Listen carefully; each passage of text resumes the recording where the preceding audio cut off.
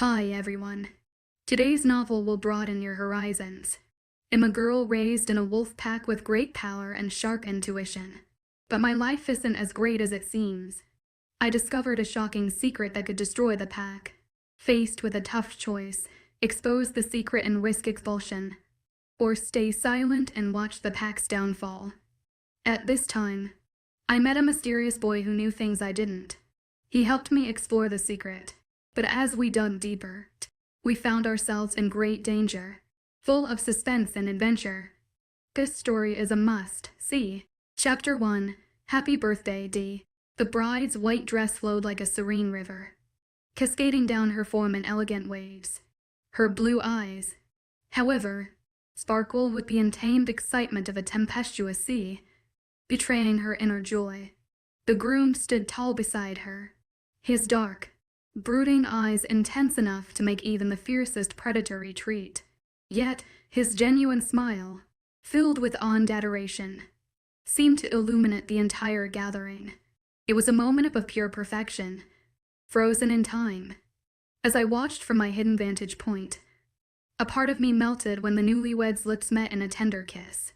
I found myself silently cheering along with the guests, who erupted into enthusiastic applause. Some wiped away tears of joy, while others beamed with uncontainable happiness. The air was thick with love and celebration. Lost in the beauty of the human ritual, I barely registered the subtle knock at my door. The sound abruptly pulled me from my reverie, and I tore my gaze away from the window. My eyes met familiar gray ones, paired with a mischievous smirk that I knew all too well. Well, aren't you creepy as hell? Spying on some random human's wedding. Dominic laughed, his muscular frame nearly filling as he leaned against it. Despite being only 16, our pack's beta exuded confidence and strength. I bristled at his teasing. "And what do you want?" I sneered, trying to mask my embarrassment at being caught. Dominic's smirk widened. "Can't start a game of wolf hunt without our tiniest member," he said, his voice laced with playful challenge. You up for it? Runt. Without hesitation, I darted past him and rushed down the wooden stairs, his raucous laughter echoing behind me. I sped through the narrow hallways, dodging young children at play and narrowly avoiding collisions with adults. Their complaints about my reckless behavior followed me, but I paid them no mind. Bursting through the heavy chestnut doors, I was greeted by the fresh scent of wet grass and earth. A smile spread across my face as I took in a deep breath of the cool, invigorating air. The primeval forest surrounding our pack house stood tall and proud, its thick, sturdy trees forming a natural barrier that kept our territory hidden from prying eyes. As I admired the lush greenery, I couldn't help but reflect on the importance of our seclusion. It was just about keeping enemies at bay. The threat of human discovery loomed large. If they ever found their way into our sanctuary, the consequences would be dire. Our pack's survival depended on keeping our inner wolves, what humans called werewolves, a closely guarded secret, even if it meant taking drastic measures to protect ourselves. A tingly feeling approached my feet, and as I looked down at them, I chuckled, realizing that I had forgotten to wear shoes over the excitement. Oh well, I thought, I don't even need them anyways. I made my way to a thick oak tree, wide enough to cover my small body. I ducked behind it, quickly stripping off my clothes. My inner wolf got more and more eager to shift into our beautiful animal form, and howled happily as I heard the first snap of a bone. I quickly pulled off my thin-wired circular glasses, securing them safely underneath the clothing as the snapping became more consistent. My typically horrible eyesight sharpened, and my muscles stretched out in ease. One of the most satisfying feelings ever. Soon, a dark rust-colored patch of soft, silky fur erupted and grew into a thick coat around my body. I stood on all fours, my paws enjoying the soft soil. I inhaled the empowering scent of the forest around me with my sharpened senses. It was all so surreal. I howled, letting my raspy wolf voice become clear. I sniffed out the pack. A crowd full of sweet summery scents and followed it. I spotted a lean, golden wolf that was beautifully muscular, I crept up silently behind her, easily hidden through the larger wolves. Being a smaller wolf had its advantages, like hiding. I cowled and run as fast as some of the other wolves or was as strong as them. But honestly, it didn't bother me. Being teased wasn't a big deal. The whole pack was like a huge family who always teased one another. I leapt on the golden wolf and she howled, but shoved me playfully when she realized it was just me. A silvery white wolf trotted towards us, her soft violet eyes bright, indicating that she was smiling at us. The golden wolf was out to leap on her too, but a large snarl caught our attention. The white wolf instantly stood up straighter, just like the golden one. They were attentively facing a large black wolf, like all of the others. I trotted up to him casually and licked his cheek. He barked, almost as if he was laughing.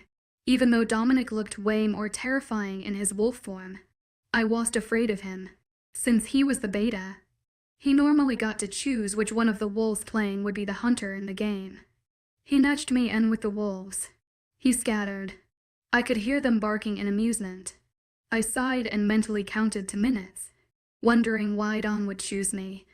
He knew very well that this was going to be unfair for me because of my limited crappy abilities as a small wolf.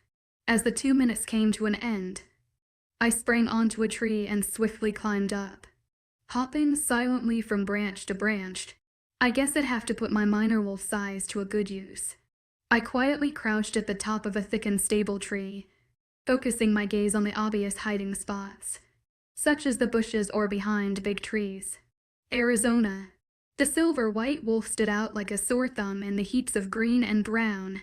I spotted a few more wolves, mentally noting where they were. Leaping from tree to tree, I snuck up on some wolves and pranced on them. Arizona was easy, as my eyes cowled and missed the flashes of bright white for helplessly running around. I was completely out of breath by the time I had caught half of the players, so I crept to a small stream and took a needed and long drink of refreshing water. I bent down for another drink when a rustle in the bushes next to me made my ears perk up. If I pretend not to notice, I thought, I can probably catch this sneaky wolf. I slowly turned around, trying to look nonchalant as I walked behind the bush. It was actually a really good hiding spot, covered in dark mud and looking untouched. Without another thought, I jumped right into it, ready to bark happily at the next catch. But then my nose caught whiff of a spicy scent which consisted of cinnamon and a hint of fresh pine. It was so intoxicating that I almost forgot to look at the wolf in front of me.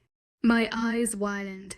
I didn't think twice as I hopped onto the enormous dark wolf and let out a victorious cry make its way through my throat. This was the first time ever that I'd caught Dominic in a game of wolf hunt. Me, a runt, caught the beta. I had to let it sink in fully before nudging him in the shoulder. He barked and nudged me back, which almost made me fall over. He was about to bark again, but then his nose perked up, sniffing the air around him, which made him sprint away. Maybe the alpha was calling him, now that it caught Dom, and had the satisfaction of it. The adrenaline pumping through my veins became so strong that I effortlessly caught 3 more wolves. When the time was up, I was breathless and my dark-colored fur was matted with sweat. I slowly trudged back to the clearing where we started the game, panting, even though I only missed 2 wolves left to catch. It didn't stop me from smiling. This was the best I had ever done as a hunter, whenever I was a hider. I was the pro, easily fitting into ridiculously small spaces. Many of the wolves barked happily at me and some of them even licked my face good-naturedly. Golden fur flashed in front of my eyes. It was my best friend, Amber. She whistled sharply at Arizona, the white wolf, and she trotted over. Amber's blue eyes glistened with pride as the undefeated champion of wolf hunt, but still came over to embrace me. Arizona nuzzled against me. I smiled even more at my best friends. They let go of me when the sound of snapping bones became apparent. I groaned. It was time to shift back again. I spotted Dominic again and I walked over to him, my tongue sticking out, about to ask if I could stay in my wolf form for a bit longer. But I stopped, noticing that he inhaled sharply, like he did back at the bush, and motioned with his head for me to come meet him inside. He ran away so fast that I didn't even have a chance to argue. I walked back to the sturdy oak tree and shifted. Once again my vision loosened, and I fumbled around for my thin crusty glasses underneath some leaves while slipping my clothes back on. After 5 more minutes of searching, I gave up. I was going to find them. Time to go back to the drugstore and buy some tacky ones again. I sighed. Fortunately, I knew this forest like the back of my hand, so getting back to the pack house was the challenge. At the edge of the woods, I inhaled the smell of wet grass for the last time that night, and entered the lively wooden pack house. As I turned me around the corridor, the strong scent of cinnamon and fresh pine once again greeted my nose. It oddly made me feel very tingly and alive, and my wolf elated. It was a weird feeling. The closer I got to my room door, the stronger the scent became, and I felt attracted to it. Once I arrived at the mahogany door, the scent hit me like a truck. I looked up to find dark gray-eyed Dominic, and even though my glasses weren't present, I strangely noticed every little detail about the boy. The way his snug black shirt hugged his muscular abs, the way his dark crippling hair suddenly looked so touchable, and the way his eyes made me shiver in an unthinkable delight. How come I had never noticed any of this before? I stood there with my throat suddenly dry, unable to find any word to slip out of my mouth. I didn't even blink because I was too busy checking him out. He cleared his throat and handed me a rectangular package wrapped in a beautiful soft blue paper. My brows furrowed in confusion, but I opened it and quietly gasped. It was a brand new pair of glasses, and they looked expensive. "Not bad today," he murmured. I blinked, my heart rate increasing unnaturally by the second. "Happy birthday, D," he whispered. My wolf went crazy at the sound of my name on his tongue. I met his gorgeous eyes, trying to stammer out a thank you or just anything at all, but the only word that managed to escape was mate. Chapter 2, Ugly Little Reindeer. It was indeed a very sleepless night. After Dominic had given me my present and all I replied was mate, he gave me a smile and told me to meet him tomorrow morning. Tomorrow morning, which was now 5 hours and 43 minutes away. As I was lying on the bed, I cowled and helped but smile like a complete idiot. Dominic was my mate, the beta who lived next door to me in the pack house, the beta who always liked to call me Runt, the very beta which almost every unmated wolf swooned over was mine. All mine. I was beyond happy at the thought of someone finally loving me, and I cowled and have been happier at the fact that it was Dominic, the same person who held my hand all those years ago and led me through the front doors of this pack house. And as I was comfortably snuggled in my homemade quilt, I thought of all the future possibilities of our lives together. I could imagine cuddling next to him, holding his hand during pack meetings, and the touch of his lips on mine. It was too perfect. I had never looked at my best friend this way. It was strange but nice. I mentally thanked the moon goddess for pairing me with the most perfect person. I flipped my pillow to the other side, embracing the cooler side of the pillow in the hot and thick air, and wondered how Amber and Arizona would react when I would tell them. When will I tell them? I thought, snatching my phone from my bedside table and typing faster than the speed of light. I squinted as the bright light hit my eyes in the dead of the night. I was even wearing my glasses but still managed to type out everything. I knew it would be better to tell them face to face, but I could hardly contain my excitement. They also needed to help me choose my outfit for tomorrow morning. It was funny though, considering that Dom had seen me in just about everything, from embarrassing pajamas to hideous Christmas sweaters, but I think it would be nice if I at least tried to look presentable. This whole mate thing was a big deal. I suddenly grimaced, thinking of how Dom saw me last night. I imagined it perfectly, a tiny and skinny girl with dark auburn, brown hair sloppily tied into a ponytail which was matted in sweat, wearing a graphic shirt and shorts. She was just standing there with bad posture and her mouth probably hanging open, making the whole situation more awkward than necessary. Damn, I must look ugly as hell. Tomorrow, I definitely needed to step up my outfit game and make this boy fall over when he sees me. I'm pretty sure there was a dress in my messy closet somewhere and that my legs were shaved. Right. I yawned. That was way too much excitement for one night. Probably the best present a girl could ever get. 5 hours and 17 minutes left. I tried to get my mind off of him and allowed myself to close my eyes and think about the current book I was reading. Shortly after, I fell asleep, not hearing the small alert from my phone of a text message reply. I didn't know whether it was the early rays of sunlight that flashed in my eyes or the rapid knocking at my door. But I was awake. I groggily caught a glimpse of the time, which read 6 a.m. Who the hell would be here so early in the morning? I thought, as the knocking became much more consistent and noticeably louder. Come in, I called out, too lazy to get the door myself. Then my heart rate became 1,000 times faster, and I found myself fully awake as a thought struck my mind right when the doorknob turned. What if it was Dominic? I knew that he was a morning person, but surely he didn't mean for me to meet him this early. He'd known me for 8 years now, and he knew not to barge into my room before 11 a.m., so what was he? Stop overthinking whatever you're thinking right now. Instant relief flooded through me when I recognized the voice. A female voice. I'm not overthinking. Amber. I lied, throwing my warm quilt back over my head. Unfortunately, though, the covers were pulled back down again, exposing me in a baggy tee, shirt and a pair of tights with ugly little reindeer all over them. Amber stood over me, with one manicured eyebrow raised and her small nose scrunched in disgust. Her blue eyes trailed over me. Okay, first of all, it's July, she retorted, staring at my reindeer tights. And second of all, you really think you're going to meet your lover boy looking like a homeless person? I rolled my eyes. Shut up. Amber, I was planning to wear that gray dress from last Christmas, I said, wondering if it would still fit. No need to. Arizona and I got you this.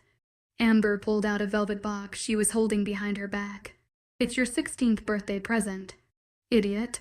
Laughing, she tossed the box with perfect precision onto my lap. I sat up in my bed and carefully opened it to reveal a soft chiffon material. Upon further investigation, it turned out to be a short blue dress with elegant lace arms stopping around my elbows. It was beautiful. Wow, Amber. I thank you so much, I stammered, breaking into a grin. I leaned over to hug her, and she hugged me back for 2 seconds before abruptly letting go. Hush, save that mushy stuff for Dominic. She winked. I blushed and playfully threw the box at her head. Of course, I missed, and she caught it with one hand.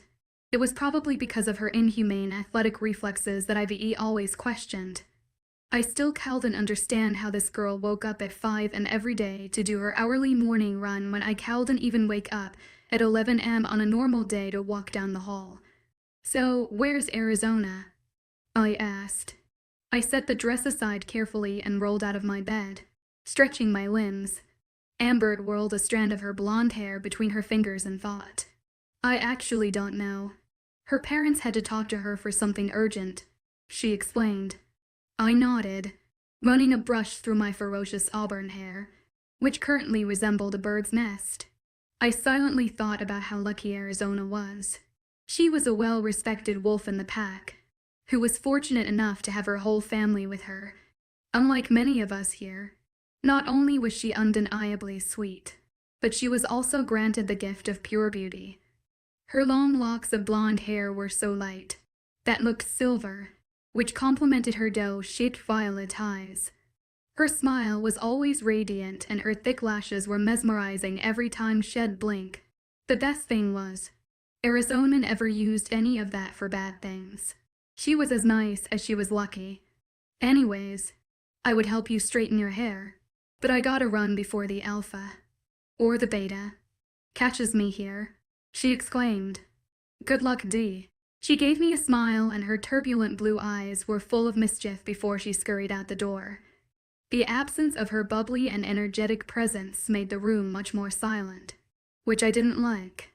So I let my thoughts drive it away, as I opened the door to my small bathroom and got ready for my shower. By 111 a.m., I was finally ready. Normally being the person I am, It would only take me 10 minutes to get ready, never 2 hours. But maybe that was just because I would always just throw on a comfortable tee, shirt and skinny jeans, skipping the entire process of putting on makeup or doing my hair. It always admired the girls with flawless makeup. They looked even more beautiful than they normally were, with their badass sharp eyeliner and bold lip colors. Me, on the other hand, I normally fumble to properly put on mascara without stabbing myself in the eye for a couple of times. Today was an exception, though. It took me a while to master the basic but elegant makeup look, but it turned out looking decent enough. I slightly moved around my toes in a pair of black leather flats, still contemplating whether I should have just switched them for my comfortable and worn-out pair of Converse. But as I stuck my new Ray-Bans on my face and finally got a clear view of myself in the mirror, I smiled, happy with how I looked. I really hoped that this outfit would make up for my horrid look from last night. My heart fluttered at the thought of last night. I couldn't wait to see him again. Should I go right now? Or would it seem like him too desperate and eager? I thought, once again overthinking. Maybe he was already. Runt. A masculine voice called out, on the other side of my door, which made my heart flip and nearly fly out of my chest. No one told me this would happen every time I'd hear his voice. Yeah. I'm coming. I croaked out. God, why was I embarrassing myself? This was the same guy who had teased for years and was never nervous around. What was wrong with me? Every step I took closer towards the door, my heart rate would speed up. My inner wolf kept yipping excitedly. Before I reached the door, I breathed in deeply, bracing myself, with my hand hovering above the doorknob. I was about to give myself a mental pep talk, but stopped when I could smell his scent. I found myself wanting more, which made me fling open the door. Chapter 3, Just My Luck. I stood there, hoping I wouldn't fall at the sight of him. He looked absolutely perfect, with his tousle bed hair. He pushed his dark locks out of his face like he always did. I met his stormy gray eyes, which were oddly expressionless, but I couldn't help but smile as my eyes traced his sharp jawline all the way down to his neck-tee which hugged his defined chest.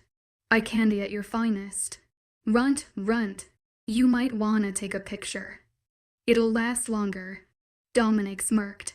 I laughed, remembering how I thought that this morning would be awkward. Instead, it felt like everything was normal with our usual joking around, but it had a hint of dangerous attraction that definitely was there before. I felt my cheeks heat up as his eyes trailed me up and down, checking me out. He raised his eyebrows and leaned against the wall.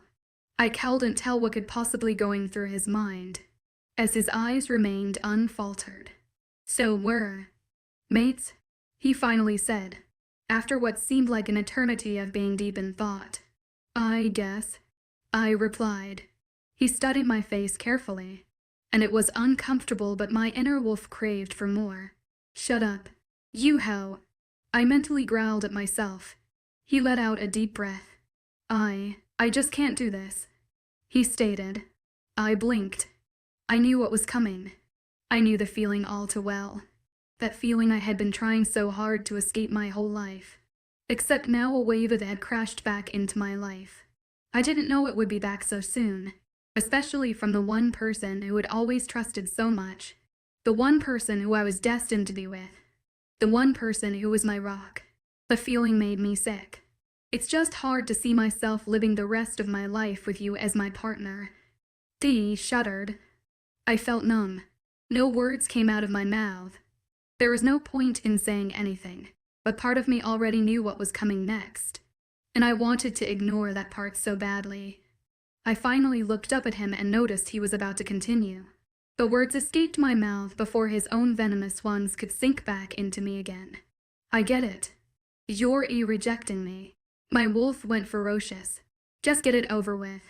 I whispered the last few words. My last traces of hope shriveled and died as I said them. He looked surprised, but still spoke. I, Dominic F.A. Elbrook, reject my mate. Destiny Evans. And that was the very moment the pain sunk in. I could only muster up a nod, and quickly slipped into my room and collapsed against the door. It felt like fire had replaced every ounce of blood in my body, and it burned. It felt like I had shattered into a million pieces and all of those pieces drifted away into nothingness. And it killed. It felt like all of the hope, love, and emotions were brutally murdered. And it hurt. Even fate didn't want me. I never expected that the pain of rejection would be so physical. I almost stopped breathing when I realized my inner wolf was suddenly silent. I couldn't lose my inner wolf. Not after everything I had lost over a stupid boy. A stupid boy who was designed to hold me, care for me, and to love me. The last thought sent a shocking pang of pain through my veins and I cried out. But it merely sounded like a weak whimper. I felt so pathetic. It had only been half an hour ago, where I felt like I was on top of the world. And here I was now, literally on my knees. I still couldn't connect to my wolf though. Where was the other half of my soul? Being a wolf meant I was free, and I could always forget about everything when I got to transform. Even though it ruined my life the moment I found out I was one. It was the best thing that had ever happened to me. I guess it made up for the loss of my parents, my home, my normal life, and everything else fucked up. I couldn't lose it now. Luckily though, I felt a small snarl inside of me. It was quiet, but it was there. The wolf side of me was gone after all. Hours passed with the same excruciating pain, which fortunately lessened, but not by much. It stayed there, in a dark pit of my heart. I could feel it in every heartbeat. It would just be a reminder to me that Dominic F. Elbrook was mine after all. It was just another stupid reminder that people you trust will always leave you. Or maybe it was just my luck. Taking a shivery breath, I slowly stood up, shrugged off the dress and hung it in the closet. As much as I wanted to toss it in a corner and never look at it again, I could only imagine how long it must be took Arizona to adjust it to my size. I slipped on a loose sweatshirt and threw the hideous tights back on. I scrubbed off the remains of the runny makeup off of my face. The new glasses rested on my bed, and I had to fight the urge to not throw them out. I couldn't afford Ray-Bans. It would be a waste to chuck them in the trash. I placed them back on my eyes and a stabbing pain pounded my chest. "Happy birthday, D," he murmured. The exact way he said my name was engraved in a crevice of my mind, D. I shrieked, turning around. "Chill, girl. It's only me, D. What happened?" Amber's bubbly smile faltered instantly when she saw me. "H-H-E-S not M-ine," I replied, in a throaty whisper, begging myself not to break down. I could already feel the tears ready to fall again. I felt so stupid. Climb over a rejection. I didn't want to feel like this. Amber gently took a few steps closer, softly closing the door behind her. Her eyes were full of concern. "Really?" she asked. "Does it look like him lying?" I yelled, crumpling to the floor, the pain coming back even worse. I felt her sit beside me, and she wrapped her arms around me. "You don't deserve this," Amber sighed. "And I know you probably don't want to hear this right now, but Arizona, her family is leaving the country for important business. She wanted to say bye, but I guess now. I don't care." I cried. "Just leave." "But D, I want to help you." I could hear the hurt in her voice, but the pain, the horrid pain was just drowning out everything right now. I couldn't even think straight. "Please, go," I said. Silence. A door slam. Cracking bones. Fierce howls. I felt a bit more at peace in my wolf form. I shook my fur out and allowed my feral animal emotions take control of me. I wanted to be anything but pathetic little D. Evans. I leapt out of my window swiftly, landing on all fours from the jump. As the smell of grass and leaves hit me, the adrenaline kicked in. I looked back at my open window from the second story, and then hastily pushed my weak legs until I reached the middle of the forest. And I howled. I howled not because of my mate, but because of the past 16 years. Hours became days. Days became weeks. I lost weight. My eyes grew darker, and I rarely left my wolf form. Everything had changed. Everything except for the sickening and gruesome pain. which kept me up every night and made me howl in agony. The pain that I tried to block with endless airs. I was so consumed by this pain that I hadn't even realized when the alpha of the pack died. I should have been grieving like the rest, but I had been grieving for a while now. Soon, Amber and Arizona both gave up on me. They used to come to my room to check up on me every day, but those days shifted into weeks. We were distant, and it was yet another thing that kept me feeling sad. But most of all, I was mad. This mate rejection had taken full control over my once decent life. It always had me in a discordant mood, made me lose my appetite, and also made me want to cry all the time.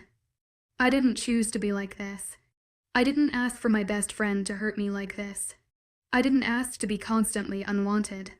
I rarely asked for anything. Chapter 4. We won the bet. My eyes snapped open. What day was it? I took a couple of deep breaths. It was like time even mattered anymore. I blinked, allowing myself to capture the intricate details of the forest around me through my wolf eyes. I almost smiled when I saw how beautifully the droplets of rain glistened on bright green leaves. Yawning, I stretched out my long and shaggy legs and then stood up, wondering what breakfast would be today. Maybe a rabbit, or a fresh fish, I thought. My stomach grumbled happily in response to the thought of fish. The last time I consumed proper food must have been over a day ago. But who cared? It's not like the forest had too many options anyways. Maybe it was time to go back to the pack house. The thought triggered a round of pain to rattle through my frail body. I roared against it and dashed out of the forest. A big part of me told me to stop and go back to my safe haven. The forest. The place where no one could judge me, or stare at me, or assume anything. But the other part of me, the small measly one, told me to stop being selfish and check up on Amber and Arizona, the only people who actually mattered here. As soon as their names appear in my mind, and I think of their concerned faces for me, I run faster. I run even faster, reminding myself that I'm not the only one with problems. Once I reached the pack house, the burst of different summery scents greeted my nose, but the one that made me helplessly whimper was his scent. Cinnamon and fresh pine. It had been a few months since I returned to the pack house. It needed time to myself, and isolation from everyone else had given me a sense of peace. But now that I was back and smelling his scent again, I couldn't help but think, I love his scent, yet do I love him? The wolf inside of me said yes, though my brain said no. Where was my heart when I needed it? I was just so confused. I thought that a couple of months in the woods would give me time to stop thinking about him. But here I was again wondering about my love for him. I was only 16. Was it even normal for wanting to scream or cry every time I thought about him? No. God damn it. I wish I was normal. Tad, you're it. My ears perked up and I turned around to see a young, small wolf. He had short brown fur and his hazel eyes were full of youth and freedom. They turned to a dangerously dark shade the moment they my own eyes. Realization dawned on the pup, and he yelped and ran off. Shit. Did people talk about me that often while I was away? I gulped, and swiftly trotted to the back of the pack house towards my room. What a stupid pack, I thought. My window was still open after all these months, exactly how I'd left it. But the thing that struck me weird was the abrupt scent change. His room was right next to mine, and I had been mentally preparing myself for his scent. Yet I couldn't find a trace of it near my room at all. He must be moved rooms because my own scent was lingering and he couldn't stand it. I had to remember that I was the only one affected by this rejection. However, was it as painful for him as it was for me? I highly doubted it. In front of my bedroom window on the second story stood a large oak tree. The same had been playing on since I was 8 years old. After all these years of climbing it, whether I was in wolf or human form, it was easy for me to leap up it and jump through my window and into my room. When I leapt through, I blinked. My room was spotless, clean, and perfect. Nothing like the mess I had left it in. So why was the window open? Unless someone had been waiting every day. Welcome back. Dee chimed an all too familiar voice. It's about time. I howled happily. Before I could think twice, I shifted open my closet door with one potted into it, quickly transforming back and throwing on whatever I could find. Running out, I stumbled but crushed Amber into a hug. "Dee, I was so freaking worried about you," she cried, holding on to me. I held on to her, because I had missed her too, but after being in my human form after months, it took a few steps to adjust to my clumsier self and needed some support to hold on to. As I hugged her, a sour thought entered my mind. How did I just abandon my best friend? What kind of a person did that make me? A selfish one. Amber, I'm sorry. I choked out, pulling away and looking her in those beautiful blue eyes of hers. Her lips formed into an amazing smile and she shook her head. But I continued. "No, I really am sorry. I've just been so selfish and only thinking about myself. I didn't even care that you in Arizona were so concerned about me, and all I did was push you guys away. I feel like a horrible person, so I'm sorry about the past few months. Stop apologizing. I can hardly imagine what you must be gone through," Amber muttered. "Anyways, you're probably starving." "Girl," I nodded vigorously, and my stomach grumbled to back that up. It sounded like a wail. Amber giggled and we were about to walk out of my room, but I caught sight of myself in the mirror and shrieked. There were small twigs and leaves in my unbrushed hair. I wasn't even wearing my glasses, and I was wearing an old shirt and a crusty pair of shorts. Amber saw and laughed even more. "I'm going to go take a shower," I announced, picking up a cleaner shirt from my closet and black sweatpants. Once I made it into the shower, I sighed in bliss as the hot water streamed over my body, and I scrubbed my favorite lavender body wash. The forest was truly an amazing place, but I'd almost forgotten about the luxuries that I took for granted, like hot showers and coconut shampoo. I cringed at the memories of me taking freezing baths in the local streams in my wolf form. I finished showering and then dried myself with a fluffy white towel. After changing into my clothes, I quickly ran a comb through my tangled hair and managed to put it up in a floppy, messy bun. I pulled my glasses on and thanked the goddess that I could see much clearer now. I slipped out of my bathroom to see Amber perched on the edge of my bed, her forehead creased with worry. I wanted to punch myself. Hard. I was probably causing her so much trouble with her looking after me, and even bothering to worry about me. I wanted to make her happy too, though I honestly had no clue what to do. I knew tall glasses of iced tea normally cheered her up, but this was the type of situation that couldn't be fixed with iced tea. I cleared my throat, and she instantly stood up, replacing her frown with an all-too-cheery fake smile. "You look much better," she said. "Gee, thanks," I replied, steering her towards the door. I tugged on the door handle and mentally reassured myself that if I saw his face, I would act normal. Perfectly normal. But what the hell was normal anymore? I was about to push the door open when Amber's warm hands suddenly gripped my own cold 1D. She suddenly whimpered, pushing up my sleeve to reveal scratches and cuts. I had got those from sleeping in trees and rough bushes as a wolf. They must be transformed onto my human skin. So what was wrong? "Have you really been cutting? Why, you're... Oh, so people do talk about me," I retorted, trying to keep the hurt out of my voice. So that's what she thought the cuts were. Shed believed the lies everyone else probably whispered about me day and night through the halls. My own best friend, who'd known me so well. I didn't believe them. I was just... "Dee, please," she sighed. "You're my best friend. I was really worried, and just seeing your arms I thought for half a second that maybe..." "Amber, I would never do that," I shot back, a little too sharply. I swiftly opened the door and walked out, not even caring for a few seconds whether anyone saw me or not. Did my own best friend actually think that I would hurt myself because of a boy? I shook the negativity away from my mind and told myself that she was only looking out for me. I heard footsteps behind me and slowed down so she could walk next to me. Amber strolled beside me, and in an awkward silence that seemed to go on for an eternity, we reached the kitchen downstairs. Chills instantly ran down my spine, even though it was humid and hot. Multiple sets of eyes landed on me and the whispers began. I wanted to glare at them and tell them I had ears, but I didn't have the courage to. Some of the people who whispered had been my friends who used to talk to me often. Now they stared at me as if I was a walking lamp or something and not a member of their own pack. I kept my eyes locked to the floor and shuffled silently to the fridge, grabbing the first drink my hand could grasp. I took one glance at the half-empty bottle of vitamin water before chugging it. Yet as soon as I did that, I opened the bottle and spat the liquid back in it. It was his vitamin water. My throat burned at the feeling of cinnamon and pine, and I slammed the drink down on the countertop next to me. The people who stared at me earlier continued to stare at me even more, probably wondering what the hell was wrong with the drink.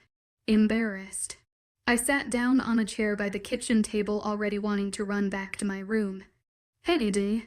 I turned around to see a pair of hauntingly gorgeous violet eyes. It was Arizona, smiling. I didn't say anything as I pulled her into a hug and inhaled her sweet scent of roses and honey. I had missed her a lot too. "Welcome back, Dee," she said softly. This is what I loved about her even after I had left for months and made no effort to contact her.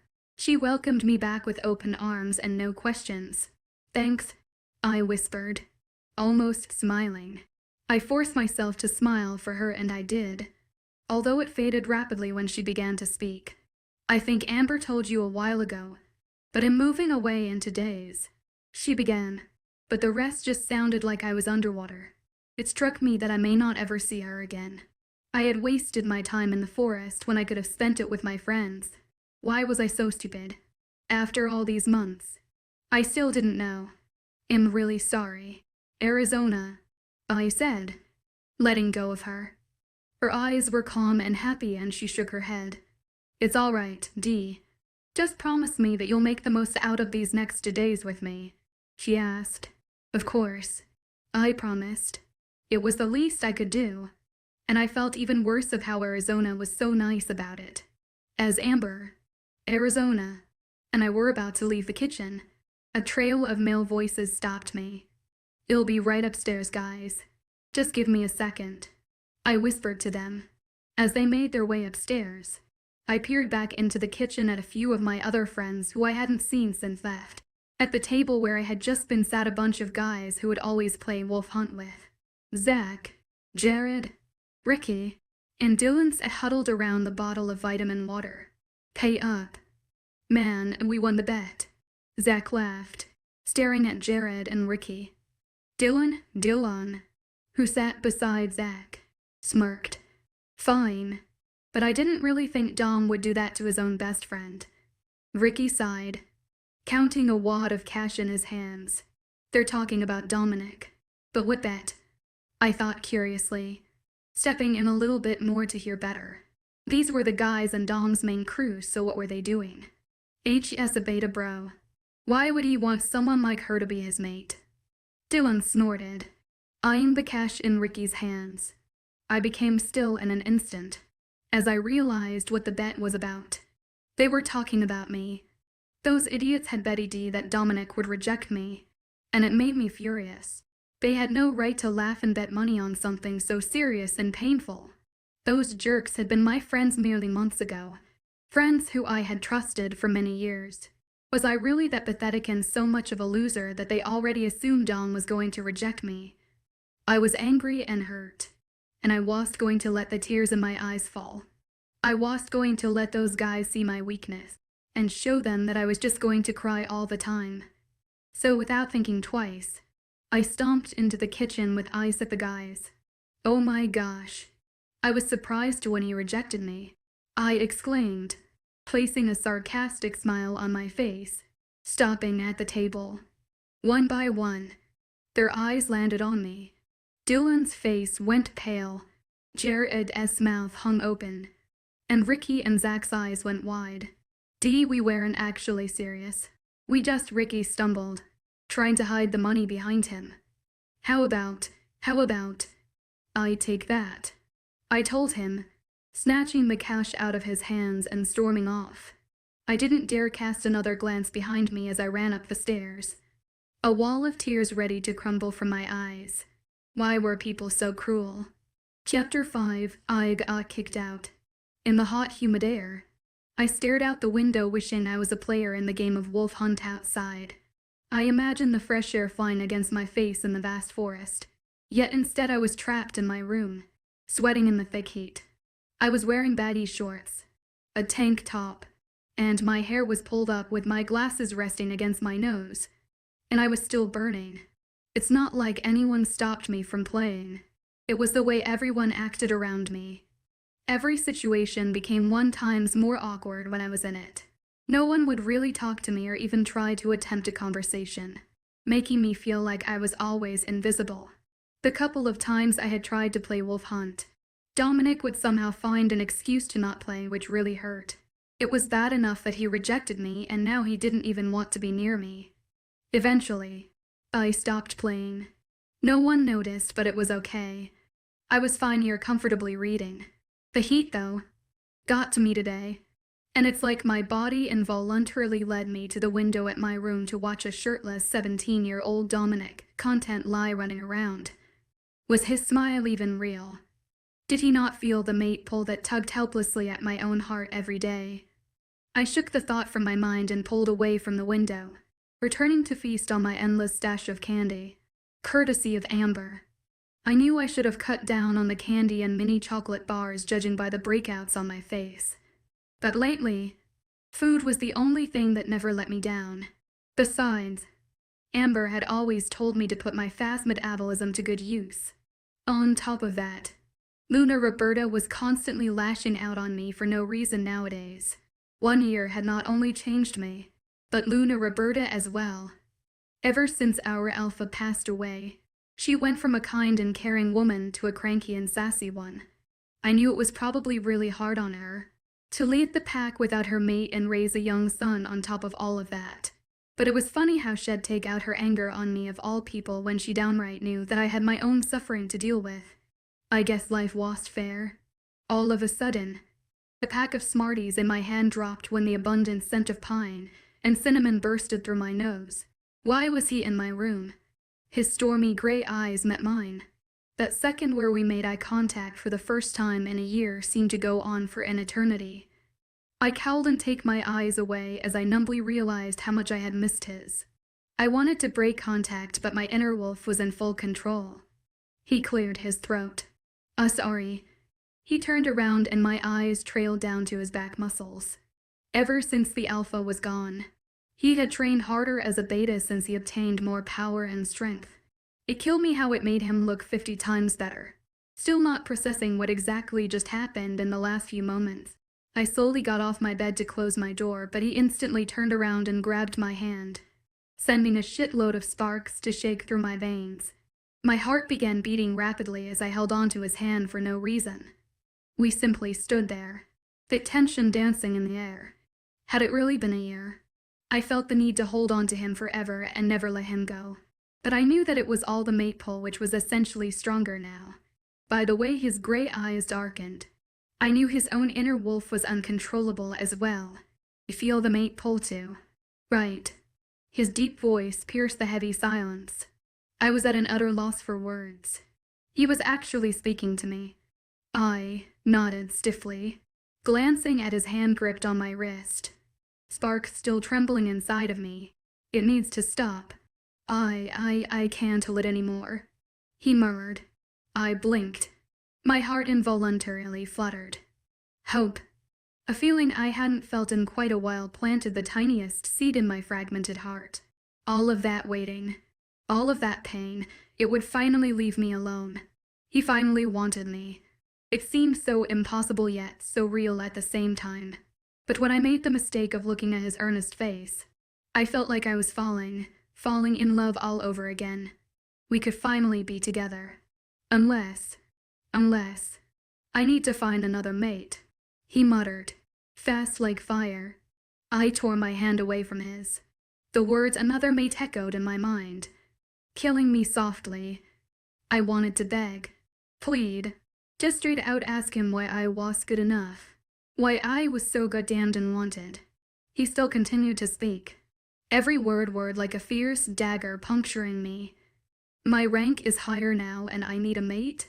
It looks bad on me, especially when rival packs come to visit since I'm a beta.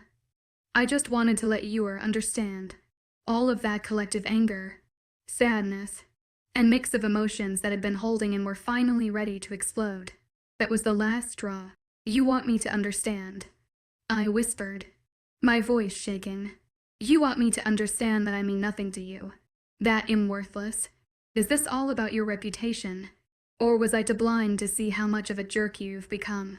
You're changed, and you're nothing like that boy I met all of those years ago who became my closest friend, who held me when I had those nightmares. Who even are you anymore? Definitely not him. I can't believe you came to tell me this of all of the things. Like you need my permission or something. FYI, you're the one who rejected me. Well, good luck Dominic F.A.L. Brooke in finding a mate. 'Cause an imbecile like you will need all of the fucking luck you can get. I spat. And without thinking, with anger coursing through my blood, I slapped him hard across his face, tears streaming down my face. And that felt good. He was stunned, but before he could muster up anything, another voice interrupted. How dare you disrespect the beta like that? Luna Roberta looked furious. Her hazel eyes were on fire as she looked at me with disgust. Get the hell out of my pack. And as a wolf, I could do nothing but obey. The word that I got kicked out spread faster than a forest fire. At only 17, I was the youngest ever wolf to be kicked out of the pack. I didn't even feel angry. I didn't feel sad. Life itself had drained away my emotions, leaving nothing but a corpse with a beating heart. You're only 17. You can't be a rogue. Amber cried for the 100th time. Yes, I can. I'm pretty sure I'll be able to survive out there on my own. I replied. Yeah, survive for a day. I rolled my eyes. Amber, why are you freaking out more than me? I sighed, flopping down on my bed. The very bed that I get to sleep on for the last night. I'm only concerned because you're not concerned at all. I'm serious. You know how dangerous it is for lone wolves to be by themselves. They're constantly getting hunted. You can't just expect to live out on your own and miraculously be found by a hot alpha who'll be your mate. This isn't like those stories, D. This is real life, Amber exclaimed. Her normally bright blue eyes were dark. Flecks of navy blue scattered across of them signifying that she really was concerned. Wait, I have an idea, I blurted. Amber immediately shot up from her slouched position against my pillow, her attention all on me. How about, I began, you go to sleep and forget about me like everyone else. She looked genuinely annoyed. D. Alpha Hunter's funeral is tomorrow. Right after that you have to be out of here. Amber reminded me. Tell me again why his funeral is tomorrow. Didn't he die all those months ago back, when I was in the forest? I asked. How do you not know? Amber sighed. Someone horrible person drowned him in that huge river by the west side of the forest. And they recently just found his body, which confirmed that he is actually dead. It's only fitting to have his funeral when we know that HE's really dead and not just missing. Now can you stop being so negative and just be yourself again? Oh, how bad I wanted to tell her that every single night I'd wish to the moon goddess to be myself again. To be happy. To have a life. But a year can change a person, whether they liked it or not. So if I felt like being pessimistic, then there was nothing I could do about it. It just sucked for me. I don't think I have a black dress for his funeral, I said, trying to change the subject. Amber leapt up, her golden ponytail swinging behind her. She stood in front of my almost empty closet, rummaging through heaps of random articles. Why aren't you bringing half of these clothes? She asked, flinging them onto the bed. I loosely picked one up and flung it back in her direction. I don't even know where I'll end up. I'm not going to lug around my wardrobe everywhere if I'm living up in a tree. Amber stiffened angrily. Honestly, the next time you... Wait, I found something. She pulled out a lacy black dress. It was one I had gotten for my birthday last year from some of the guys. It looked similar to the one Amber and Arizona had gotten me, but it was rarely worn. Only that one time on my birthday. Do you think it'll still fit? She murmured, tossing it to me. I examined the flimsy thing and nodded. Come on. I'm practically a runt. When do I ever gain weight? I remarked, placing it on top of my bag, which was packed with its essentials. You're not a runt. But you do have a fast metabolism. Amber agreed. But really, I can still try to talk to Luna Roberta one more time if you want. Leave it. Leave it. I protested. We both know and done for. You should have seen her face yesterday. Let's just accept sex and get some freaking sleep. Chapter 6. Do I look like a serial killer to you? As usual. It was a sleepless night. I had tossed and turned, flipped over my pillow an innumerable amount of times, and had thought about what would happen to me. In front of Amber, I pretended like I didn't really care, but in reality, I was freaking out.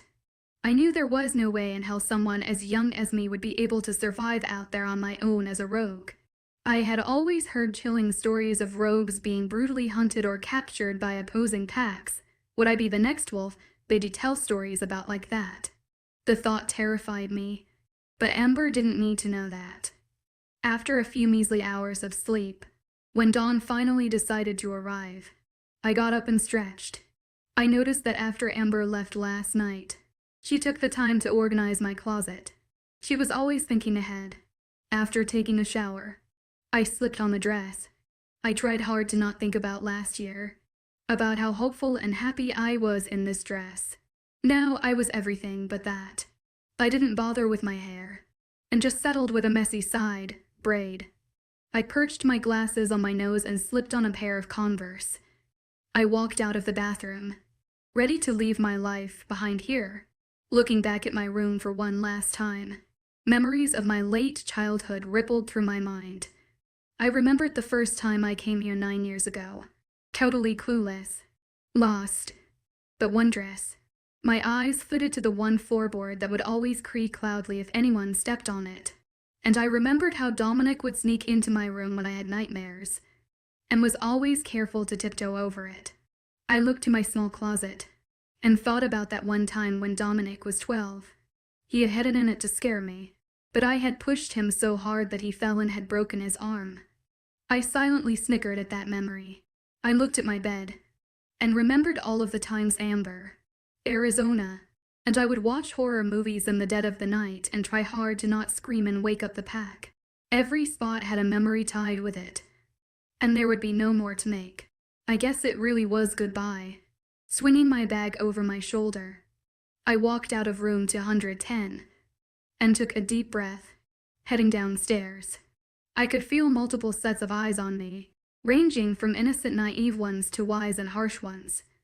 Normally, I hid any sign of emotion on my face, but today, I awkwardly gave a side smile, silently thanking everyone for the memories at this pack.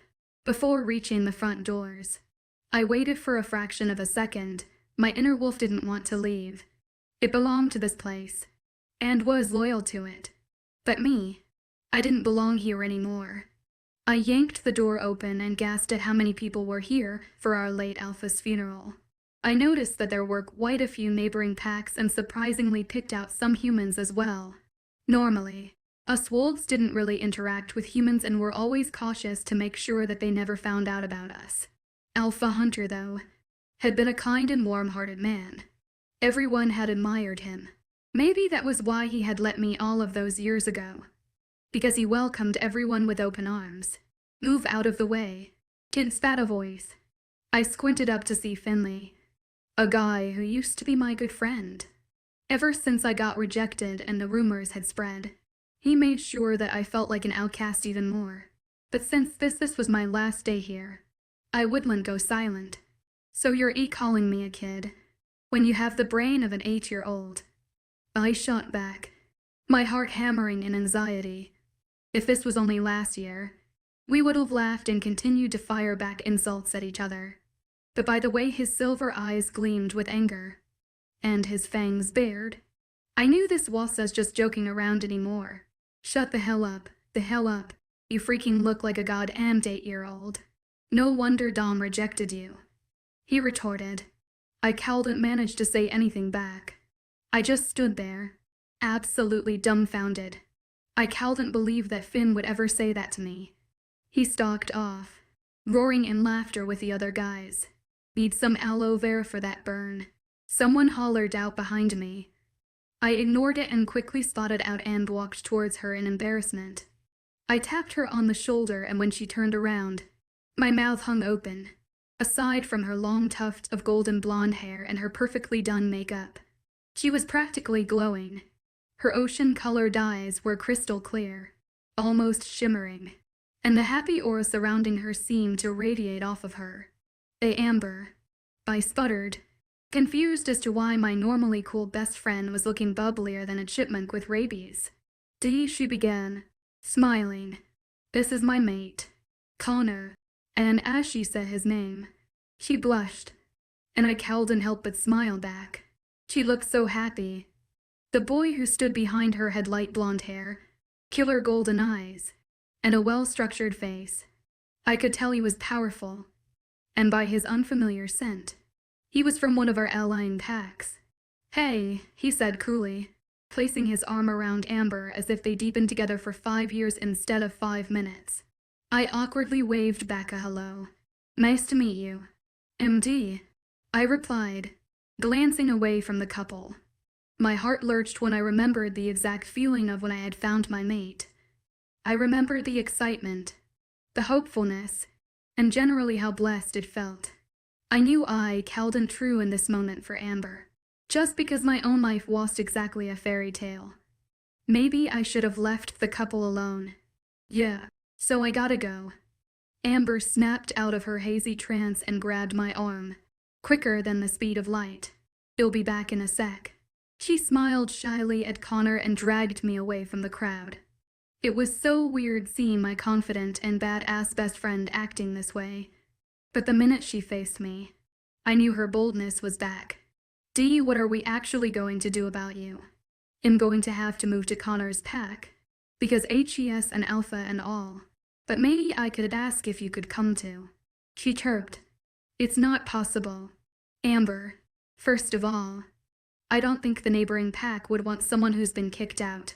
And second of all, I'm not your pet that you can simply bring around everywhere." I sighed. Amber's eyes began to water and I started shaking my head. "Oh no. Oh no no no no," I yelped. "Amber, you are not going to cry. You are the baddest bitch and no. Tears began to spill hopelessly down her face. "You can't be out there alone." Hell. I don't want to say goodbye," she whimpered. "It's okay. It'll be fine. I promise," I stated firmly, knowing damn well that nothing was going to be okay. "Destiny, please," she cried, my eyes widened in surprise. I had only told her my full name once, and that had been 7 years ago. I had always been known as D to everyone. So how did she even remember such a small detail about me? "Destiny, you can't be a rogue. You're going to die out there, and I can't imagine." I was about to reassure her when a voice suddenly interrupted us. I couldn't help but overhear your conversation. "I suggest you come with me and join my pack." I turned around ready to knock out the idiot who'd rudely eavesdropped on our emotional moment, but was utterly shocked to see that the guy looked nowhere near like he lived here. He was outrageously tall, with 2 less of dark brown hair, an ever so slightly crooked nose, and captivating mature green eyes that seemed to balance out his boyishness. "Who in the name of flying fucks are you?" I whispered, my eyebrows furrowing. The guy only chuckled casually, as if it told him a joke. His towering frame stood well over me and he raised his eyebrows. "That's not important. I think you should be making a decision right now," he said, almost demanding me. "Right now?" I asked, my eyes popping. I think it is pretty important to know who you are. For all I know, you could be a serial killer." The guy rolled his eyes. "Do I look like a serial killer to you?" he murmured. To be honest, he actually didn't. He wore jeans. a t-shirt, and a light brown coat slinch head over his arm. He looked harmless, but of course I wouldn't admit that and give him the satisfaction being the stubborn person I was. So I shrugged. Fine. Good luck being a rogue, he said, turning around ready to stroll off now. I yelled. Okay, what pack are you even from?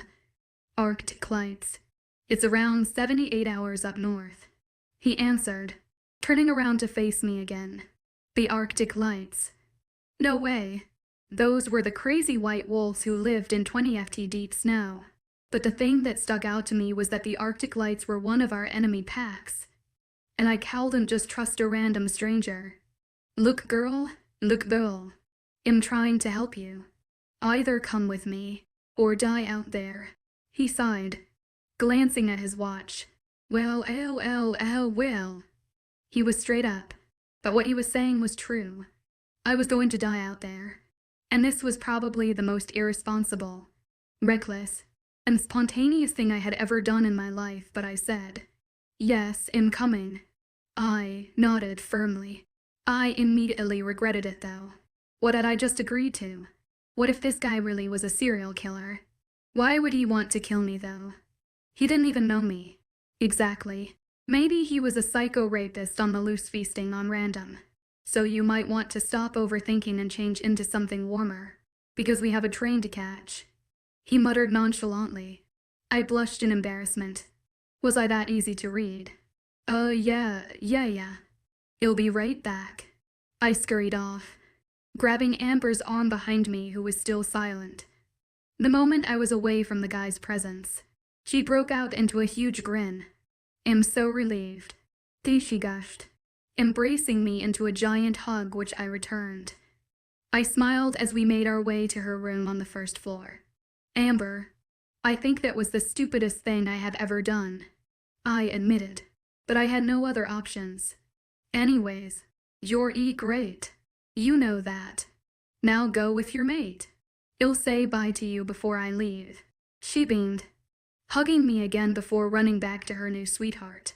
Little did I know that that would be my final goodbye to my beloved best friend. The minute I stepped out in a pair of black jeans and olive green sweatshirt with my bag over my shoulder, the guy had dragged me away because we had a train to catch.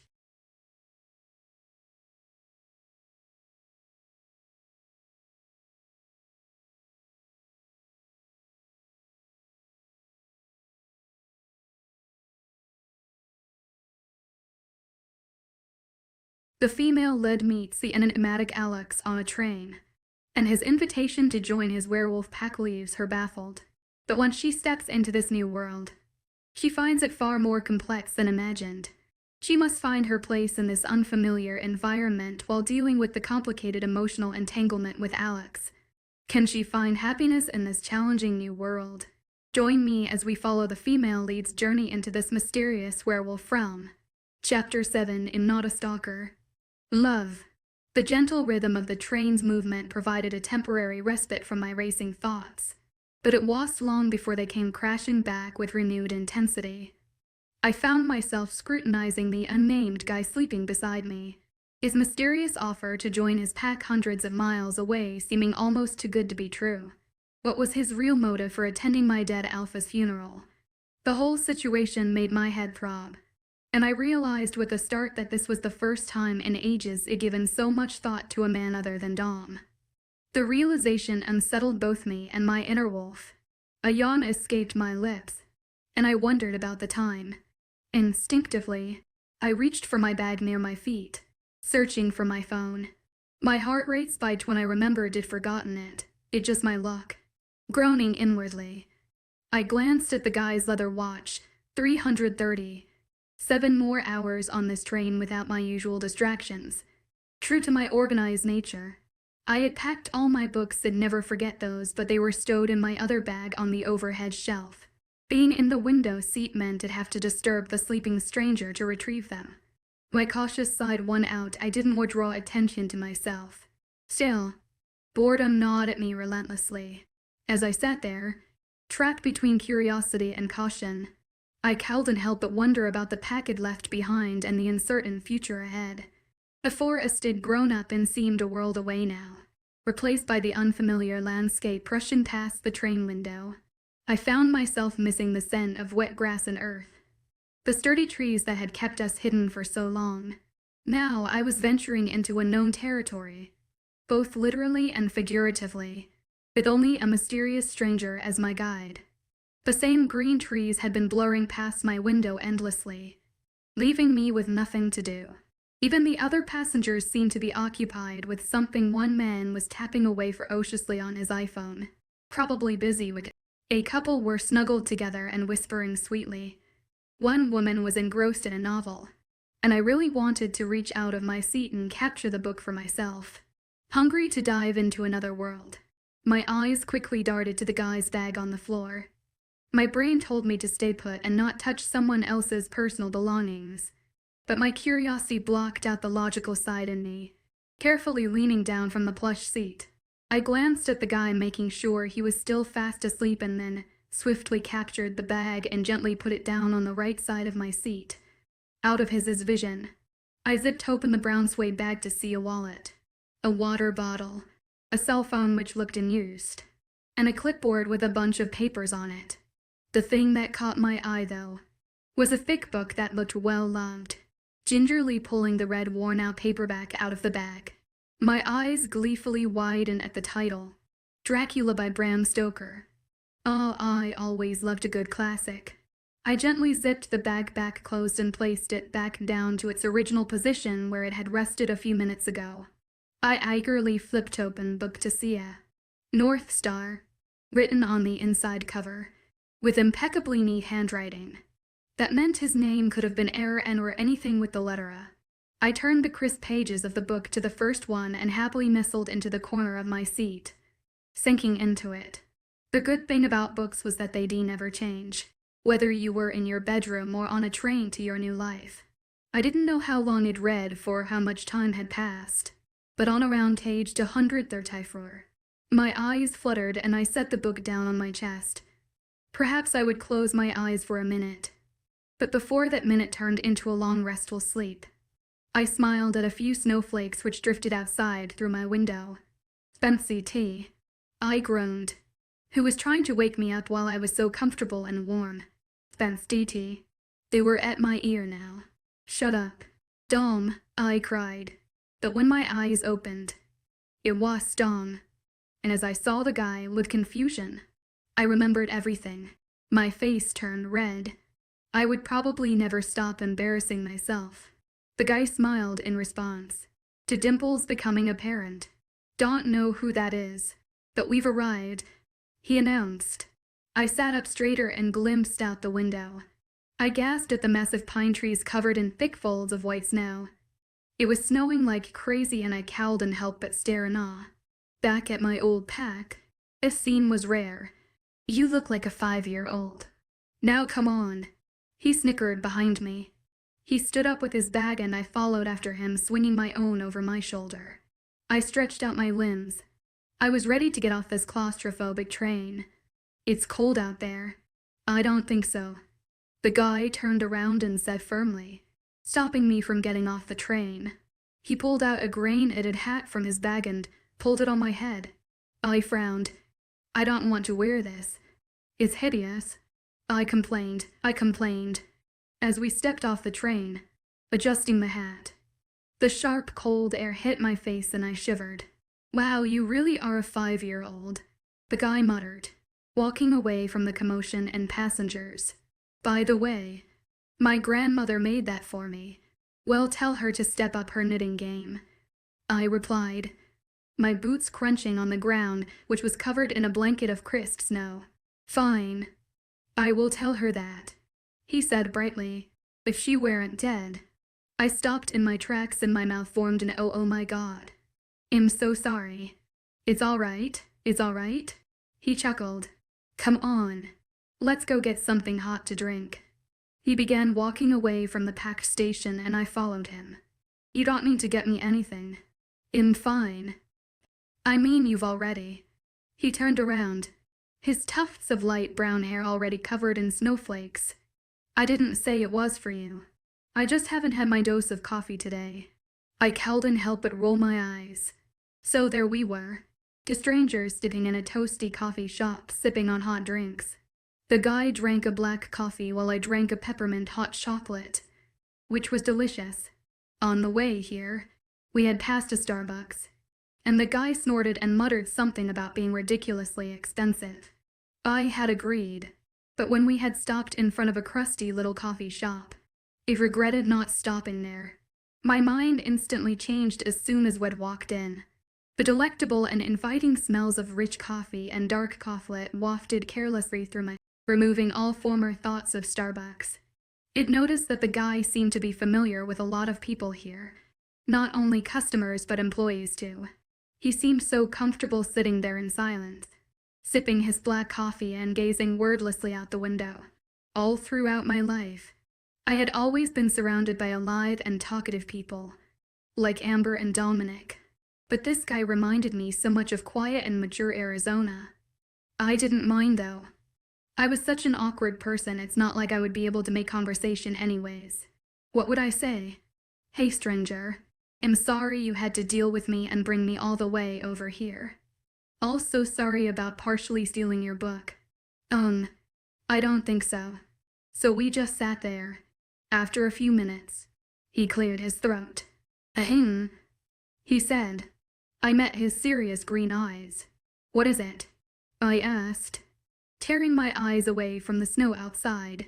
I realized, he began, slightly laughing, that I forgot to introduce myself properly.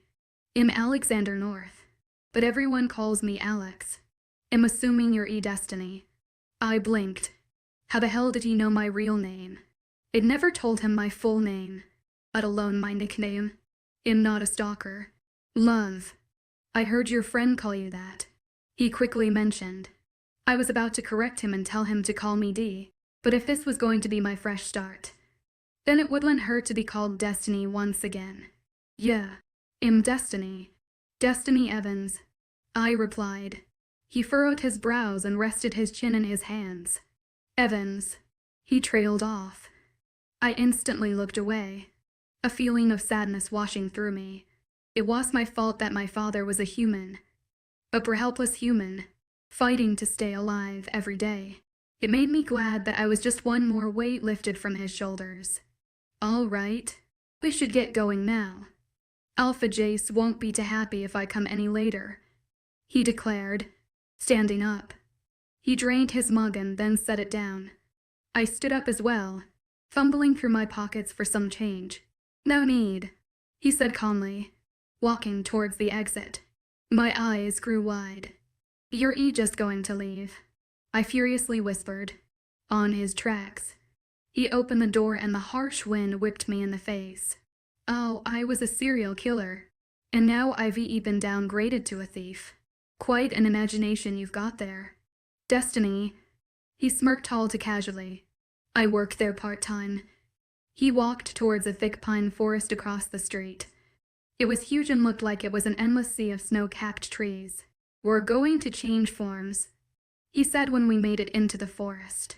I stopped him. Out here in the cold. What? Where? I questioned.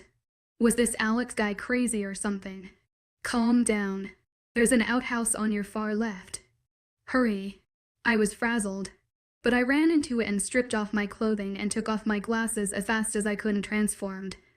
I piled my clothes into my bag. My teeth chattered as my bones expanded and my limbs grew shaggier and longer. When my thick coat of fur finally covered me, I grabbed my bag in my mouth and dashed out. I spotted a light brown wolf. So light was almost golden and seemed to have a white gleam to its fur. When I saw its familiar green eyes, I hopped to the wolf. Alex tilted his head, indicating for me follow. I rustled my fur and followed his steady footprints in the quiet evergreen forest. It was hard to keep up behind him, as not only did I have his snowy footprints to follow, but I was fast. After I had agreed to go with Alex all of those hours ago, I had wished for a social companion. Although now I was glad he didn't talk much, it gave me time to gaze at the wondrous beauty around me. After a couple more minutes of dodging pine trees and trudging through snow, Alex turned around and nodded his head. telling me that we were here. Various scents drifted around me, and they were so different than what I was used to. Back home, everyone had a breezy, summery type of tropical scent, whereas everything that I smelled right now consisted of peppermint, vanilla, cocoa, and more.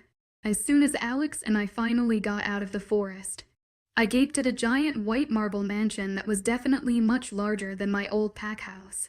It looked intimidating. I then noticed the other wolves around me and blinked at their beautiful white fur, and they stared back at me. A few of the bigger wolves growled at me while others barked to each other in confusion. I kept my head low and trotted a bit closer to Alex, just to be on the safe side. Alex seemed to be ignoring everyone and simply walked past them without a second glance, although it didn't seem to be an authoritative way. I even realized after a few seconds that the wolves were growling more at him than me. He nudged open the large white doors, walked in. I hesitated for a second, not fully ready to walk into another pack house. After a couple of moments, I made my way in. I didn't have time to look around at my surroundings as Alex began running down a hallway. I dashed after him and stopped when we reached a large black door. I shuddered. I could feel the aura of power. I looked up and saw the engraved golden letters which read Alpha. Crap. I hadn't been prepared to talk to an alpha. Nonetheless, Alex began barking at the door and wolves passing by glared at him. I was about to shoo them off, but then the door creaked open. A massive black wolf with golden eyes like a king's growled. My eyes darted to Alex's wolf, which was leaner than the alpha. The alpha didn't even take one look at me before he walked back into his room. Alex pointed his head to a bathroom and then walked in after his leader. The door shut in my face and I let out a breath that I hadn't known had been holding. I guess it was time for me to transform back and out of my auburn wolf. Now I would be in an unfamiliar pack without my impeccable wolf senses and just a crusty pair of glasses. So this is where my new life would start. Chapter 8. Shakespeare was secretly gay. After what had felt like hours upon hours of sitting against the wall in front of the large menacing door to the alpha's room, Alex walked out. Even though he was still in his wolf form, he looked bewildered but somewhat accomplished. He ran to the bathroom and a few minutes later he came out, fully clothed and brown hair tousled. Alrighty, since you don't have your own room yet, you'll be staying in mine, he declared, standing in front of me.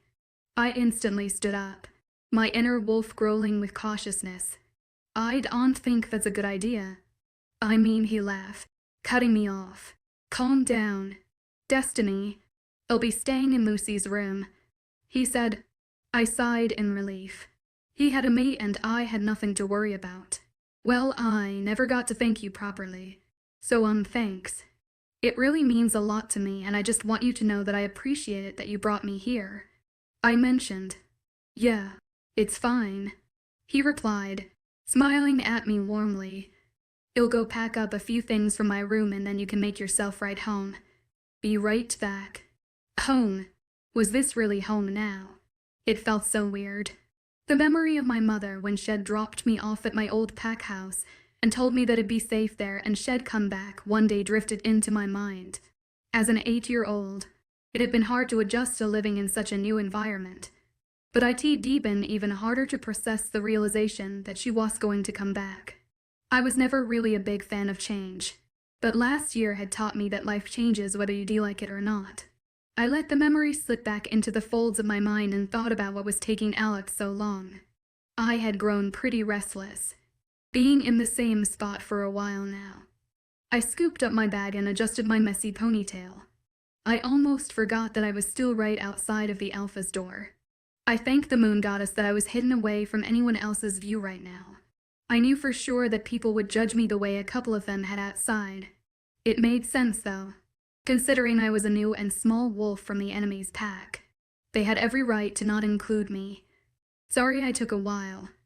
I would take you upstairs, but I have somewhere to be at the moment. Alex appeared in front of me, wearing a long beige coat and his warm smile. Just go to the 3rd floor and turn to the right. When you see a light turquoise door, use this key. He tossed me a small silver key which I surprisingly caught. Thanks, Alex. I grinned. Don't mention it. Anyways, I have to get going. I'll catch hay later. Love, love. He waved and ran off. I examined the silver key in my hand and smiled at it. Time to find that turquoise door. After running through 3 flights of wide marble stairs with my petite legs, I was out of breath. The turquoise door wasn't hard to find, and I stood before it and clicked the silver key into it. I opened the door and smiled at the large room in front of me. It had a massive bed with many gray pillows and looked so inviting. The bed was so neatly arranged that I didn't even jump on it, even though the thought came to mind. I slipped off my boots on a mat to the right and then walked over to the bed and sunk in it. I sighted content lie and stretched onto it, inhaling the fresh smell of mint and soap and just the freshness of it all. I almost fell asleep right then and there, but I realized that I was still in the sweatshirt and jeans I was a while ago. I furrowed my eyebrows at the thought of hours ago. It already felt like it'd been here forever. I got off the bed and rummaged through my bag, flinging out some warm sweatpants and a graphic sweatshirt. I also grabbed a clean towel from my bag and headed for a white door which I assumed led to the bathroom. I gaped at the level of organization. The bottles of shampoo and body wash lined up neatly. Everything in the drawers uncluttered and orderly. The mirror was shiny, and the sink and shower was spotless. Alex must have been a neat freak. After my long shower, I slayed across the bed again and observed his room. Everything was super tidy and clean. A row of crisp books atop his white desk and grinned. I guess I would be borrowing some of his books. My eyes flitted over to a picture frame on his desk, proudly displayed in a clean white frame. The picture showed a gorgeous blonde-haired girl with sparkling green eyes, a beautiful smile. So this must have been Alex's mate, Lucy. My heart melted at how sweet it was that he had a picture of her on his desk. It kind of made me happy knowing that even nerds like this guy had good mates. I slipped off my ruddy glasses and placed them on the nightstand beside the bed and let my hair out of its ponytail. I nestled into the bed comfortably, tucked in its soft blankets and warmth, swaying away into a dreamless sleep. The sudden creak of a door woke me up, causing me to sit up abruptly. I squinted my eyes to see a wide-eyed Alex slipping on a familiar dark apron and a name tag. I tried to stifle my laugh, but I couldn't help it. He looked like such a dork in his barista outfit. Sorry, I forgot my uniform, he said, grabbing a pair of keys off the desk. It's cool, I mumbled sleepily, laying back down in the massive bed. He said something I couldn't quite make out and then shut the door, as I was about to fall back into my sleep. My stomach grumbled loudly, now that I was hungry. Sleep was definitely beyond my reach. I weighed the options in my head. I could either go out and explore the mansion, pack house, and grab a few bites, or I could stay here in the comfort of all of these pillows and warm blankets. The latter seemed so much more appealing to me, but it'd have to come out of the room sooner or later. Right. And now that I was calling myself Destiny again, I could be a new person, instead of being lazy. Old D. Maybe now I could be a morning person. But even the thought of being a morning person was tiring. Yet the thought of food was so much more welcoming. I managed to crawl out of the bed and made my hair look somewhat acceptable. I straightened out my sweatshirt and debated whether I should have changed out of my sweatpants. Should I really make a good first impression? Whatever. People would judge me either way. I opened the door and stepped outside into the strangely empty hallway. Vastly different from my old pack house, which was always bustling with noise and people. I found the massive marble staircase and took some time coming down the stairs. I passed by some wolves who all saw me coming and moved to the other side of the staircase. They'd probably noticed my unfamiliar scent. Wait, what did I even smell like? I felt very uncomfortable. Not only from the fact that I was clearly an outsider and that this would never be my real home, but I felt more left out now than I did at my old pack house. I stopped in the middle of the stairs, deep in thought. I'd dealt with being invisible for a good year, and it had terrified me of how fast people could leave you. People I'd known my whole life. People who'd seen me laugh, cry, and smile. They'd left me in a matter of days. I hadn't even known people were capable of that. Hey, new girl, you lost. I jumped slightly at the voice that fractured my thoughts and turned around. I came face to face with the pretty girls, tall, bronze, and almost identical. Actually, no, I stuttered, thinking of what to say. Oh no, I'm not lost. Sometimes I like to block the stairway and think about my demented life. How about you? Shut up. Roy, I'm sorry about her. She's joking. The girl on the right piped up. What's your name? I mean Destiny. I tried to smile, but my very few social skills decided to disappear. How convenient. That's a pretty name. Rory. The girl on the left said.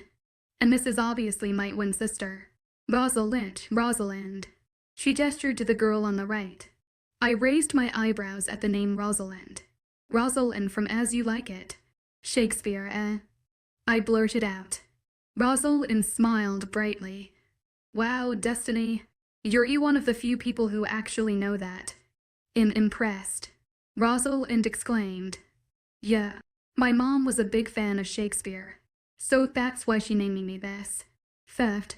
Thank God I got the normal name. Personally, I think Shakespeare was secretly gay and was drunk while writing those plays. Rory laughed. I laughed as well as Rosalind elbowed her. These twins were funny and super nice. Destiny here thinks it's nice. Rosalind growled at her sister. I nodded. In agreement. So how old are ya? Questioned Rory. I'm 17. I replied, ignoring their popping eyes at my answer. Aw, you're so cute and small though, she said. I smiled weakly in response. Did Dominic just see me as a small and cute little girl and nothing ever more? I shook my head slightly. I had to stop thinking about him. Stupid mate Paul. Hey, she didn't mean it. Rosalind scolded. Rory's 19. But she acts like she's 5. Don't take anything she says seriously. I'll keep that in mind. I replied. Anyways, it was so nice meeting you guys, but I'm going to go grab something to eat if you don't mind. They nodded together, and for a second, I couldn't tell them apart. I then remembered that Rory was the one with small scar by her chin and Rosalind had a beauty mark near her eye. If you want to hang out, our room is on the first floor. Hollered Rory as they walked up the stairs and waved. I nodded and continued down the stairs. I couldn't process the fact that I had actually made some friends who acknowledged me as a normal person. It was a great feeling. Once I finally made it downstairs, the smell of freshly baked cookies hit my nose and my stomach let out a grumble in response. The smell led to a white marble kitchen and I found a young girl and boy with cookie batter smeared on their white aprons. They looked at me and stopped whatever they were doing and began whispering. As if I was there. Maybe I should come back at another time. Ahem. I could immediately sense the authority and moved to the side, letting the woman enter. The woman had long red hair, ferocious golden eyes, and cheekbones sharper than a knife. She was a beautiful Luna. Molly, Kevin, those cookies look wonderful. Although it would be nice if you offered some to our newest member of the pack, she said gently but sternly. The kids didn't think twice before holding up the plate to me. I snagged one off the plate and smiled at them in response. Even though I knew I could probably devour all of the cookies, I opened my mouth to say something to them, but my eyes caught the Lunas and I faced her. Thank you. Luna Arcadia. She answered with a warm smile. Luna Arcadia. It's a pleasure to meet you. My name is Destiny Evans.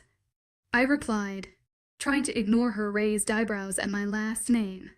At this point, I wasn't even surprised anymore. Well, feel free to grab some breakfast. Destiny, she said. Also, I don't think Alpha J's gave you a job yet. Job like a cashier or what? The Luna chuckled at my confused expression. All right.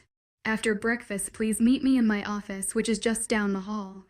The white door on the left, she said. She nodded at me, smiled at Molly and Kevin and gracefully strolled off. Wow, this pack did not like to waste time at all. As I bit into the cookie at last, I almost died right there. It was amazing. So you like the cookies? Molly shyly asked, her round doe-like eyes peering at me. I nodded enthusiastically. She offered me a plate with some more on them, and I gratefully accepted. "And how old are you guys?" I asked, taking a seat on one of the stools by the countertop. "We're 12, Kevin answered, taking off his apron and beginning on the dishes. "Wow, when I was 12. I can't even make toast without burning it." I sighed. I could hear them both snicker, and it made my day knowing that it just made the kids a barely known laugh. I watched Molly and Kevin whisper together and nudge each other, like best friends, and I couldn't help but be reminded of Dominic and Di as kids. Chapter 9, Shed Killed a Smurf. After briefly meeting with Luna Arcadia, who was way nicer than I'd expected, together we'd determined what job would be good for someone my size. After failing to pick up heavy boxes or run fast from room to room, the Luna found a job for me. She told me that I'd be working in one of the offices in the pack's deliveries. She explained how the Arctic Lights pack held the largest supply of frozen water, which helped to make our wolves strong and healthy, as it was really fresh and carried lots of minerals. It was a precious resource that was traded and sold to our neighboring packs. My job was to reply to emails from the other packs and create lists and schedules revolving around what was being traded, sold, and bought.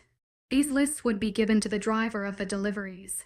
After all of that explaining, Luna Arcadia told me that I'd be starting my job tomorrow and would get paid every month. It really surprised me of how organized this pack was. After we'd said our goodbyes, it ran to the 3rd floor and arrived there panting. I hadn't really been active for a whole year like I used to be. Maybe it'd go for more runs now, since the shirtless jerks who made your heart rate multiply by 1,000 around here. I pushed the turquoise door open and thought about what I'd do for the rest of the day. Staring out of the massive glass window, I watched the snowflakes falling beautifully without a care. Who could ever get sick of a sight like this? Past the snowflakes, the 3rd floor had a view beyond the evergreen forest. I could make out some buildings in an old little downtown area. If I was going to really stay in this pack, it wouldn't be such a bad idea to start getting familiar with the area. I decided to change out of my sweats and into a more appropriate outfit composed of dark, skinny jeans and a comfortable, oversized baby pink sweater which smelled fondly of my mom's perfume. No matter how many times I'd been washed, I adjusted my glasses and quickly tied my hair into a somewhat presentable side fistate braid. As I pulled on a pair of short boots, I realized that I didn't have a coat. Back in Meadowville, where my old pack was situated, it was always sunny and warm with mild winters that only required sweaters. It rarely snowed there, which meant that I hadn't needed a coat. But I did now. Oh shit. I then remembered Alex mentioning his mate, Lucy, since the twins were out at the moment. Maybe she could help me. But where could she even be? And what would I say? That I'm staying in her mate's room and needed to steal a jacket now. I couldn't just walk up to a random girl and ask for a coat. Maybe I'd just sit here and wait till Alex would come back. Although that probably made me come off as a needy little teenager who couldn't do anything by herself. So I should probably leave him alone. So where would I get a jacket? I need to stop freaking overthinking. I sighed. If Amber were here, she would have snapped at me and told me to get my ass to business. Unfortunately, I was awkward and Amber washed. She didn't know that I dreaded meeting new people. My eyes trailed over to Alex's closet, and as bad as I felt snooping around in his personal belongings, maybe there was a coat I could borrow. Next month, when I would get my paycheck, I'd buy myself a coat, right after a few new books. I strode over to the closet and cautiously opened it and gasped when I saw what was inside. It was like a dream come true. No, there wasn't a bunch of nice shoes, makeup, or stacks of money, but a large bookshelf filled with books. Wow, I breathed, flabbergasted at the wondrous sight. I dragged my fingers along the worn-out spines of the books and felt a familiar sense of home rush through me. I pulled out one and smiled. Pride and Prejudice. It seemed like Alex was into classics. I gently flipped it open to the inner title page and saw loopy yet elegant handwriting that read, "You must allow me to tell you how ardently I admire and love you." I smiled at the famous quote by the ever-so-charming character, Mr. Darcy. At the end of the quote it said, "From Lucy." I closed the book and stuck it back where I found it. That was the cutest thing ever seen. Suddenly, there was a startling knock at the door that made me close the closet swiftly. I scrambled to the door and opened it, peering out of it. I blinked in awe at the girl in front of me. She had electric blue hair, cherry red lips, and defined cheekbones, but her sparkling green eyes gave her identity away. She was Lucy. She looked like she'd killed a Smurf and used it to dye her hair. I felt plain compared to her, in my sweater and jeans, while she looked alive and daring. I noticed that her brows were knitted and she curiously looked at me up and down. "Are you in the wrong room or?" she questioned. I could already tell by her expression that she was assuming things of why I was in her mate's room. "What?" No. "I will." I fumbled. "My name's Destiny God." I was completely embarrassing myself as usual. I don't think there would ever be a day where I would make out a proper sentence without the awkwardness. She grinned and nodded. "Oh, I understand now. My bad," she replied kindly, her green eyes looking past my shoulder and examining the room. I stepped aside, opening the door wider. "You can come in, Lucy," I said. Oops. I'd forgotten that she hadn't even told me her name yet. Did that make me look like a stalker? "Oh, Alex has already introduced me without me being there." "Again," she commented, rolling her eyes with a smile. I noticed that at the mention of his name, her bold eyes softened. I smiled. She was going through his desk and then pulled out a piece of paper. "Phew, I thought I'd never find this," she said to me. "Anyways, sorry if I disturbed you. Destiny, I heard you're only 17 and pretty new to the pack. So if you need anything, I'm on the second floor, room 204.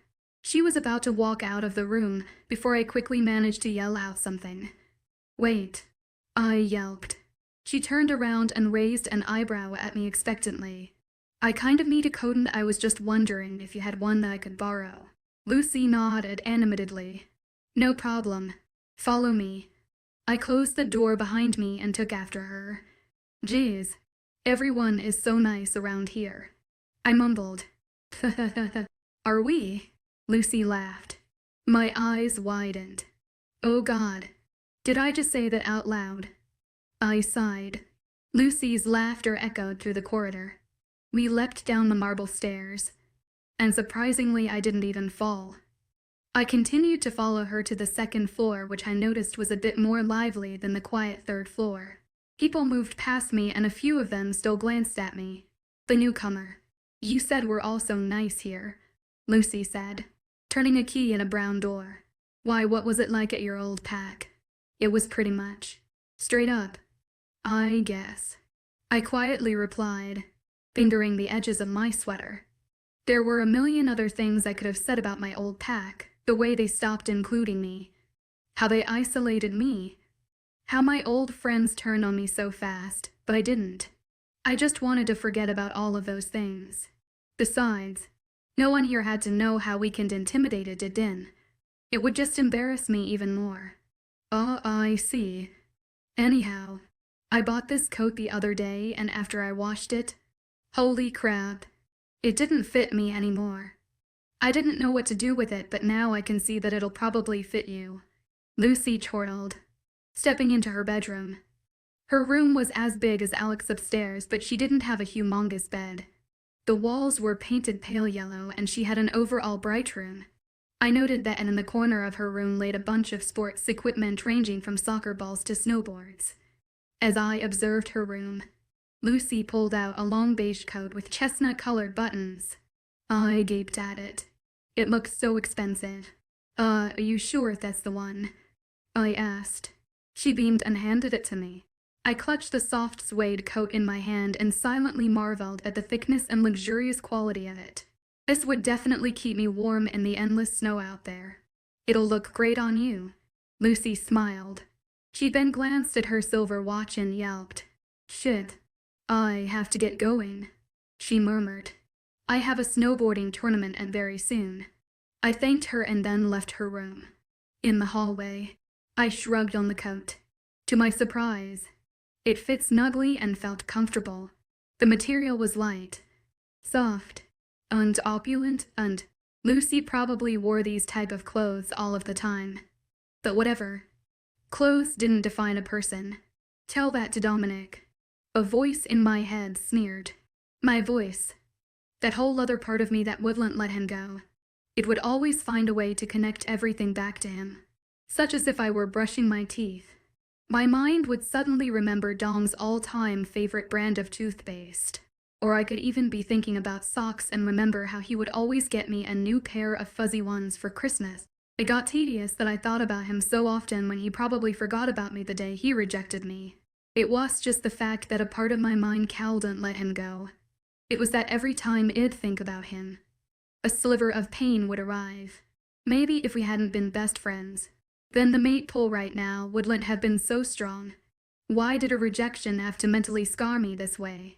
Yet I didn't regret being his best friend. Hell, even though it had caused me so much pain in the end. I would do it all over again for those breathtaking childhood memories he'd given me. Dom had always been that one goody, cool friend that was always down for adventures. I snickered, remembering that one time when he was 10 and got stuck at the very top of a towering oak tree. I had to call the alpha to get him out and he'd been angry. Don't stand in the middle of the hallway.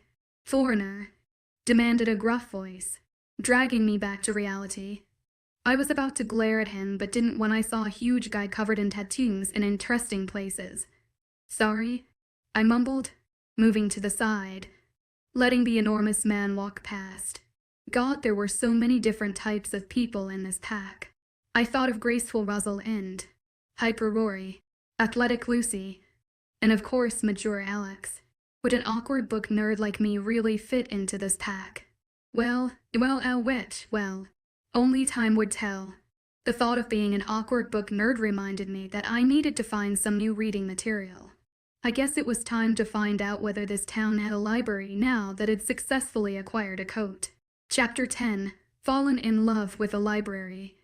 After making it through the front doors of the pack and stumbling across a variety of different pack members, it was much easier for me to be able to breathe again and not be awkward. I was finally out in the open, inhaling the crisp and cold air which was so unlike the humid and warm atmosphere back home. I had decided to not change into my wolf form so I could be familiar with this territory with my normal human senses. And after a peaceful and quiet walk through the snow-filled forest, I found my way out easily. In no time, I was strolling through downtown and passed by a small convenience store, a few restaurants, and the coffee shop where Alex worked at. The most important building, though, was the library. The small town had a nice, rustic charm to it, with beautiful brick buildings, antique lampposts, and polished wood benches.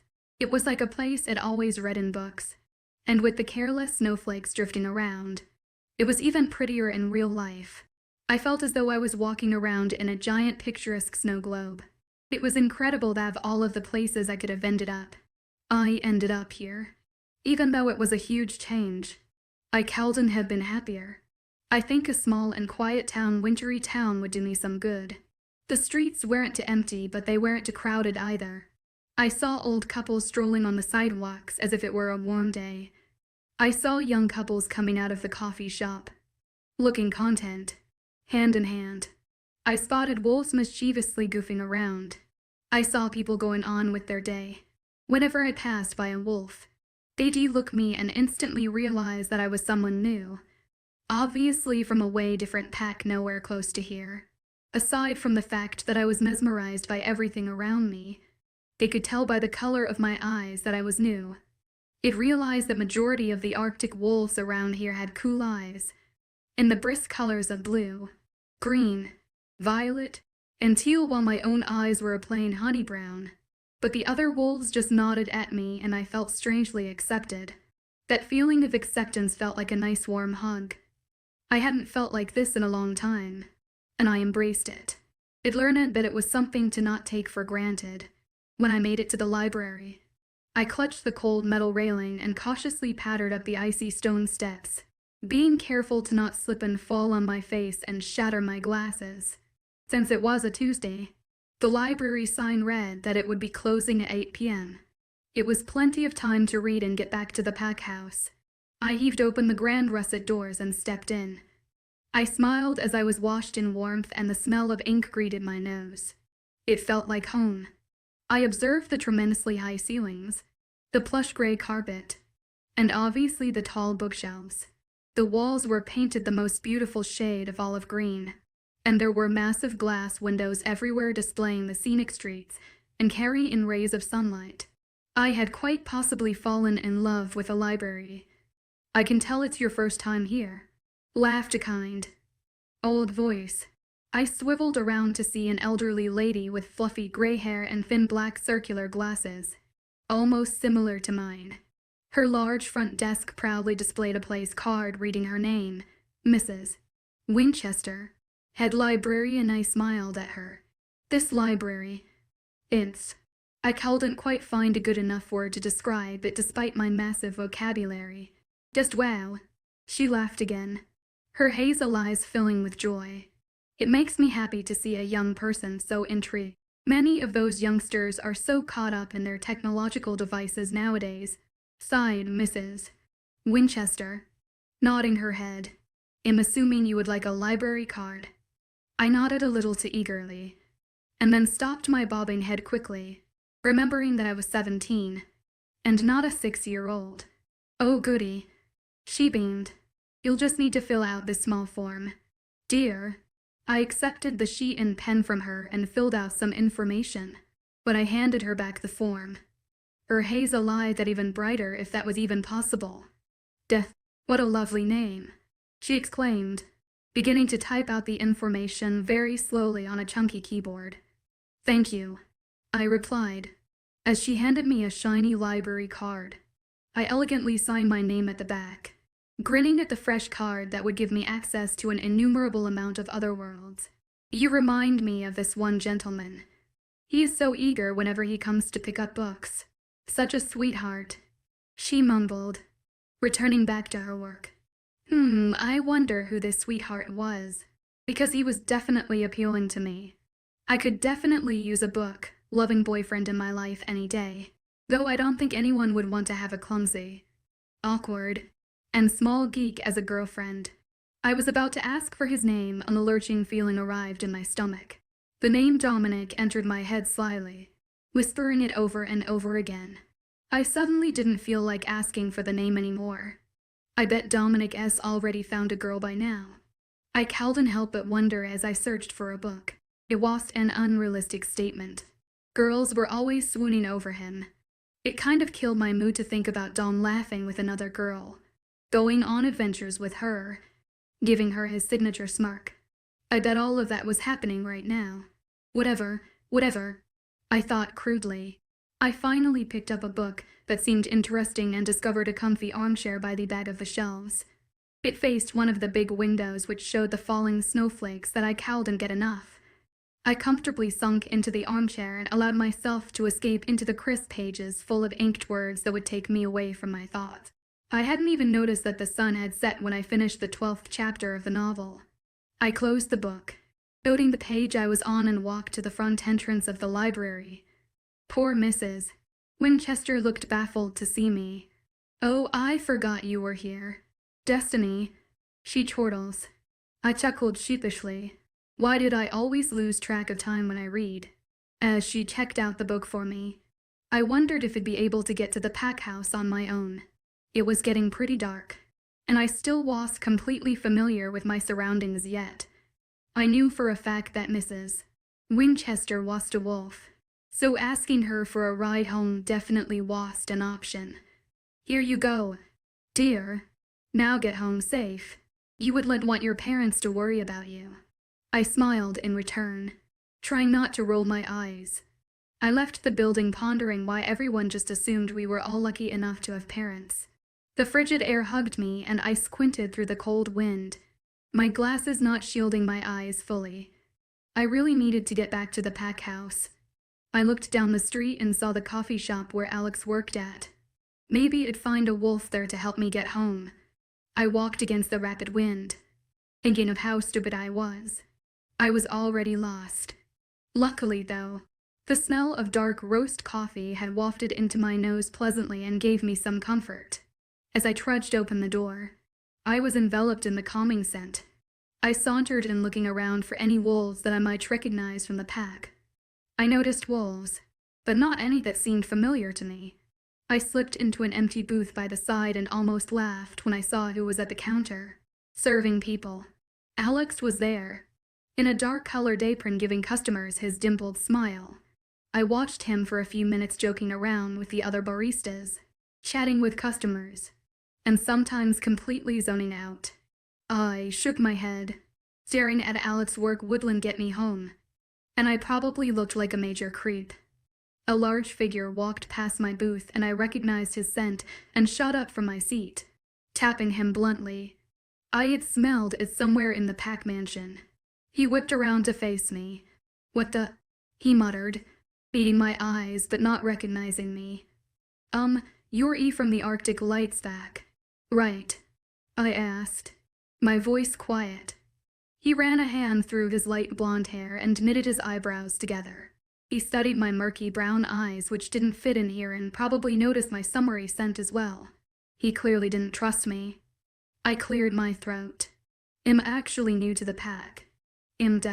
I assured him, trailing off. He suddenly smiled. In that case, you must be lost." He snickered. I could feel my face turning a bit pink. Was I that easy to read? "Don't worry about it, Destiny. It happens to all of the new ones," he said. He gestured for me to follow him as he opened the door and stepped outside. I followed after him, watching my boots make tracks in the new layer of snow. It was satisfying. "You'll get used to this pesky snow after a while." He exhaled. "So where do y'all come from? I don't even know your name and you're asking me that." I snorted. "Then shut up. I can't go around sassing people like it was my old pack anymore. Because losing friends was the last thing I needed right now." To my surprise, though, he laughed, stopping beside me in the middle of the forest and laughed. His dark blue eyes glimmered. "The name's Fox. I'm 18. He smiled. I could feel my eyes almost popping out of their sockets. There was no way in hell that was only 18. "But you're so huge," I said slowly, observing his athletic and muscular frame. He looked as surprised as me. "Whoa, I think you're the first person who hasn't asked about my name," he declared with a grin. "Oh yeah, that too," I added with a smile as we continued walking. "Well, my scary size comes from the fact that I'm the gamma of Arctic Lights." He started. "Oh God. I should have been respectful, but instead I had as the gamma.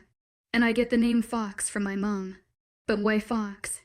I mean, this may come off as a surprise, but I'm pretty sure you're a wolf." I joked. Well.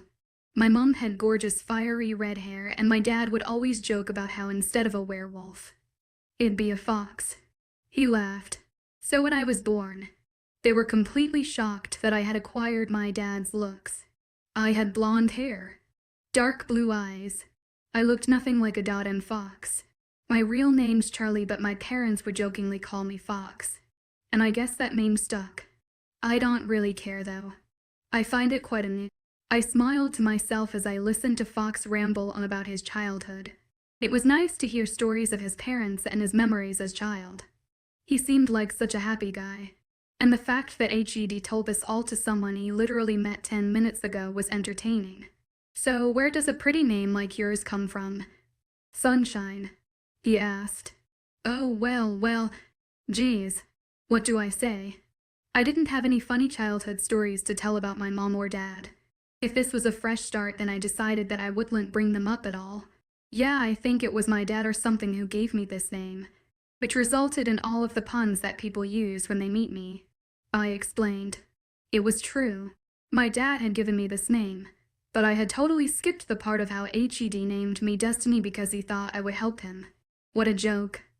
I was nothing but a useless child who turned out to be an unwanted little wolf pup. After a few more minutes of walking and talking, Fox and I made it to the pack house. I was happy that another friend, who might I say was attractive and humorous. Anyways, It was nice meeting you. I got a bunch of important gamma stuff to do tomorrow, but I need to tell you one thing," he said while I stood at the foot of the staircase. "I really enjoyed talking to you, Fox, and yeah." "What is it?" "I think it was destiny that we met." He smirked. He dashed off, leaving me there to shake my head. Fox was quite a guy. Chapter 11. I don't think I want a sugar daddy. You know, Destiny, you're doing quite well at this job so far. You're working very efficiently. So today you'll be working on the emails and lists. Luna Arcadia beamed, her golden eyes bright. "I'm actually not surprised though. I've seen you run off to the library multiple times this week. That's when I knew you were perfectly capable of doing this job." I grinned. Not only was I doing well in my pack job, but the Luna actually noticed what a huge book nerd I was. Our delivery man is actually a very avid reader himself. He's constantly reading in between his breaks, she added. I was about to ask about the delivery man when a voice yelled it out, startling the both of us. "Arcadia, Kate needs you." The authoritative voice lovingly called the Luna by her first name, although Alpha Jace came across as a scary man. He was a softie at heart. Luna Arcadia rolled her eyes and then waved apologetically at me, dashing off to tend to her husband and daughter. They were such a cute family. I stood there at my desk, not knowing what to do. I still had a ton of work left, but the Luna had forgotten to give me the password for the pack email. I sat down in my spinning chair and spun around, letting my mind drift away. I thought about the delivery man who loved to read. Did he have any good book recommendations? I suddenly snickered, imagining a plump man with a thick mustache and a semi-bald head, sitting in his car reading a book while. "Why are you spinning around in your chair looking lost?" I pinned around to see Alexander looming over me. His golden brown hair was rumpled and his green eyes were filled to the brim with amusement. "Because I am," I snorted, adjusting my glasses. It was time to bring the sassy part of the old D back. I was definitely way more comfortable in this pack now. "Aren't you always lost?" He rolled his eyes. "So are you going to help me, or are you going to continue being useless and stare at my small height?" I asked. "Not everyone in this pack is a giant 5-year-old, he mumbled under his breath. I elbowed him hard. "Help me, you old man," I demanded. "Chill. I'm coming, fetus," he replied, logging into the desktop computer and opening up the email. I found it funny how only 3 weeks ago, we'd been merely strangers to one another, and now we were practically brother and sister. Alex showed me the email and password and explained a few things. I thanked him but still had one question. "So, who's this famous delivery man I gotta give this to?" I questioned. He raised an eyebrow. "I'm famous." I almost fell off my chair in a burst of laughter. Alex was the freaking delivery guy. The image of the bald mustached man popped into my head, which made me laugh even harder. "What?" he asked. I kept laughing, unable to stop. "Destiny. Holy shit. I don't know when you're going to stop laughing at whatever, but leave the finished lists on the desk in my room every Tuesday, Thursday, and Sunday." I made myself calm down and I apologized. "All right. Sorry. My room. Your desk. Got it. Chief. Or should I say, delivery man." I smothered a laugh. He sighed, giving me an annoyed smile. "Get to work, Dest. It's Wednesday. I'll catch you later." He waved. I said bye and began sorting through emails in my spinning chair, which I grew to love quickly. Every once in a while, the image of the chubby delivery man would come into my head and I'd need to pretend to cough to suppress my laughter. The other people in the room at their desks gave me weird looks. Oh well. When I finished the list and cleared all of the emails, the others gave me even weirder looks than before. I ignored them and stretched, tired from sitting in the chair for over 2 hours. Eager to get out of the office room, I snatched the completed list and wandered out of the room. Going through the kitchen, I smiled at Molly and Kevin, who beamed back at me. I think they liked me better now. as the past few weeks had been chatting with them over breakfast, listening to their humorous stories. I even told them a bunch of stories about Dom and Di. Of course, I never mentioned his name, but with two kids that resembled him and I so closely, I couldn't miss the opportunity of telling them stories of our own. I winked at Kevin, and he tossed me a cookie from afar. I jumped and caught it with my mouth and almost moaned. It was a red velvet cookie, my favorite flavor, baked to warm perfection, almost too perfect for this world. I could hear them snicker as I snagged a few more cookies and dashed to the third floor. When I made it to the front of the turquoise door, I was about to open the door when I noticed it was locked. I even heard voices inside of the room and I realized it was Lucy and Alex. I don't understand, she cried with clear frustration in her voice. Come on, Lucy. Alex sighed. Christmas is less than 2 months away. You can't just do that. I could tell that he was frustrated as well, which was surprising since he was always so calm. But his voice was gentle as usual. Yes, I can, Lucy replied fiercely. What the hell were they even fighting about? Lucy, he said, his voice even softer than before, giving me goosebumps. Hey, don't cry. Hey, please. And that was all it took for me to back away, slowly away from the quarrel that was clearly none of my business. My mind couldn't even process what possibly could have been happening. Did mates normally fight like this?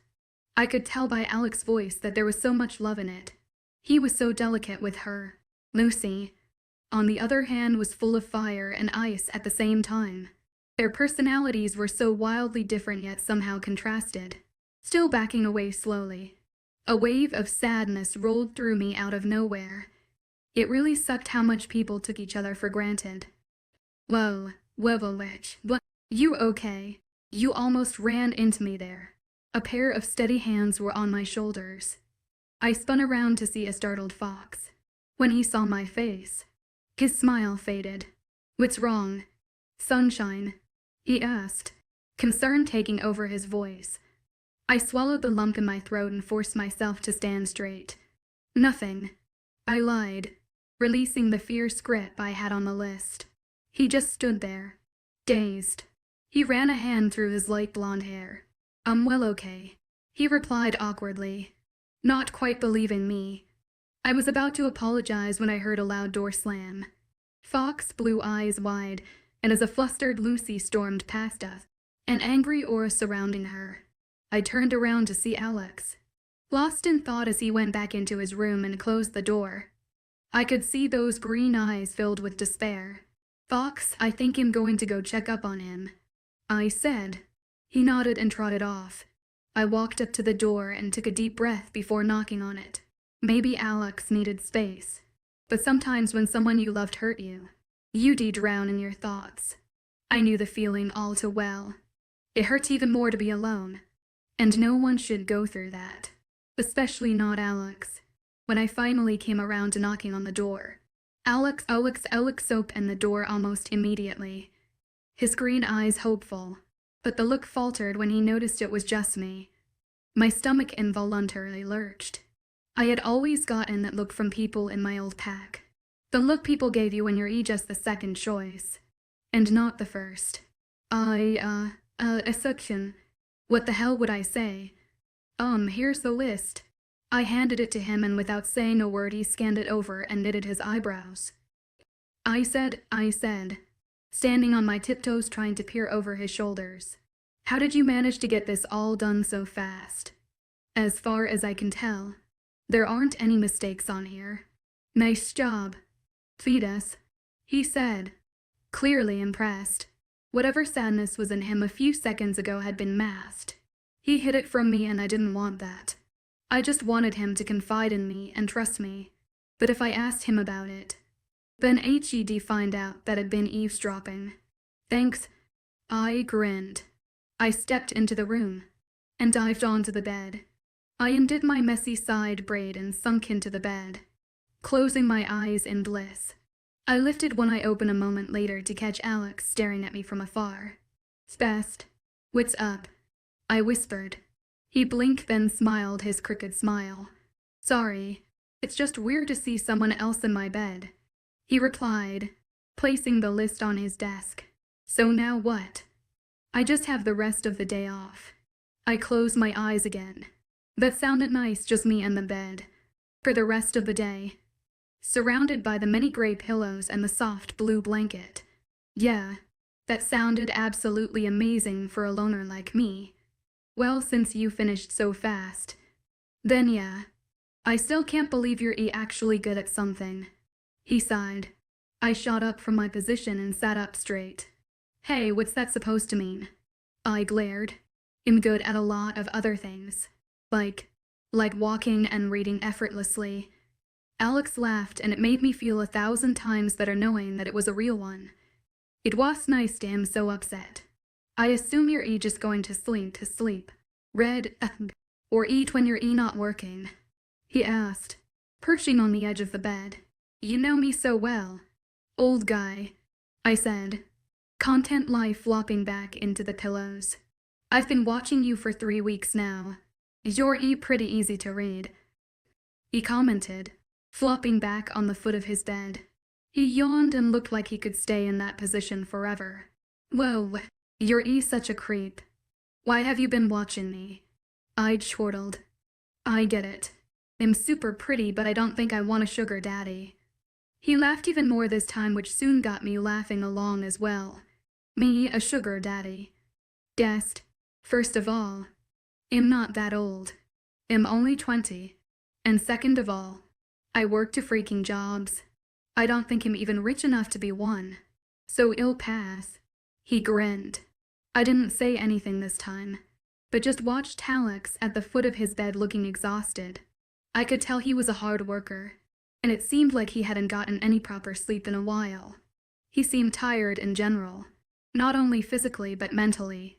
Whatever was going on between him and Lucy clearly was draining him even more, and I wished that there was something I could do to help. Eventually, his breathing became steady and shallow, so I slipped off of the bed as stealthily as I could, which was easy since I was on the other side of the bed.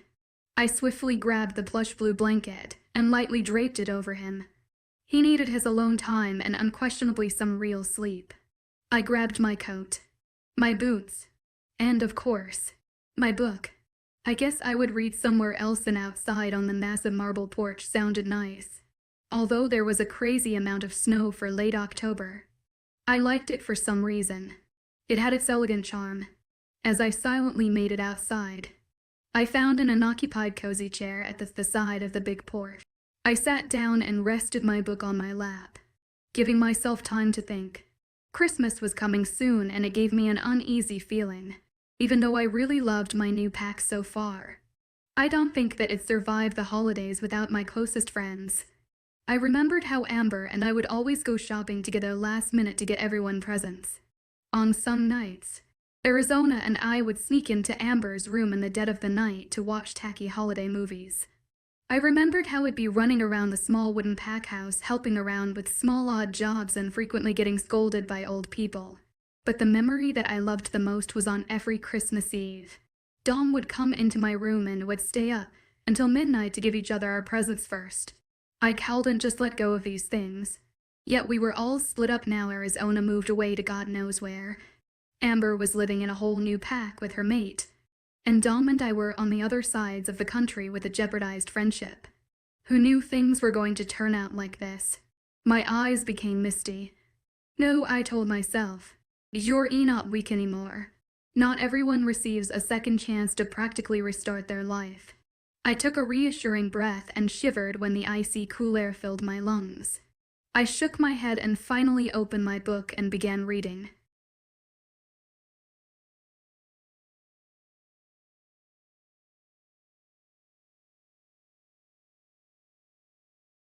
Hi everyone. Today, I'm thrilled to analyze a brilliant novel. On the female protagonist's birthday, she finally musters the courage to wear the dress Alex gifted her. But here's the twist: as Alex helps her zip it up, their relationship undergoes a subtle yet palpable shift. This transition from being ordinary friends to potentially having deeper feelings is rife with contradictions and uncertainties, leaving one eager to see how their relationship will unfold. Chapter 12. You remind me of a chipmunk with rabies. The past 2 months had flown by in a whirlwind of new experiences. I had thrown myself into my work, determined to prove my worth and build a life for myself away from the pack. My hard work was paying off. I had excelled at my job, expanded my social circle, and was slowly but surely shedding the weight of my past. As a testament to my newfound independence and frugality, I had managed to save enough money to buy myself a new dress for Christmas. Standing in front of the mirror, I couldn't help but feel a surge of pride as I admired the dark teal fabric that hugged my figure, ending just above my knees. The sleeves fell elegantly to my elbows, and for the first time in what felt like forever, I actually felt good about myself. It was just the dress, it was what it represented, my personal achievement, a symbol of my growing confidence. I was about to adjust the neckline when a knock on the door startled me out of my reverie. Panic flashed through me. I wasn't ready for anyone to see me in this yet. My wolf instincts kicked in, urging me to hide. Guest, open up. The familiar voice of Alex, my casual and friendly co-worker, floated through the door. Relief washed over me. If anyone could see me like this, it was Alex. He had become a constant presence in my life, his teasing nature helping to draw me out of my shell. I scurried to the door and opened it, watching as Alex strolled in with his usual easy-going demeanor. He placed some papers inside his white desk before flopping down on the bed, sinking into the cushions.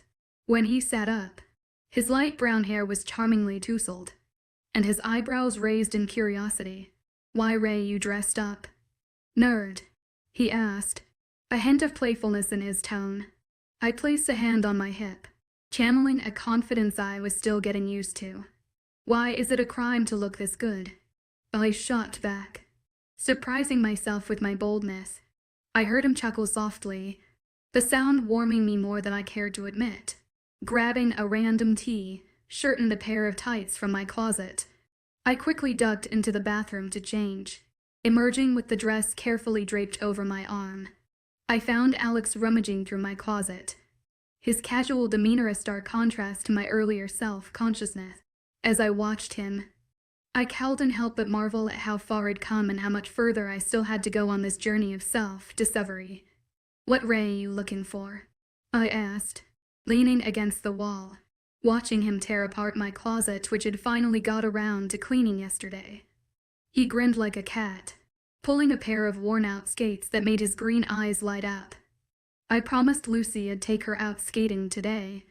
We always used to go as kids too," he explained, smiling at the skates like they were old friends.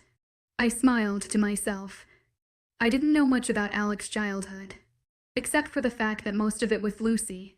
I never really bothered to ask more though, because if I got to ask him about his childhood, then he'd obviously want to know more about mine, which was something I wasn't ready to talk about yet.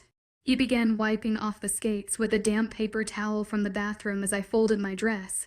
It took all of my strength to not ask him if I could tag along too. Truthfully, I'd always wanted to learn how to skate, and I knew that Alex would never say no if I asked him. Yet that meant that it'd just ruin his time with Lucy. They were already on rocky waters, and they needed some time together. Being a constant third wheel sucked, but I felt like that one 5-year-old everyone had to take care of. It would only be a matter of time before they got sick of me as well.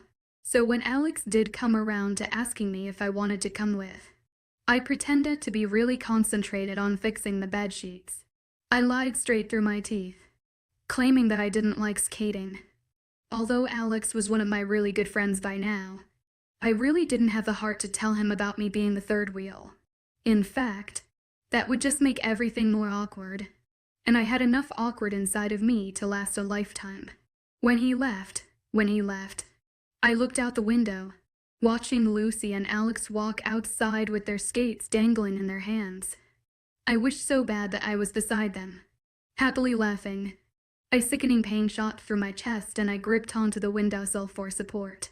Loneliness was painful, but my mate Paul made that feeling physical. I staggered over to the bed and crawled into it.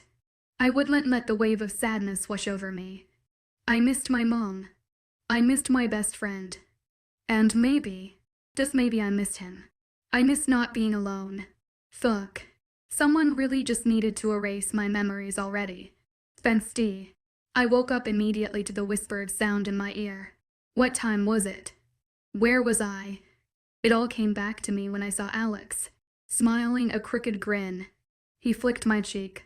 Go away. I groaned. You can't just barge into this room whenever you like. I folded myself into a warm blanket cocoon, hoping he would leave me alone. Yes I can. It's my room. Dumbass. He snorted, unraveling the blanket.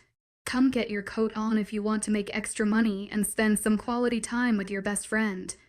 At the mention of best friend, I idiotically thought of Amber. I then remembered that Amber and I hadn't spoken in months.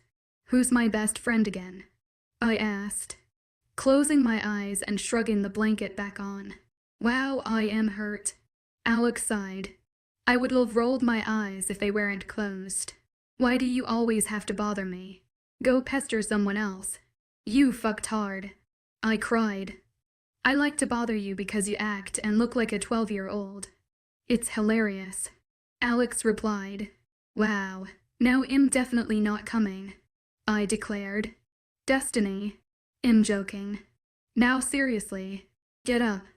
I dramatically took my blanket off and as slow as I possibly could. I put my glasses on. Alex stood there, looking at me with his eyebrows raised. I smiled innocently and took my sweet time to find a warm sweater and skinny jeans. Looks like I was right about the acting like a 12-year-old part. He murmured, fixing the bed. That comment made me throw the next thing that came into my hand at his head. He picked it up, his eyes wide, and he threw my bra back at me. You should probably wear that. He sighed. It's not like I need it. I replied. I was 17 but flat as a pancake. Alex shook his head and rolled his eyes. Tell me you're joking, he said, moving around some papers on his desk. I'm not. But don't worry. I'm wearing a huge-ass sweater. It'll be fine. I called out, slipping into the bathroom to freshen up. I came back out with a messy bun, skinny jeans, and yes indeed, my huge-ass sweater. Alex handed me my coat and boots and I slipped them on. Led the way. Broccoli, I demanded while he held the door open for me, walking beside me down the hallway. He furrowed his brows. Did you seriously just call me broccoli back there? He asked. Yep. What does that even have to do with anything? He uttered, running a hand through his unbrushed hair. Well, your eyes are as green as broccoli, and that was the first thing that came to mind. I admitted. So you just like to stare into my eyes then? He smirked. I get it, they're beautiful.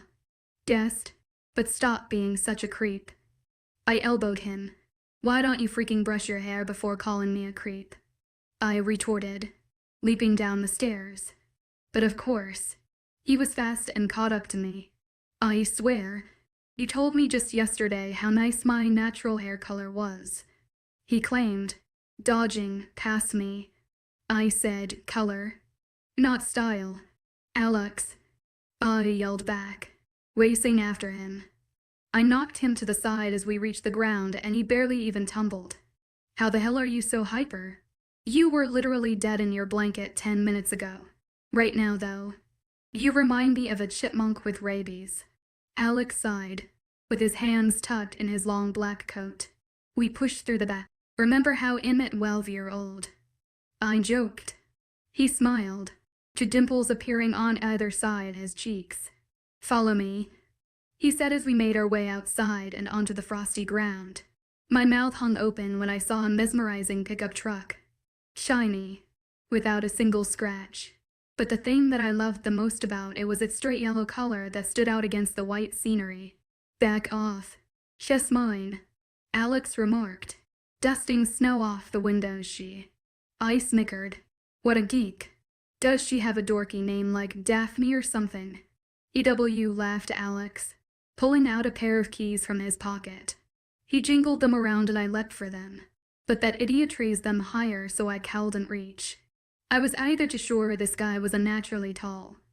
I decided it was the latter. You're such an elf. He chuckled. walking to the driver's side. I quickly formed a snowball with the hard snow on the ground and chucked it at him. He abruptly stopped walking when it hit his shoulder. Oh shit. Thank God I'm a mature 20-year-old and not a 12-year-old. He called out, hopping into his seat, starting the engine of the truck.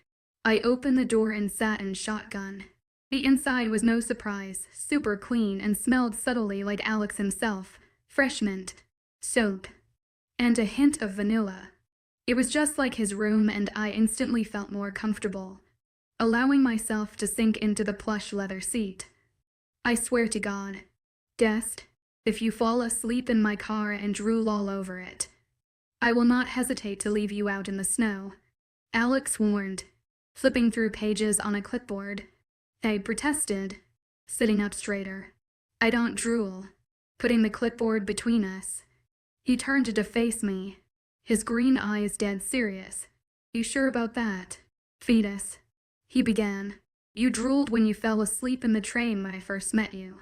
You drool when I pick up my stuff from my room in the morning, all over my pillow. Okay, shut up. That's only because you stalk me, weirdo. I claimed, feeling my face burning.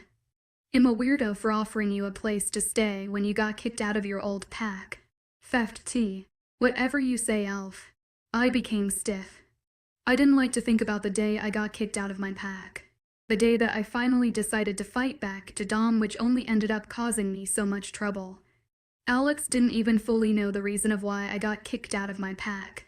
What if he got curious and wanted to know more? Would he ever look at me the same way again? They finally started to feel accepted by everyone in this place. I was about to say something quickly to change the subject, but Alex noticed my mouth about to open and placed a hand on my head. Whatever you're about to say, save it for later, cause we really need to get to work before the alpha kills me. I nodded, eager to talk about something else. I did pay attention though, when he explained the whole delivery system and how it'd be driving around to other packs and delivering resources. The truck was full with huge containers full of our fresh water, which would be traded off-sun. It seemed like a pretty chill job, and definitely way more appealing than sitting in a cramped-up office for 6 hours a day. The first few minutes of driving, I was silent even though Alex was 20 years old. I didn't know if he'd be concentrated enough to drive on icy roads, but I noticed how well he drove and realized he was probably used to the harsh weather conditions. So, not that I don't want to be here or anything, but why do you need my help? You're literally just driving around and delivering water, I questioned. His moss-colored eyes were focused on the road ahead as he spoke. Aside from the fact that I'm a very considerate fellow and noticed you could use some more money. I rolled my eyes and continued. It's so much easier for me to deliver these while you go through the paperwork, since you're surprisingly good at it. Also, this job gets quite boring, so it would be nice to have some company. I nodded, but thought about whether Alex really had any other friends. He was a humorous, friendly, helpful, and not to mention sarcastic person. It was strange that he never really hung out with too many people. Maybe he doesn't stick with huge crowds like you. Idiot. Snapped a voice in my mind. I sighed. It was right. I couldn't judge him, similar to how he didn't judge me. I decided that I liked this job. Just driving around, talking with Alex, filling out paperwork. Even though it was early in the morning, I'd hopefully get used to it. At the next red light, he pulled out his iPhone and an O cord, shuffling through his playlist. Oh no, what if he liked country music? I thought. I hated country music with a passion. I was mentally preparing my ears for the worst type of music, but instantly opened my eyes in surprise when I heard Jacob Hoggard's voice. You listen to Headley, I yelped, staring at him wide-eyed. Yeah, and I don't care if you don't like them because this is my car and my O cord. He muttered. Are you kidding? I love them, I exclaimed. Good. He smiled. A minute later, we were both yelling the lyrics to Man Killer at the top of our lungs, ignoring the people in the cars next to us, giving us weird looks. I was shocked and sort of jealous of how melodic and nice Alex's voice was, even when yelling wildly. When we reached the first stop, we were grinning like Cheshire cats. This was going to be a fun job. Chapter 13. Hi, 5 her face with a stapler. My eyes fluttered open as the silver clock read 7:47 am. I yawned. Ever since I began working with Alex for deliveries a couple weeks ago, it began waking up earlier, even when I didn't have work. Besides, the water was much hotter in the morning. I was about to snuggle back into my thick blanket to give myself a bit more time to sleep, but I remembered that the twins and I were going to go Christmas shopping at 9:30. That left me plenty of time to shower, get ready, and have a nice big breakfast. After making the bed and putting on my glasses, I took a warm shower and struggled to get out of it. Living in this cold weather was one thing that I'd probably never get used to. I found a graphic sweatshirt with a rabbit chrome Mickey Mouse on it, and a pair of black jeans. I quickly braided my auburn hair and applied some nice red lipstick. Makeup normally washed an everyday thing for me, but hell, I'd wear red lipstick for the sake of the holidays. Slipping on my coat and boots and grabbing my small gray wallet, I locked the turquoise door. But right when I stepped into the hallway, I bumped into Fox. Destiny. Hey, he beamed. One thing I loved about Fox was his ability to make anyone smile with his contagious energy. I smiled back as we walked to the massive stairwell. Cha-cha up to? I asked. Well, I have to mail these Christmas cards to my family. He replied, showing me the huge stack in his hand. How about you? Since I'm the biggest procrastinator ever and Christmas is like 5 days away, I'm going to the mall to buy some gifts. I answered. Will you be getting me anything? You'll find out. I laughed. We made it downstairs and I was about to say bye to him, when he stopped me. He let out a breath and ran a hand through his white blonde hair. Destiny. I don't know if you've ever been skating before, but I was wondering if you do want to go with me sometime. He asked, looking down at his Timberland shoes. I smiled even more. Skating sounded amazing, especially with Fox. But did he mean as a date? I highly doubted it. I blinked. You don't have to come through. I was asking. He quickly added in when he noticed that I hadn't said anything. Fox, skating sounds wonderful. But I began, my heartbeat beginning to speed up. Do you mean as a no? I couldn't just say it. Why would someone like Fox want to go on a date with me? A date? He filled in, and I swear his blue eyes had gotten brighter if that was even possible. He laughed. Yes, sunshine. A date? Holy shit. The freaking gamma of the pack was asking me out on a date. How could I possibly say no? Oh, of course. I gushed. I mean, sure yeah. Why was I so goddamn awkward? He laughed again. I'm glad to hear that. I was hoping to take you on Christmas Eve. After dinner, he suggested. I nodded. All right. See you later. Sunshine. And he was off. I couldn't believe it though. Someone actually liked me. And skating for a first date was so cute. But I couldn't skate though. What would he think of my clumsiness? What if I embarrassed him and he stopped liking me? I knew that if I tried, it'd look like a donkey with a pair of skates on. Stop overthinking and get out of the way. A voice called out behind me. I yelped and moved to the side, remembering I was still in front of the stairs. Alex roared with laughter, but I was way too happy to even care. Why the hell are you so happy this early in the morning? He questioned, with his uniform in his hand. I got asked out on a date by Fox, I whispered excitedly. As we walked into the kitchen, Alex smiled and patted my head. Dest, I always knew he was into you, he said, sipping into one of the stools beside me in front of the massive table. What? You're kidding, I exclaimed. Was I that oblivious? He chuckled, shaking his head. Clueless little Destiny, he murmured. I whacked his arm. Shut up. You act like you're 10 years older than me. I'm not little, you dumbass, I retorted. He turned to face me, his green eyes dancing with amusement. You're only 17. Still a kid. Dest. Besides, am an adult, he said, emphasizing the word adult. I rolled my eyes. By only 3 years. He stuck his tongue out at me and then proceeded to talk to one of the breakfast chefs. What an idiot. He'll have a black coffee and a croissant. Please and thanks, he said. I furrowed my brows. Is that all you're eating for breakfast? Geez, Alex, you really need to eat more. No wonder your brain doesn't even work half of the time. I cried. He ignored my comment and proceeded to take a sip of his steaming hot coffee as if he didn't hear me. The chef waddled up to me. Hello, weather witch, hello. Destiny, what you like today? Sweet pea, she chirped in her Australian accent. Chef Alice was a plum woman who was always playfully teasing the younger children, and me. I liked her. I'll have a cheese omelet with mushrooms, tomatoes, cilantro, onion, and mint, along with some orange juice and a side of pancakes, please, I said. Alex set down his coffee and stared at me wide-eyed. Holy mother of fuck, you eat a lot for your size, he remarked, running a hand through his golden brown hair. For my size, it's called a fast metabolism. Alex, I snorted, digging into the fresh omelette in front of me minutes later. He continued to stare at me as if I was an alien and then got up. He popped the last piece of his croissant into his mouth. I gotta go now. I'll catch you later.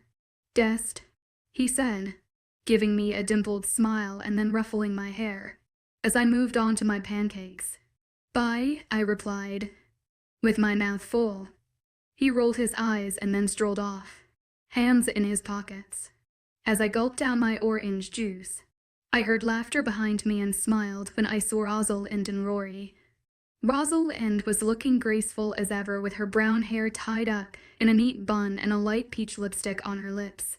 Rory, on the other hand, had effortlessly swiped her hair into a ponytail, had some killer sharp eyeliner across her eyes, and sported an Adidas jacket. The twins always looked good everywhere at any time. Destiny, my girl, Rory yelled, throwing an arm around my shoulder. Ready to go? Yeah, of course. I replied, grinning at them both. Come on, you two. The mall's closing at 5, and we have a lot of shopping to do, Rosalind announced, dangling a pair of keys in her manicured hand. We all had split up and agreed to meet at the food court for lunch. So far, it found the perfect gift for Rosalind. It was a thick lavender notebook filled with intricate cream-colored pages. Its cover was embellished with a beautiful gold design. I knew she loved writing poetry, and this notebook screamed Rosalind. Aside from that, I spotted a really beautiful wine-colored lipstick for her at Sephora. Even though it was quite pricey, the moment I saw it, I knew it was meant for her. For Rory, I found a killer leather jacket that would look amazing on her. I also found a really nice hockey stick for her as it heard complaining about her worn-out one. I got one for Fox too, as it watched him play hockey on many occasions. When I stopped at Bath and Body Works, I had to stop myself from buying a shitload of hand sanitizers and mini lotions. Instead, I picked up a box filled with lotions, body scrubs, and soaps, and my favorite scent for the Luna, after finding a really nice necklace and pair of skates for Lucy, and a few goodies for Molly, Kevin, and the others. I had one person left, Alex. Outside of Indigo, I inhaled the smell of new books and wandered aimlessly through the aisles.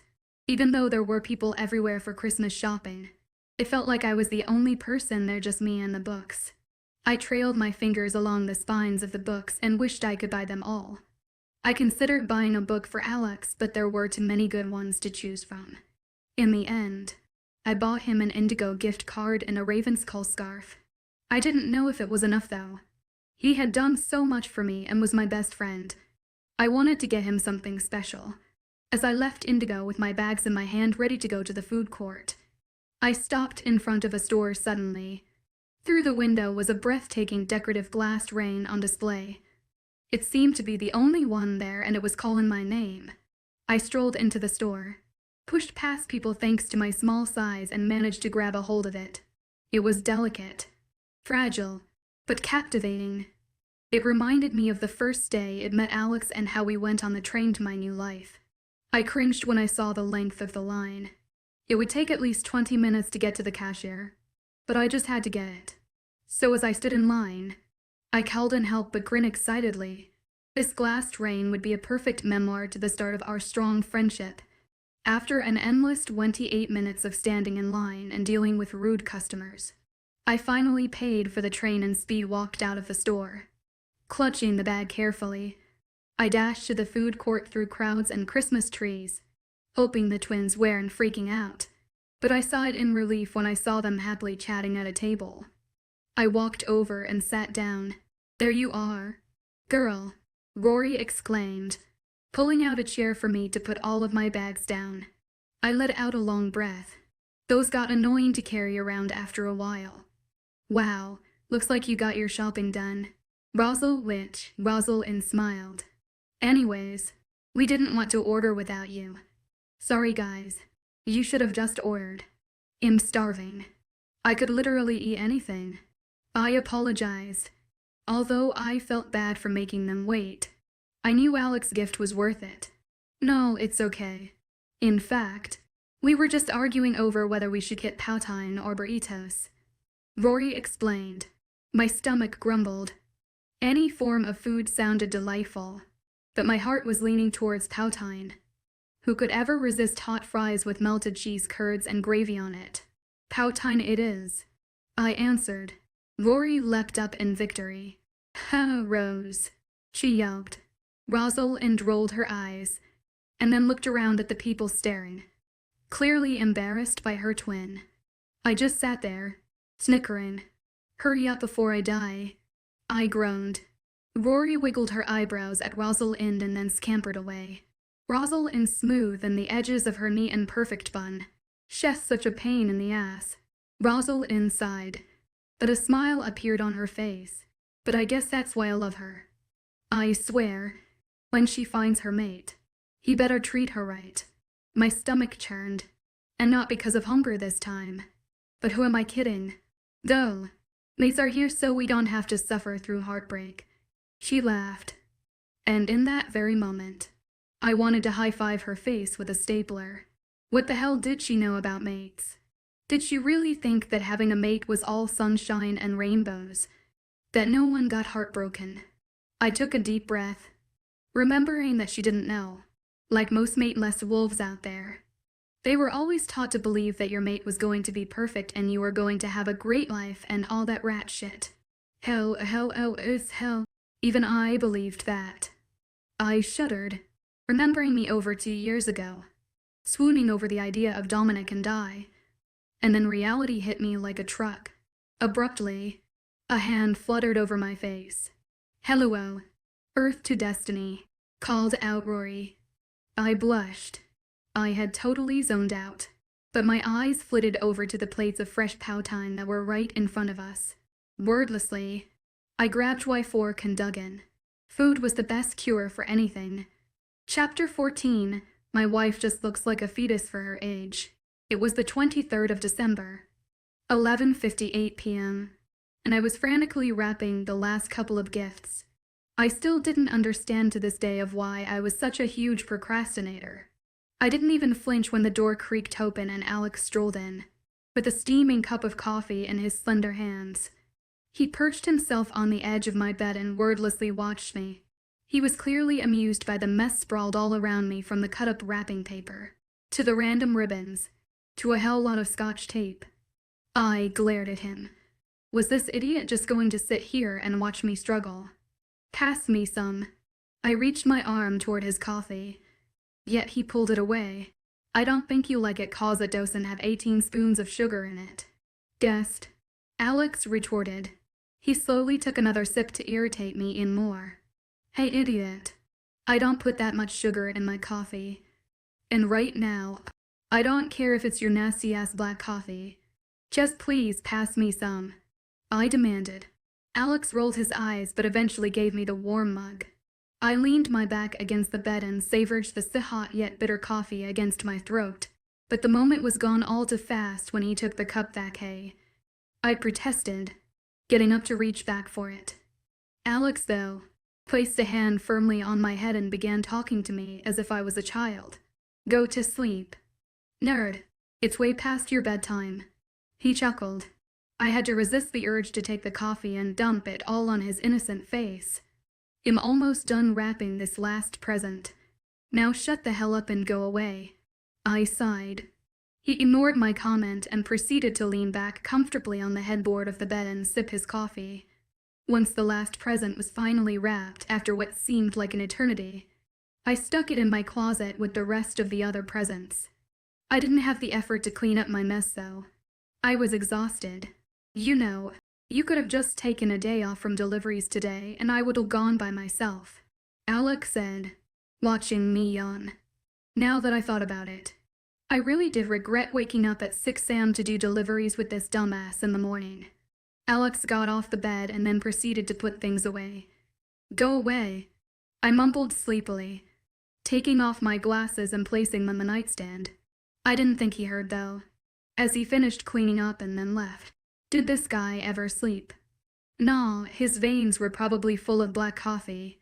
As I nestled in my bed, I remembered that I had a date with Fox tomorrow. With that thought in mind, I fell asleep instantly despite that one sip of coffee. The pack house was full and bustling on the busy Christmas Eve day. People in the kitchen were quickly making last-minute adjustments to the assortment of meals and desserts, while others were sending off mail and gifts to their loved ones. The older chefs were preparing tonight's special dinner, in which the whole pack would attend. There was a special reserved dinner hall in the mansion with a long table that could easily fit all of us. I was shocked when I'd first seen it. After breakfast and helping Alex clean his car, the twins asked me to help them pick outfits for tonight. They were going to some family get-together and needed the perfect outfit, even though they both looked stunning in every dress. It took a while to find the best one, but when I was done, I finally had some time to myself. I ran up to the 3rd floor, downright exhausted.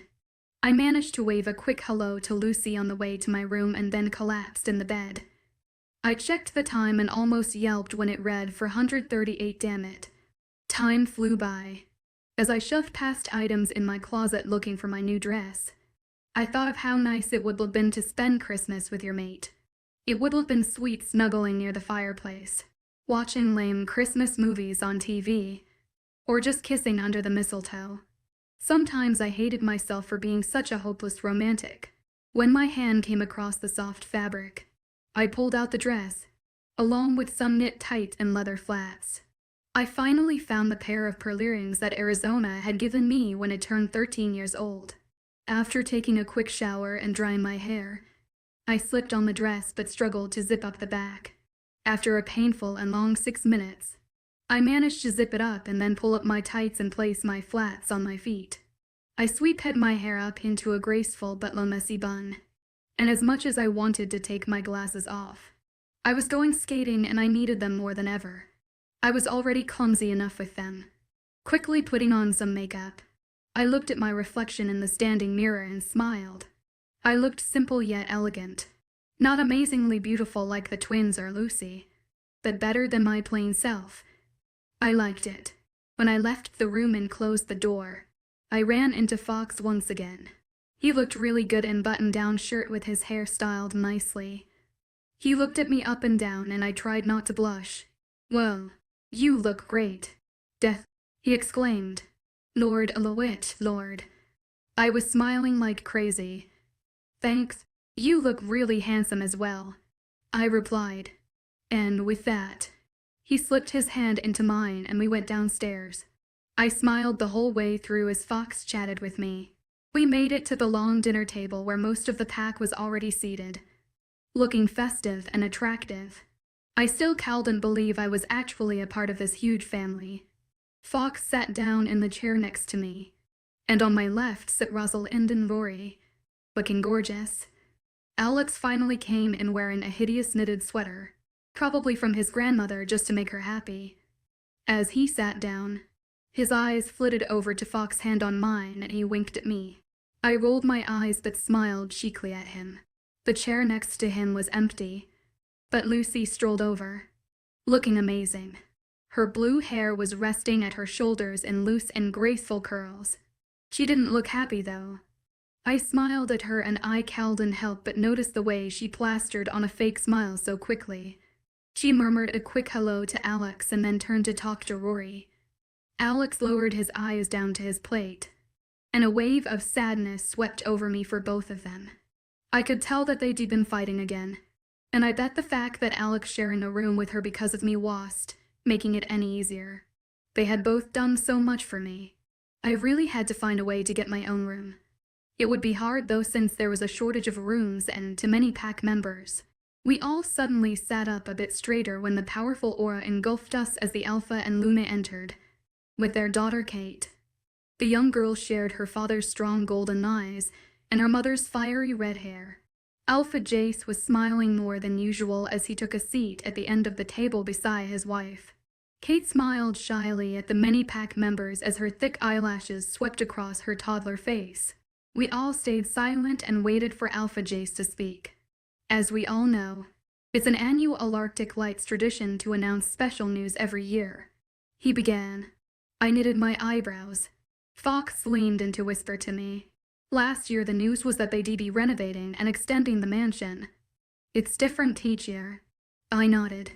I glanced down and noticed that his hand was still cupped over mine and silently cheered. This year, we are beyond delighted to announce that, Alpha J said, grinning at Luna Arcadia and then expectantly at Kate. Kate jumped up and yelled, "Mommy's having another baby." There was a loud array of gasps and cheering.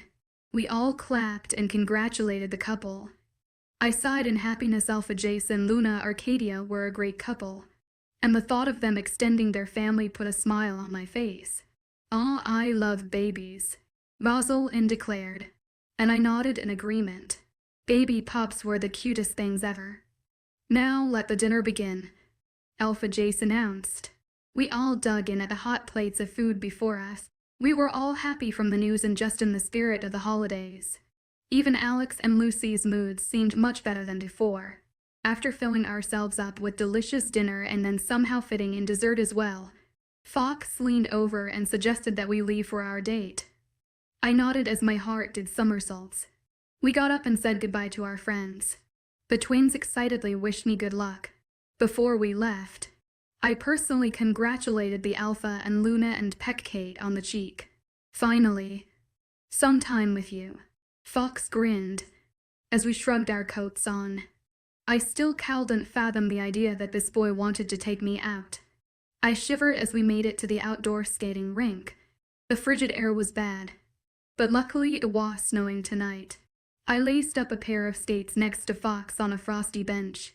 They felt weird, but Fox promised that I'd get used to them. He was already on the ice, eagerly waiting for me to join him. "Fox, I can't skate," I sighed, holding his warm hand and standing up, shaking. He laughed. "You've told me that for the 100th time tonight, and I'm not giving up." "Come on, it's an order from the Gamma," he said. I rolled my eyes but gripped his hand and he smiled at me, which gave me a boost of confidence. He held my other hand and glided me along the ice. It was fun, but I was no professional. Nevertheless, we had a great time, laughing, sharing hilarious stories, and watching me fall. This went on for a good hour or so. The moon was out tonight, surrounded by a canvas of bright stars, and I couldn't think of a more ideal place for a first date. The moonlight made Fox's light blonde tresses shimmer and his deep blue eyes shine. I tried not to embarrass myself in front of him and acted as normal as I could, making sure not to make any lame jokes. It was hard, but I really didn't want to weird him out. "Destiny, you'll go get us something to drink," he said to me. He skated off fast to a hot chocolate stand as I sat down on a bench, not quite ready to skate without his help yet. For a few minutes, people watched.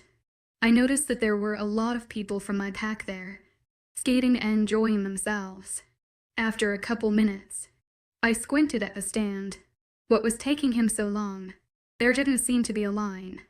And then I saw her, a tall girl, with long legs, an athletic build, and shining black hair that brought out live eyelids.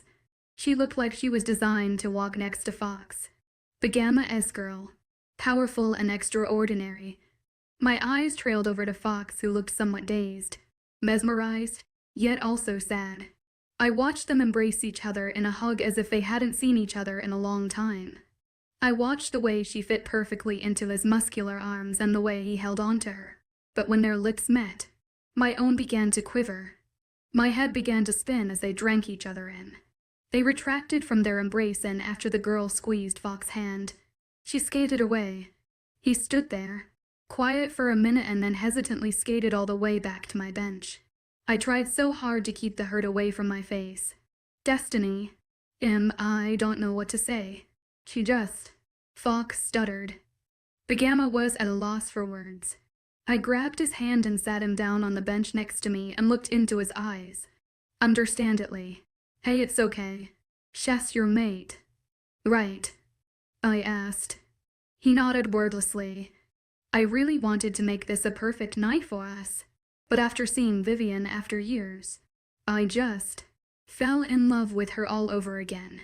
I filled in, knowing the feeling all too well. I saw the way his eyes changed when he spoke her name. Destiny, how are you so calm about this? Fox said quietly, breaking eye contact and looking down, obviously ashamed. I swallowed, because honestly, if it were my mate, then I would have done the same thing. I softly admitted, wishing Dominic would magically appear and kiss me too. My wolf yearned for that as much as I secretly did. I yearned to kiss his traitorous lips in this winter wonderland. It was hard to let go of feelings no matter how hard I tried. Go after her. Fox, I whispered. He'd have in for a hug, and I held on to him for a few seconds, pretending that he was mine. I was so pathetically alone. He stood up and I could tell how badly he wanted to go back to Vivian. But he looked back at me. I shook my head and gave him a smile. And he glided off. When I couldn't see them anymore, I let the tears fall. Looks like the universe was still against me. I would always be the backup person. Never good enough to be someone's first choice. Well, that was the most amazing thing I saw tonight. A voice said behind me. I ignored it. Fuck. Dest. Don't cry. You were so brave. Alex reassured me, filling up the empty spot on the bench. Why are you even here? I said, in a harsh tone. I really wanted to wither away in my loneliness and never talk to anyone again. Because I wanted to skate. He replied sarcastically. I didn't reply. I was so angry but sad and baffled at the same time, if that was even possible. Alex's mature green eyes softened. I should have taken you skating with me and Lucy the other night. I saw how much fun you were having with Fox, and damn it, you should have just came with us. Alex sighed. Stop trying to make everyone happy. Guessed, you forget about yourself sometimes. As much as I didn't want to admit it. Alex was right. I wiped away my tears with the back of my sleeve and took a shaky breath of the cold, crisp air. And honestly, you suck at skating. So come, let me teach you. Alex said, standing up. I was about to object but thought, fuck it, why not? Led the way. Nerd, I said, entwining my hand into his slender fingers. He led me onto the ice. You're already really clumsy, but just be confident and follow me. Okay, he said, and I listened to his steady, composed voice. I nodded. Instead of taking both of my hands, Alex placed one around my waist and gracefully glided across the ice as I held on to him. Use your legs more, he commanded. I skated a bit on my own and he let go one of his hands. And surprisingly, I didn't fall. He kept his other hand on my waist and we danced across the ice. He eventually let go of me and I skated around, laughing. He buzzed past me effortlessly and then chuckled when I finally fell. He helped me up and we skated even longer, like we had all of the time in the whole world. We later undid our skates and returned them to the lady at the stand, who eyed Alex and I, probably questioning what this tall guy was doing with a short loser like me. This better not be your boyfriend. You're way too young, she sneered, turning towards Alex. Young man, you're not forcing her to do anything. Excuse me, we're married. I jumped in. Alex looked like he was holding in a laugh. Yeah, we got married 4 years ago. My wife just looks like a fetus for her age. Isn't that right, honey? Alex added, placing a hand around my shoulder. I smiled sweetly at him, but I stomped on his foot hard, and grinned when he winced. The lady pursed her lips. I'm sorry. I thought you were kids, she clucked. We walked off, and once we were out of earshot we burst out in uncontrollable laughter. God damn it.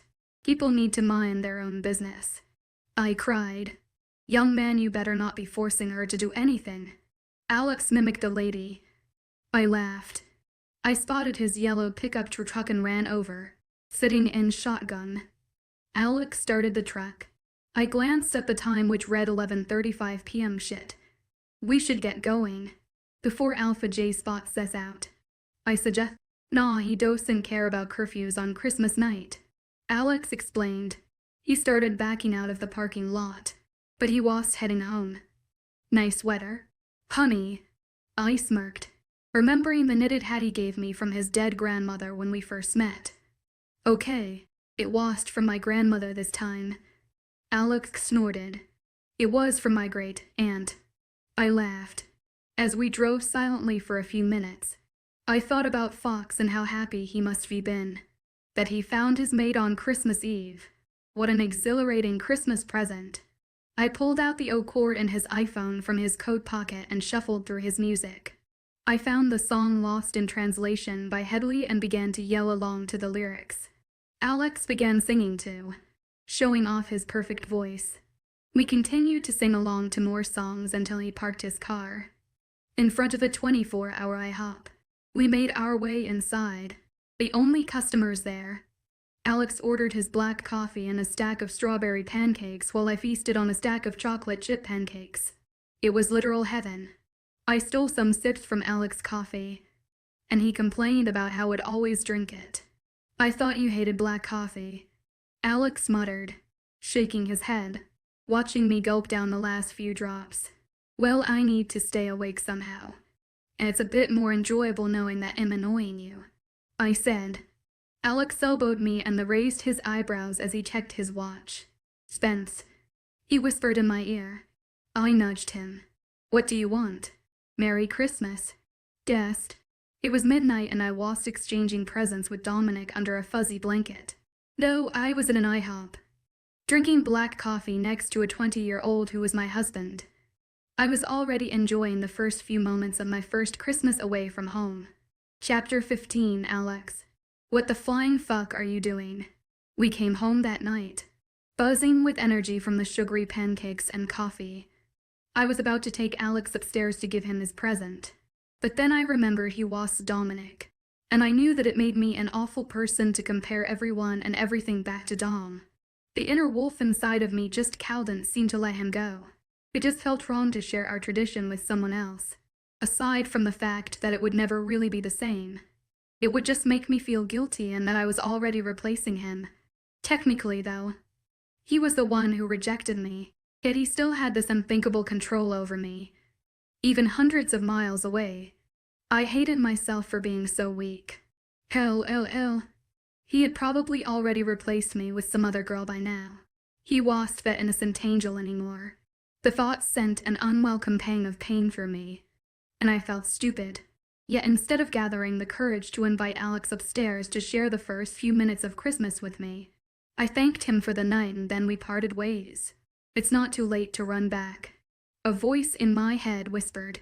It was easy, actually, to run back down the stairs and find Alex.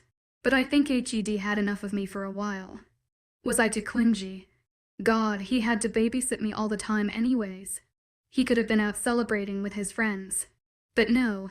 He stopped a 17-year-old girl from crying and bought her pancakes. I should just leave him alone. I sighed and opened the turquoise door, allowing myself to be engulfed by his comforting scent. After stripping off my dress, scrubbing the makeup off my face, and undoing my hair, I was nestled in the bed. I was in a pair of horrendous pajama pants with gingerbread men all over them, paired with a gray shirt. I was exhausted, but my thoughts reached me before sleep did. I begun to think about Amber, celebrating Christmas with her mate, and waking him up tomorrow at 6 a.m. instead of me. I thought about Arizona giving a thoughtful handmade gift to someone else instead of me this year. I thought of Dom, locking lips with a girl under the mistletoe.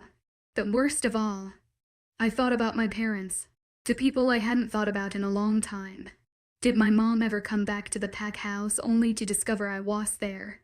I doubted it. I somehow managed to smile, though, remembering how one lucky man found his mate tonight. At least Fox would be genuinely happy. I wondered if Fox's gorgeously intimidating mate would move in with our pack. Since Fox was a gamma, I turned out to be right that morning. When I came downstairs trudging down in my ugly pajamas with all of my gifts in my hands, I spotted Vivian nuzzled up on the couch next to Fox, who had his arm lazily draped around her. Oh no. I was already an awkward third wheel between the twins, Alec, and Lucy, and I didn't want to be another one this morning. I was about to inch away slowly when Chef Alice spotted me. Oi, Destiny, I made you some gingerbread pancakes to match your pants. Love, she hollered out. I smiled sheepishly and set my presents down, taking a seat on the tall stool by the large table. Unfortunately, Fox saw me as well and sat up from his cozy position with Vivian, who glared at me with icy violet eyes. If she saw me as a threat to her man, she was wrong. I didn't think she realized the loving way he looked at her. Besides, I was a tall and beautiful girl with curves in the right places. I was just an average high-tech nerd who was a little too flat. Destiny, Fox yelped, crushing me in a massive hug unexpectedly. Merry Christmas. I laughed uneasily, trying to ignore Vivian, who was staring daggers at me. I sighed in relief when I saw the twins approaching. Merry Christmas, losers, Rory yelled, giving me a change to hug her instead. Rosalind pulled in for a hug too, but stopped when she saw Vivian. She furrowed her brows. Oh, Vivian, I didn't know you were back. Merry Christmas, Rosalind chirped, obviously confused and baffled. It's quite nice to be back, Vivian replied coolly, strolling up next to Fox and leaning against him. Her eyes momentarily flitted to me, but it seems like I've been replaced. It's not much, though, she smirked. My eyes widened. An uncomfortable silence crept into the room, and although Fox was taken aback by what she'd just said, but one look from her was all it took for the gamma to hold her close. Rosalind blinked, her mouth slightly parted open, and Rory looked appalled. I swallowed. The way I felt reminded me of how I used to feel at my old pack, an unwanted outcast. I couldn't believe she actually said, though. I didn't even do anything to her. I could have kissed Fox yesterday and broke her non-existent heart, but I was at least a decent person and backed off. What was her problem? I blinked a few times and then cleared my throat through the thick tension. I haven't seen Alex yet. I'll go find him. I stuttered. I awkwardly backed out of the room, and then ran up the stairs when out of sight. Once I was in the middle of the massive stairwell, I let myself breathe. I shouldn't let a bitch like her get to me. I scurried to the second floor, up to Lucy's room and knocked on her door. She opened the door and she grinned. Merry Christmas. Death. Come on in, she said. You too, Lucy. But actually, we were exchanging presents downstairs and were just waiting for you and Alex to join us, I explained. To my surprise, she rolled her eyes. Okay, Alex and I aren't going to be together all the damn time, she huffed. I stood there, startled, but her blue eyes softened. Sorry, HES working a shift at the coffee shop, she answered. I nodded, thanked her, and then left, pulling out my phone as fast as possible. Dialing his number. Hi, welcome to the Arctic. Oh shit, this is my cell phone, Alex muttered when he answered. I tried my best to stifle my laugh. Hi, sir. You'll have an extra large black coffee and a stack of strawberry pancakes to go. Please, I exclaimed. You're lucky I'm on my break. Dest, Alex sighed. I then remembered why I'd called him in the first place. Alex, what the flying fuck are you doing at the goddamned coffee shop on Christmas? I demanded. What is with you and the words flying fuck? He chuckled. Why did he never take anything I said seriously? Alex, I'm serious. I yelped. Okay, well, since many people don't want to work on Christmas. It's only Jake, Ahmed, and I at the shop. Plus, they'll be getting a hell lot of extra money, and I kinda need it. Alex explained. I've been here since 6. They'll be back in an hour. Fetus. And with that, he ended the call. He was working there voluntarily because there was a shortage of employees, and he said I'm the one who needed to stop trying to make everyone happy. What an idiot. As I went back downstairs, Vivian was absent to my relief, after we all exchanged our presents, and I left Alex on the table. Rosalind and Rory pulled me aside. Okay, we didn't know what exactly to get you, Rosalind admitted, tucking a long strand of hair behind her ear. We know you're a huge bookworm, but you own so many books, didn't you? Anyways, we hope you like the present we're about to give you, 'cause it took a lot of convincing to the alpha. And we know how tedious it is to run from your 3rd floor bedroom all the way downstairs 24/7. Rory piped up. And this is half of our present to Alex too, but we finally got you your own real room. It gets better though. It's right next to ours on the 1st floor. Rosalind squealed. It may not be as big as Alex's room, but... I didn't let her finish her sentence and gave them both a huge hug. I was beyond elated. I can't believe you two. Thank you so much. I gushed. My room is so freaking close to the kitchen. Now I can have as many midnight snacks as I want. They laughed simultaneously. Vampire Deception by Drake Mason and E.Y. Dwett. As an undocumented changeling and forced to pose as a low-level witch. We thought it was a lame gift, but we knew how hard it was for you and Alex. Rory breathed in relief. I didn't know what to say. The twins' endless kindness made up for the sour start to my morning. Rory ruffled my hair and Rosalind smiled earnestly. Okay, now we really gotta go catch the train, Rory said. Our mom's side of the family celebrates Kwanzaa, so we'll be staying at her place for a week or so. Have a happy new year, Destiny, Rosalind explained. Oh, happy Kwanzaa to you guys, I replied, with a smile. Thanks, girl, but wish me luck. These family reunions can get crazy. Rory laughed. I waved goodbye to them and they left. After a few moments, an idea struck my head. I had 47 minutes but not a lot of possessions. I could probably squeeze in an extra Christmas gift for Alex. Something he'd really appreciate when he would come back. The room looked exactly like it did when I first had came here. A feeling of nostalgia washed over me. I was about to close the empty closet when I caught sight of a shimmering deep purple fabric in the back that I hadn't seen before. I pulled it out and gaped at it. It was a magnificent short strapless dress that had loose ruffles from the waist and ended by the thighs. The dress was a purple to black ombre, and as I shifted the dress slightly, it shimmered. It was the most beautiful dress I had ever seen. It's yours, Dest. I jumped and quickly stuffed the dress back in the closet. I turned around to see Alex, giving me a dimpled smile with his hands in his pockets. I hadn't even realized that Hed walked in because I was too busy admiring the dress. Wait, it's mine, I questioned. He nodded. But what's this? He quickly asked, motioning his room, lacking any of my things. Now it was my turn to smile. Well, since you've already done enough for me this past year, Rosalind and Rory thought that you'd like your room back. So I saved you the work and already moved my stuff back into my room on the 1st floor, I explained, whilst clutching the dress delicately in my hands. But your real Christmas presents are downstairs. Aw, thanks, Dest, he said, pulling me into an awkward sigh hug, as my hands were full. His tall, lean frame against mine felt nice, and I had to resist inhaling his shirt for that familiar vanilla scent. I didn't know what kind of feeling this was, and even though I liked it, my wolf sure as hell didn't. Alrighty, well, I'm going to go redecorate my room now, I said. Alex let go and winked at me. See y'all later, fetus. I elbowed him on my way out.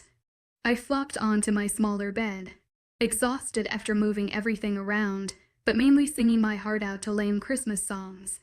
I was sure the whole first floor had heard me, but whatever. Although my new room didn't have the gorgeous and huge window displaying the forest like Alex did, it was dangerously close to the kitchen, and I would happily choose food over a nice view any day. I closed the door and I finally stripped out of my ugly pajamas and tried the dress on. It was still as beautiful as ever, but not on me. My legs were awkwardly short. Definitely not made for this dress. The strapless part kept slipping since I was as flat as those pancakes from this morning, and my glasses weren't making me look any more decent. I was disappointed, because I'd been so excited to try it on the moment had laid my eyes on it, only to find out I looked like an 8-year-old wearing a fairy dress. After slipping it off and carefully hanging it in the back of my closet, I put on a pair of sweatpants and a crop top. I perched on the edge of my bed, not knowing what to do. I cowled and hung out with Fox because he was busy with Vivian. The twins were gone. Lucy was yet again out of the pack house. And Alex? Well, the poor guy needed his beauty sleep. So I sat there, feeling alone as ever. I hated it. I hated the fact that even though I had amazing friends here, it'd still be that uninteresting person at the end of the day. An eerie silence crept into the room as my mind fought to keep the memories away. But just like the silence, they came. I remembered my mom telling me that she'd come back for me the next day, with that same trusting smile. I remembered my dad staring at me, horrified, when I first transformed into a wolf. I remembered Dawn promising the 8-year-old me that I'd always be wanted by him, no matter what. I remembered 13-year-old Dawn coming in the middle of the night to wake me from my nightmares, and talk to me quietly until dawn. I remembered 16-year-old Dawn breaking his promise to me, and breaking me as a person again after all of the years of healing HED in me. Was I that unwanted? I was so weak. Moments later, heavy sobs ate up the silence, wiping my tears away. I told myself that I cowed and cry and be selfish. Other people had it much worse than me, and I needed to suck it up. I quickly rinsed my face with cold water and practiced a composed smile in the mirror. I left my room, past Fox and Vivian, who seemed more focused on each other than the tacky movie playing on the TV. I grabbed a cookie from the kitchen and dashed for the front door. I needed to clear my mind. I stepped outside, drinking in the fresh and cool air, and letting the crisp wine stroke my hair carelessly. I spotted a thick tree and quickly transformed, smiling at the satisfying feeling. As soon as my thick coat of dark crust-colored fur was on, I was on all fours and I just ran. The wind whipped against my face and my paws leapt onto fresh snow, leaving tracks behind. Forgetting everything for a while, I continued to run in the large, green forest. Chapter 16, Get You a Pineapple Right Now. The moment I had woken up and the sharp pain rose in my abdomen, I knew that Mother Nature had came for a visit. Early, there was no way I was going for deliveries today. I was still sprawled across my bed, but I curled into a fetal position, contemplating whether I should get my ass up and get the hot shower water first, or stay in my bed forever, although the latter sounded much more appealing. A few minutes later, I somehow managed to make it in the bathroom that connected to Rosal and in Rory's room.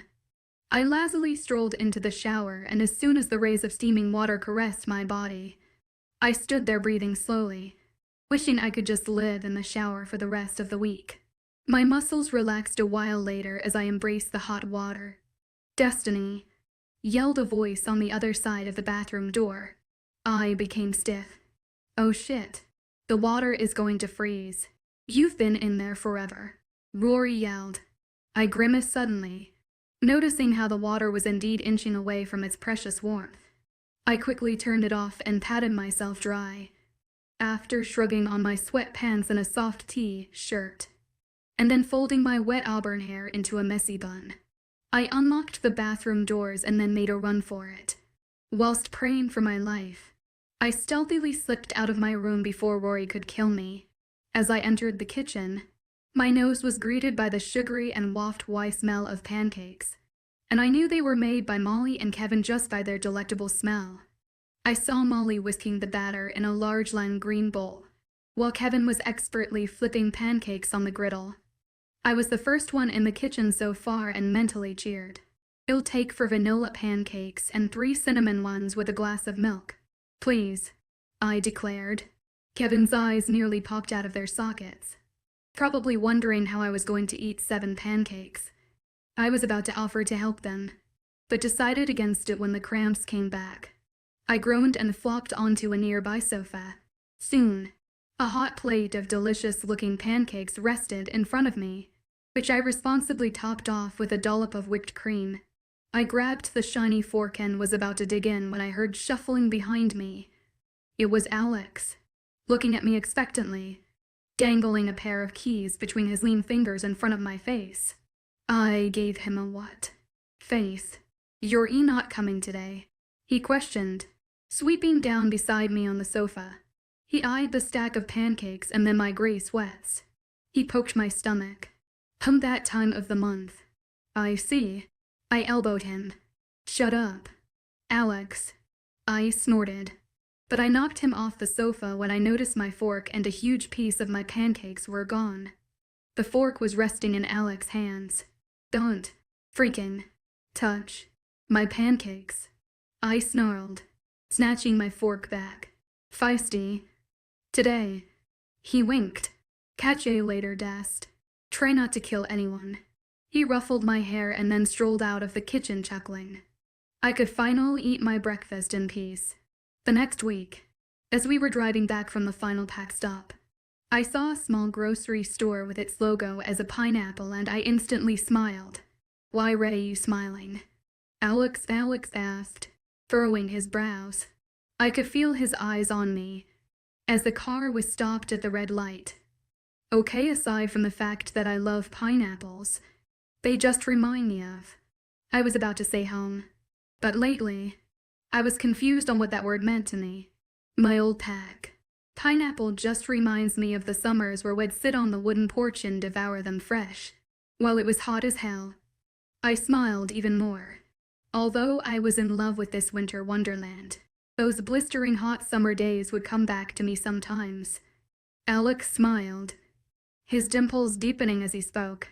"I can just imagine you, guest, with pineapple juice dribbling down your chin, and you not even noticing." I was about to argue and then realized it was true. Alex was way too observant of a person. I then remembered when Dominic would wipe it off my face for me. And one time, being the immature loser he was, he licked my cheek while he was still in wolf form. A pang of pain ran through me. Who was he going to eat pineapple with this summer? I cowled and imagined another girl in my place. It was just impossible and made me want to sink to the ground just thinking about it. Alex noticed that my smile had faltered and he quickly began talking again. "What do you even like about pineapples?" "Don't kill me, Dest, but I never really liked them." I whacked his arm even though he was in the midst of driving. I mean, he was the most controlled driver I had ever known. Well, to be honest, I don't know. I think it's because when my mom was pregnant with me, she had a craving for pineapple like all the time. I chuckled, and then stopped, realizing that that was the first time I had ever mentioned my mom to Alex, or to anyone here for that matter. What if he got curious and wanted to know more?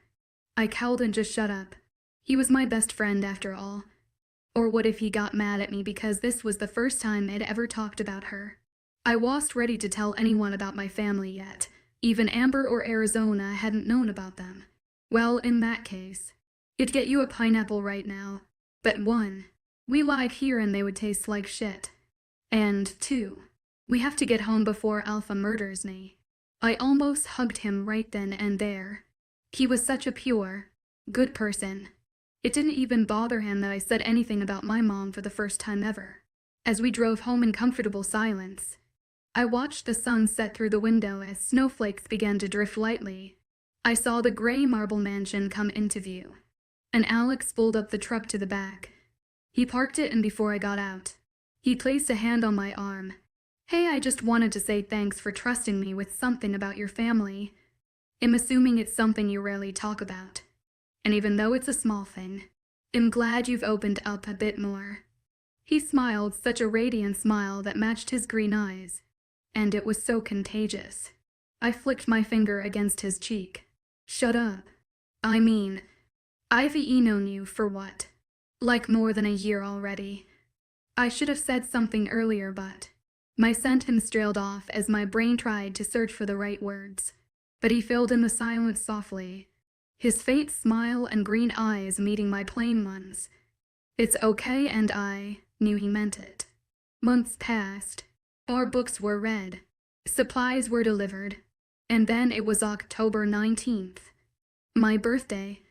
The twins said it would be no use surprising me, since everyone knew what was coming. So we agreed on having dinner at this fancy restaurant in downtown, with Fox, Vivian, who actually became a good friend over time, Lucy, and other wolves from the pack who became my friends. But since the twins told me I'd meet them there, I called and asked them what to wear.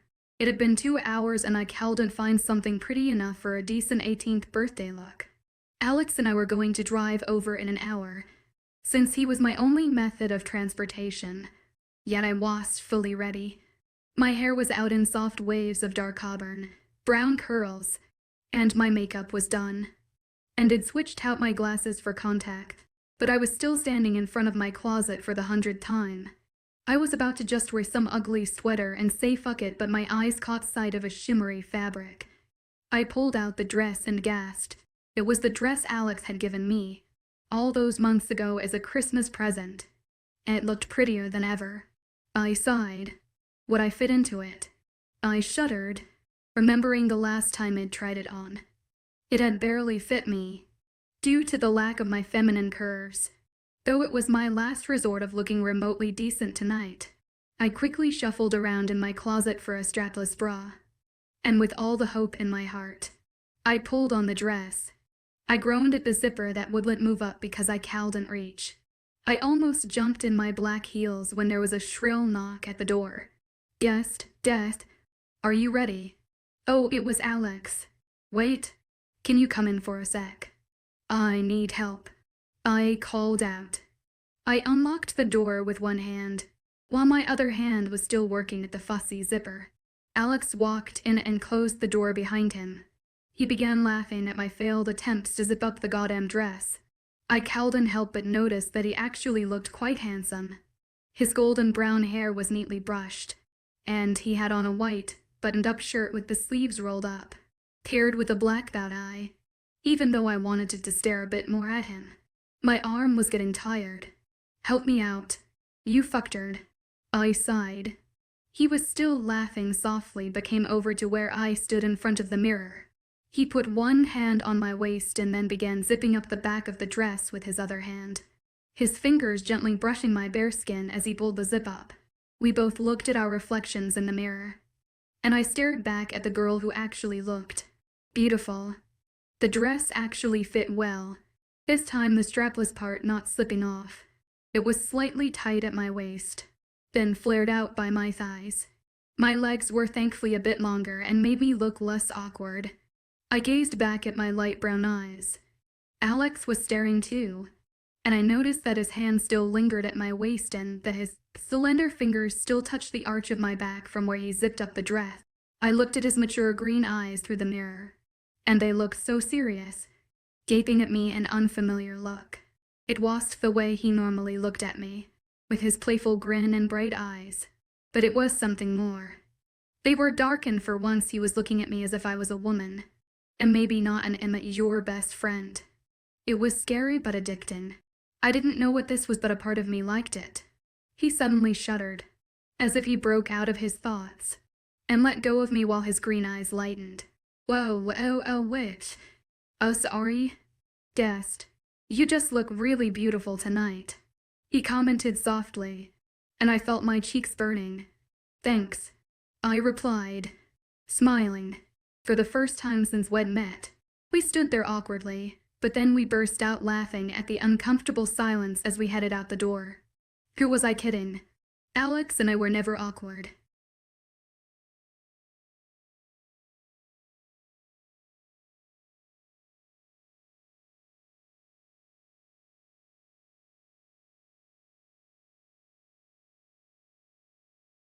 Hey everyone. Today's novel is full of twists and turns. At her birthday party, the protagonist enjoys her friend's blessings but senses subtle changes in their relationships. When she tries to help her friend, she finds herself in a bigger predicament.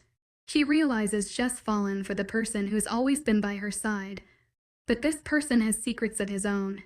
What's this story really about? Chapter 17. Where does she hide those legs? The journey to the restaurant in the heart of downtown was brief, taking a mere 10 minutes. As Alex's melodious voice filled the car, serenading the open sky, my thoughts skipped circling back to his earlier compliment. The word beautiful echoed in my mind, bringing an involuntary smile to my face. It had been ages since it experienced such pure joy. My inner wolf, ever present and protective, bristled at the idea of another male besides my fated mate eliciting such a response. But tonight, on my birthday, I chose to disregard those instincts. After all, wasn't it my right to decide what brought me happiness, rather than succumbing to some predetermined destiny? As we approached our destination, I found myself utterly unprepared for the sight that greeted us. The restaurant, a magnificent glass edifice, stood proudly against the night sky. Crystal chandeliers hung from soaring ceilings, their brilliance making even the snow seem lackluster in comparison. The marble floors gleamed, outshining the moon itself. I was transfixed, my eyes wide with wonder. Didn't expect this from downtown, did you? Alex's voice broke through my reverie. Unable to form words, I simply shook my head, instinctively reaching for his hand as he helped me navigate the snow-covered curb. While a part of me wished for a romantic gesture, I knew the reality was far more practical. My precarious balance on ice in these heels demanded support. Alex's smirk was evident as I clung to his arm, his amusement barely contained. To his credit, he maintained his chivalrous demeanor, guiding me gracefully to the entrance. As he held the door open, a warm gust of air enveloped me, welcoming and comforting. The interior was even more breathtaking. The bright lights, the crisp, fragrant air, it all conspired to make me feel like royalty. I stood there, drinking in the ambience, when a breathy voice beside me broke the spell. "Miss Evans, right this way please," called out a portly gentleman. Turning, I saw a stout man with a gleaming bald pate and neatly trimmed whiskers adorning his upper lip. Alex positioned himself next to the host, gesturing for me to join them. As we made our way through the long corridors, passing tables occupied by refined patrons who seemed perfectly at ease in such opulent surroundings, I realized that I, too, looked the part in my luxurious dress and exquisite jewelry. For once, my inner wolf and I were in perfect agreement. This night was going to be extraordinary. The man led us to a long table where all of my friends sat. He left before I got a chance to thank him, so I approached the table, Alex trailing behind me. "Whoa, whoa." His head was brighter than my future. I whispered to Alex, who laughed in response. He was about to say something back, but he stopped abruptly when his eyes trailed over to the table. I followed his gaze and noticed that everyone was staring at me. Vivian's violet eyes scanned me from head to toe and nodded, as if she approved. Fox's eyebrows were slightly raised, but he looked away quickly when Vivian sharply cleared her throat. Rosalind looked like an animated Disney character with the enlightening smile she gave me. Rory's eyes wide, and then she raised her eyebrows up and down. I grinned and took a seat next to Lucy, who seemed lost in thought. She sat up straighter when she realized I had sat down next to her, and wished me a happy birthday. I tried not to wince and pretended not to notice when her jaw visibly clenched when Alex took the seat to my left. I tried not to get lost in their thick tension and glanced at some of the guys from the pack who still stared at me. Gabriel's blue eyes glimmered ravenously when he saw me, and I heard Hunter next to him whisper, "Damn, where does she hide those legs?" I quickly looked away, as if I hadn't just heard that, and then continued thanking people for the birthday wishes. It was still hard to fathom that I had gone from being a loner at my old pack to being surrounded by people that came to celebrate me. Honestly, I wouldn't have wanted anything else for a birthday.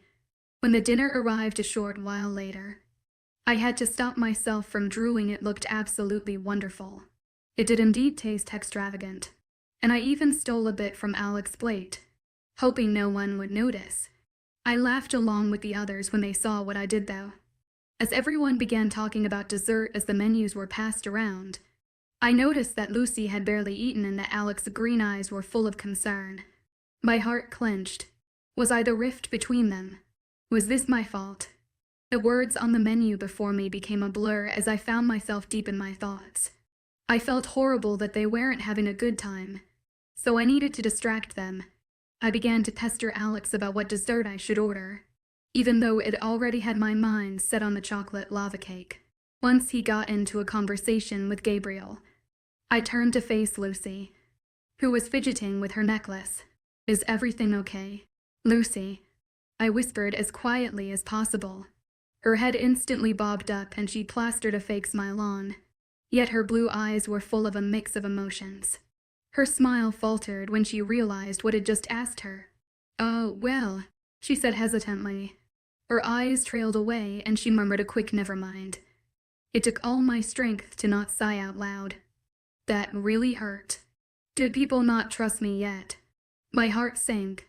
I had been through so much. It was hard at the beginning to fake a smile every day the way Lucy did. Although many people say I'm fine, most of the time they aren't. Most of the time, it doesn't get better. And I was only talking about Dom rejecting me. Because? Hell, exception. That was just a bump in my life. There were so many other things that had happened. If Lucy was faking a smile right in front of my face, I was just going to sit there and do nothing. I knew exactly how she felt, and it was a good feeling. But if she didn't want to trust me, then that was all right. "Why were you so quiet, Dest?" I jumped in surprise, which made him chuckle. "Overthinking. Again. What a surprise." Alex laughed. "Maybe you should talk a map with you the next time you visit your thoughts, Seh." I actually laughed back and rolled my eyes. Alex's jokes were so lame that they were funny. I was probably one of the few people who laughed at his joke on a regular basis. I then remembered that there were people like Alex in the world. People like him that would make you laugh. Notice the small things about you. People like him that genuinely cared about you. He had really helped me grow as a person and slowly heal myself. And I was thankful for him. Dessert arrived and I eyed the pristine chocolate cake, topped with a dollop of whipped cream. I dug right into it, ignoring every honest remarks around me. Typical Destiny. Whoa, that's a big bite. In less than 5 minutes, the masterpiece was finished. After dessert, we shared hilarious birthday stories, and raucous laughter echoed in the building. We were about to get up, but Rosalind began singing out of the blue. "Happy birthday to you." Her voice sounded like honey, and many more people joined in, and I groaned, standing there awkwardly. I heard Fox's loud, jolly voice, Vivian's crisp and clear, Rory's voice which was hilariously off-key, and Alex, soft and smooth. When they finished, everyone burst into cheers and laughter. I received an endless amount of hugs and thanked everyone for an amazing birthday. Little by little, people began shuffling out of the high-end restaurant, yelling the occasional happy 18th. Destiny. I beamed the whole time. Lucy was one of the few people to leave, so I quickly pulled her aside. "I know today might not have been one of your good days, but I just want to thank you for being such a good friend otherwise," I said. She finally smiled, and this time it was a real one. "Do you want a ride home?" I asked. Her eyes flitted to Alex, and I could see the flash of anger pass through them. She shook her head, then pulled me into a hug. "It's cool, Destiny. Thanks for brightening up my year as well." She hugged me tighter, I really didn't know what was going on in her life, but I thought that Shed needed a hug like that for a while now. She let go and strolled off in her cream-colored dress that complemented her electric blue hair. With a heavy sigh, I walked over to Alex, who was saying goodbye to one of the guys, Hunter, I think. He caught sight of me and said happy birthday, taking one more loom at me before dashing off. I wish that I didn't blush so easily. I slumped into the nearest chair and groaned at my feet. I'm 20 years old, and I still don't understand how you women wear those 6-inch heels. Alex retorted, with an empathetic look at my feet. I'm still shorter than you. I grumbled. Just take them off. They look uncomfortable as fuck. So without hesitation, I slipped them off and almost kissed the ground when my bare feet touched the ground. After a few moments, I picked them up in my hand and held onto Alex's elbow for support. I ignored the waiter's stares at my bare feet, probably wondering what an uncultured swine like me was doing in their restaurant. When we got to the entrance, I put the heels back on and winced. I held on to Alex's arm and reluctantly walked back to his truck.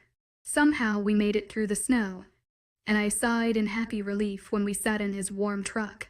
I noticed that all of my gifts were already in the back, probably Alex. Hey, Dest. What? Happy birthday. Chapter 18, The Cries of a Broken Wolf. Dominic ran a hand through his midnight black hair and laughed melodiously. He gripped my hand as we ran through the forest and into an empty open field. I lay down next to him, ignoring the tall strands of grass ingling at my bare feet. Although the night sky was full of stars, I gazed at him, his sharp cheekbones, his muscular arms, his cool gray eyes that sent a chill through me on the hot summer night. He turned to face me, his face close to mine. I could feel his breath on my neck as he whispered, Dest. He just called me Dest. I suddenly woke up from the dream and rubbed my eyes. From what I could tell through my blurry vision, it was still dark outside. I put on my glasses to see Alex in my room, hovering before my bed. I was wrapped in my soft blanket and was ready to sock him in the face so I could go back to sleep, but I noticed the urgency in his eyes. I sat up slowly, ignoring the fact that I was in some hideous graphic t-shirt. HED'ing me and worse.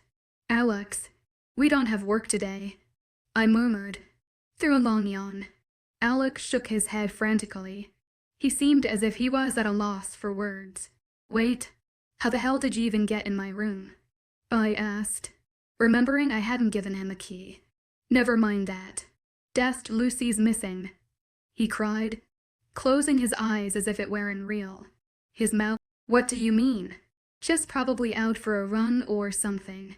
At 4 o'clock in the morning. I don't know. I'm worried as fuck. Did she say anything to you at your party last week when you pulled her aside? His voice was rushed yet strained, portraying the HED gotten no sleep. He was acting very unlike himself. He was always calm, composed, and relaxed. But this, it made me uneasy. I grabbed his arm and set him down on the edge of my bed. Alex, just take a deep breath, I demanded. He simply put his head in his hands, whispering things to himself. Don't worry, Shell. I couldn't bring myself to finish my sentence. I couldn't promise him that she'd come back, the way my mom had done all of those years ago, placing a false and meaningless hope in my heart. I took a shuddered breath and focused on the situation right now. He was up again, pacing around my room, fumbling something like, it was all my fault. I wanted to get up and scream at him, tell him that nothing was his fault. Yet the moment I parted my lips open, the door closed and he was out of my room. I couldn't breathe. What had just happened? I knew what he was feeling like. I knew it all.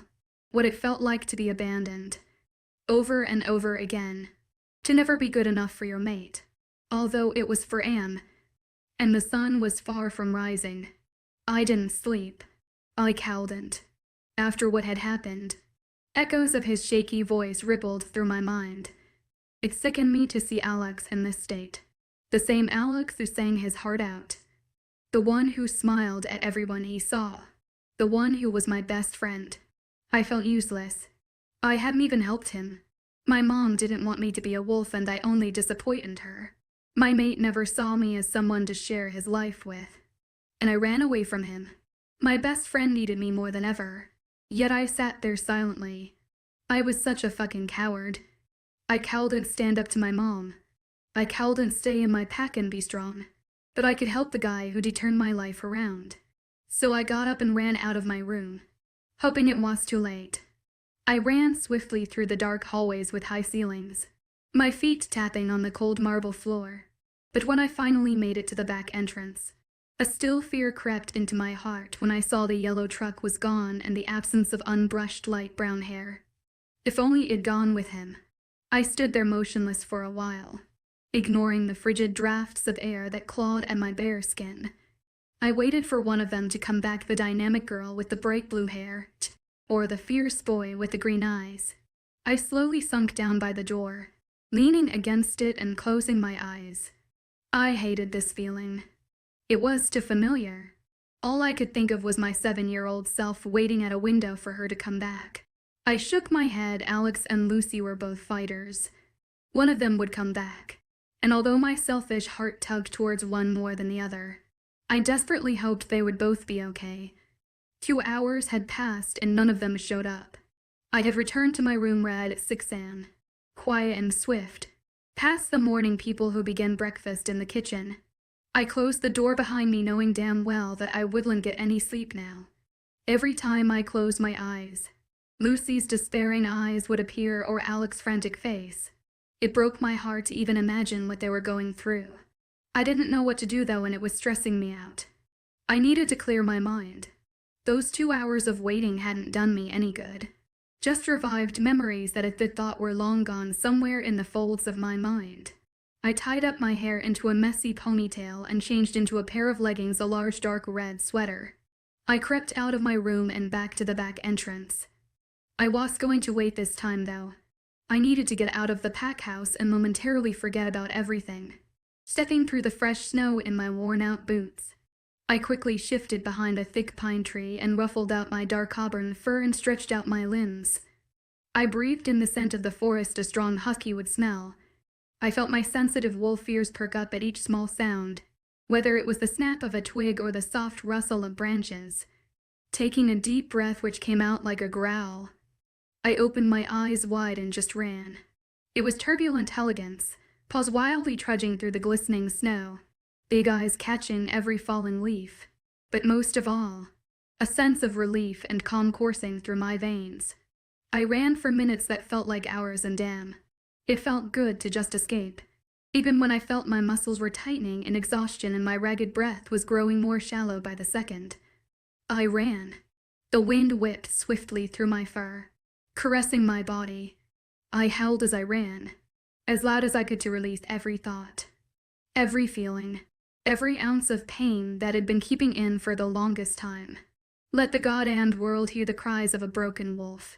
When I felt my bones aching to their core, I began to trail home. I took my time.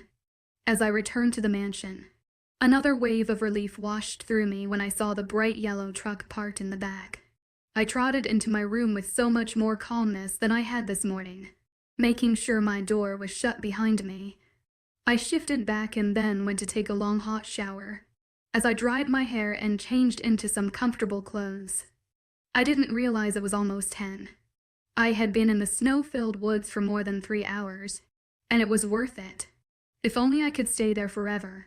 I mumbled to myself out of the blue, but then that reminded me of when I had isolated myself from everyone at my old pack 2 years ago.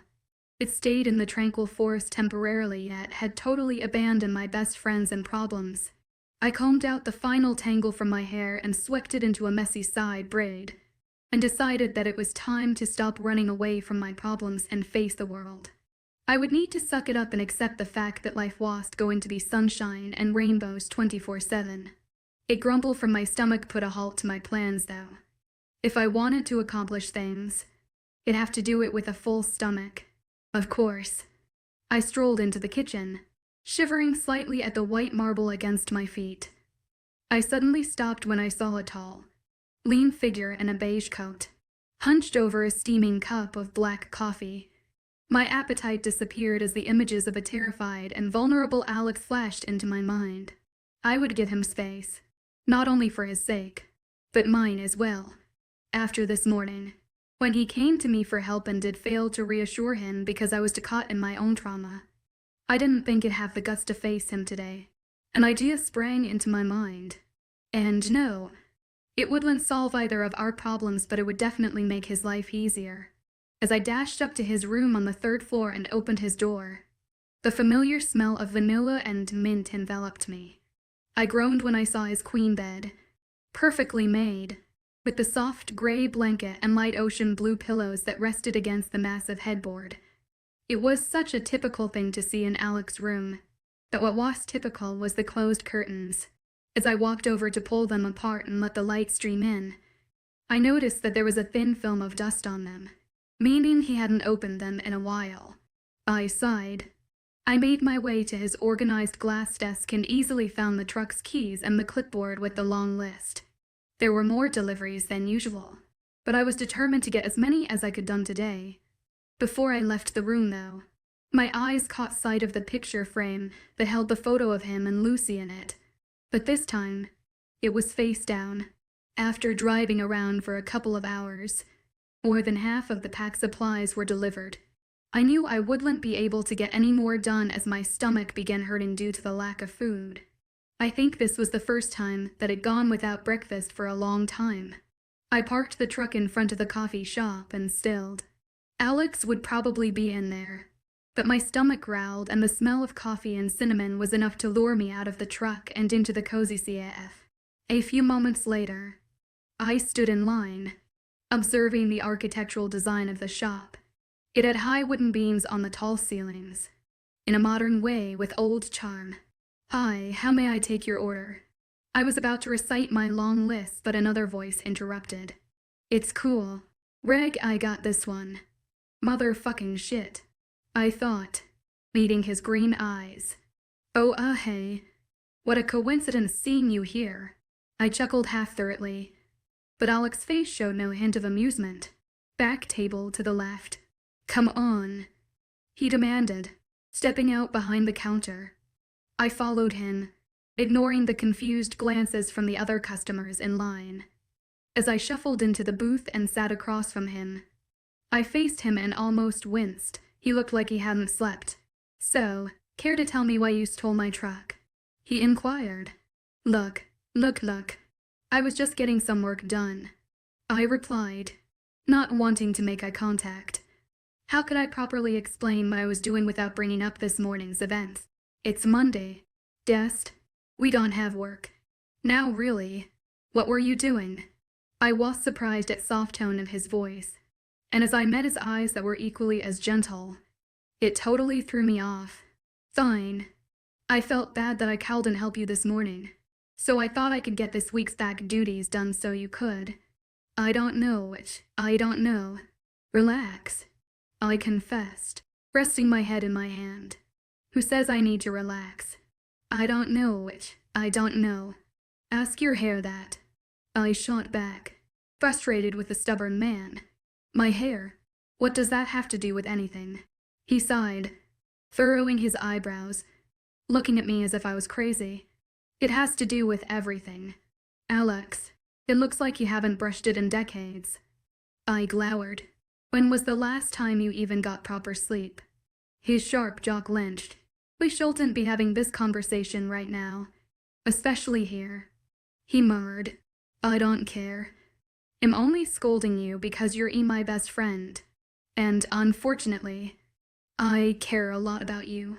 "What happened to the cheerful idiot who wears horrifying sweaters from his grandmother?"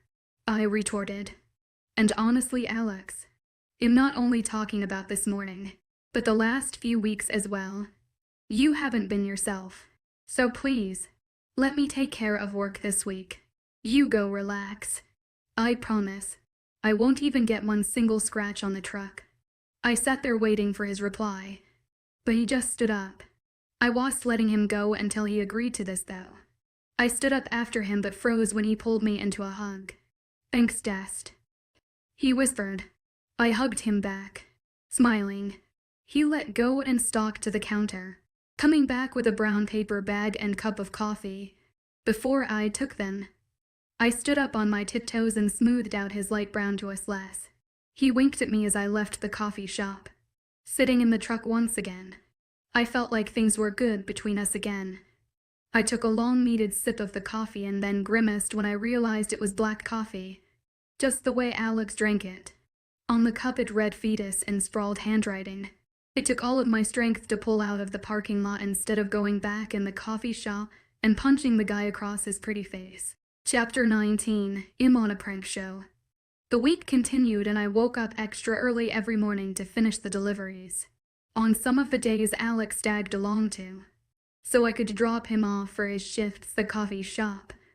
Although I didn't tell him, it made me glad to see that he looked much more well-rested and refreshed than he had in a while now.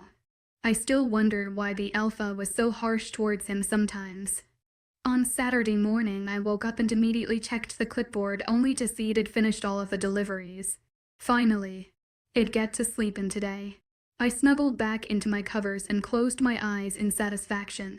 Sleep was such a beautiful thing. Honestly, the moon goddess should have just mated me to my bed. I'm sure that Woodley turned out to be the perfect relationship. Just as I was about to doze off back to sleep, there was abrupt knocking at my door. I groaned and pulled my blanket over my head. Alex, I'm done the deliveries.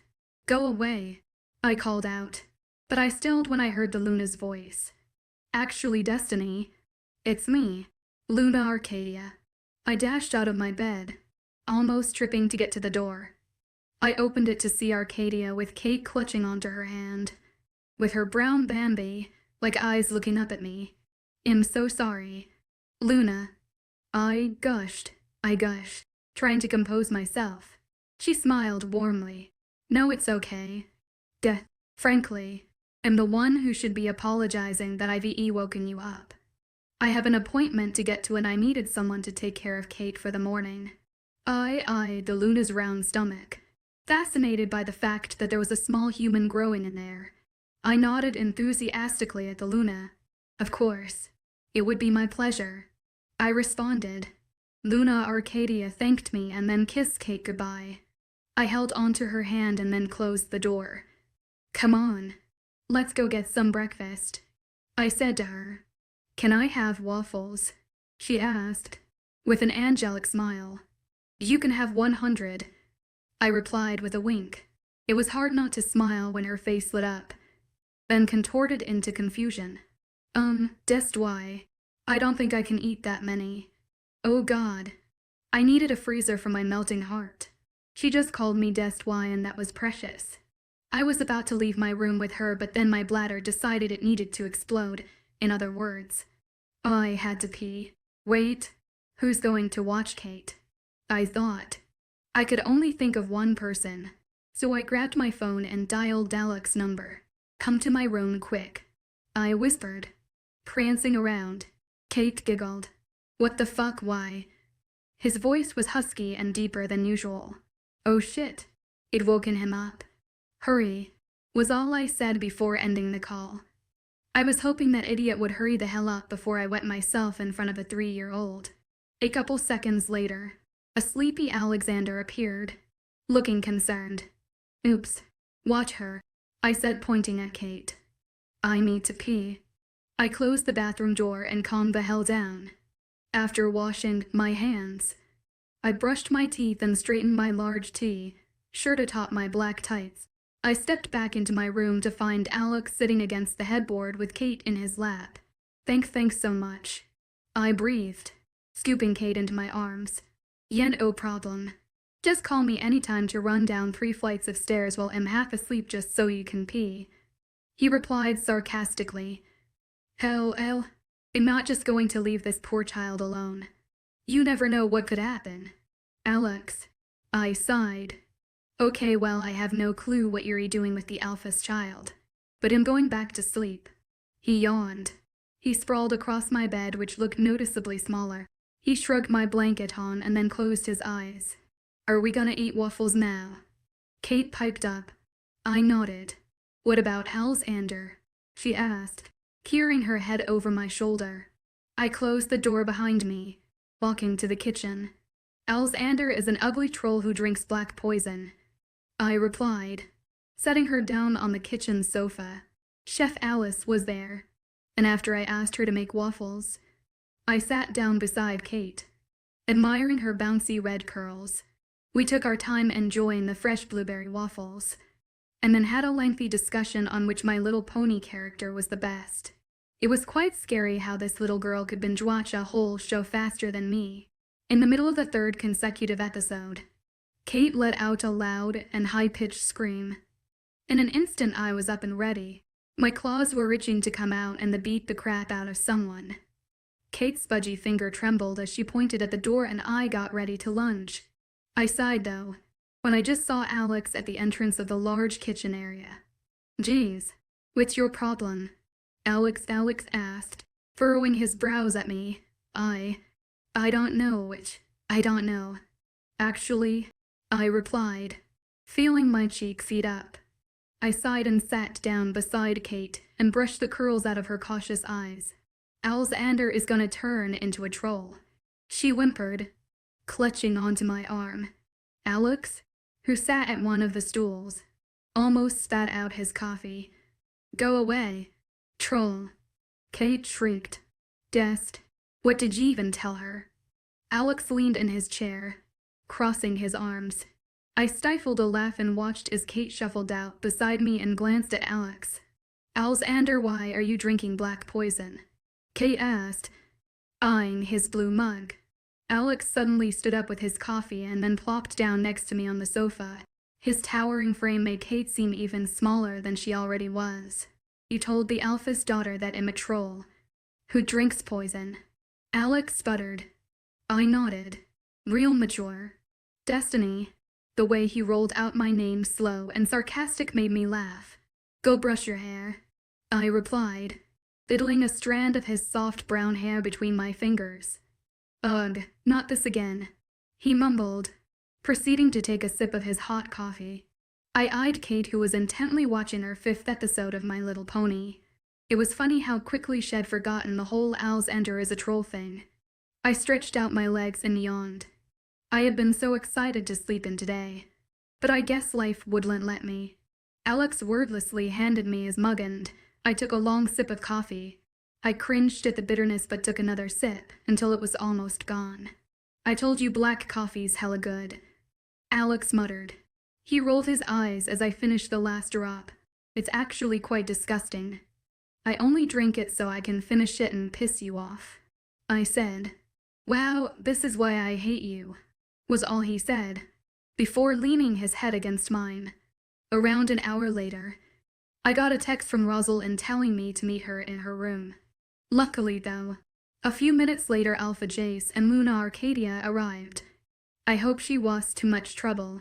"Destiny," Luna Arcadia exclaimed. "No, Kate is such a sweetheart." I smiled at the child, nestled in her mother's arms once again, sleeping soundly.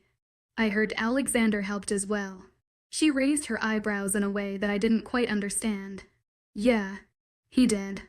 "Kate mentioned that he was sleeping in your bed," she inquired. "Yeah. Wait, no. It's not like that. I swear. Kate just meant that," I fumbled. "Oh me God. Why is my life so awkward?" "It's okay. I understand. Sorry if I misunderstood Kate's story. Anyways, I have a meeting to get to. Once again, thank you so much, Destiny." And so she left me down near the staircase, blushing a shade of red darker than her lipstick. What exactly had Kate told her? I made my way around the hallway to Rosalind's room, which was connected to mine. After knocking, I entered it to see her perched on the edge of her bed, patiently looking perfect as usual.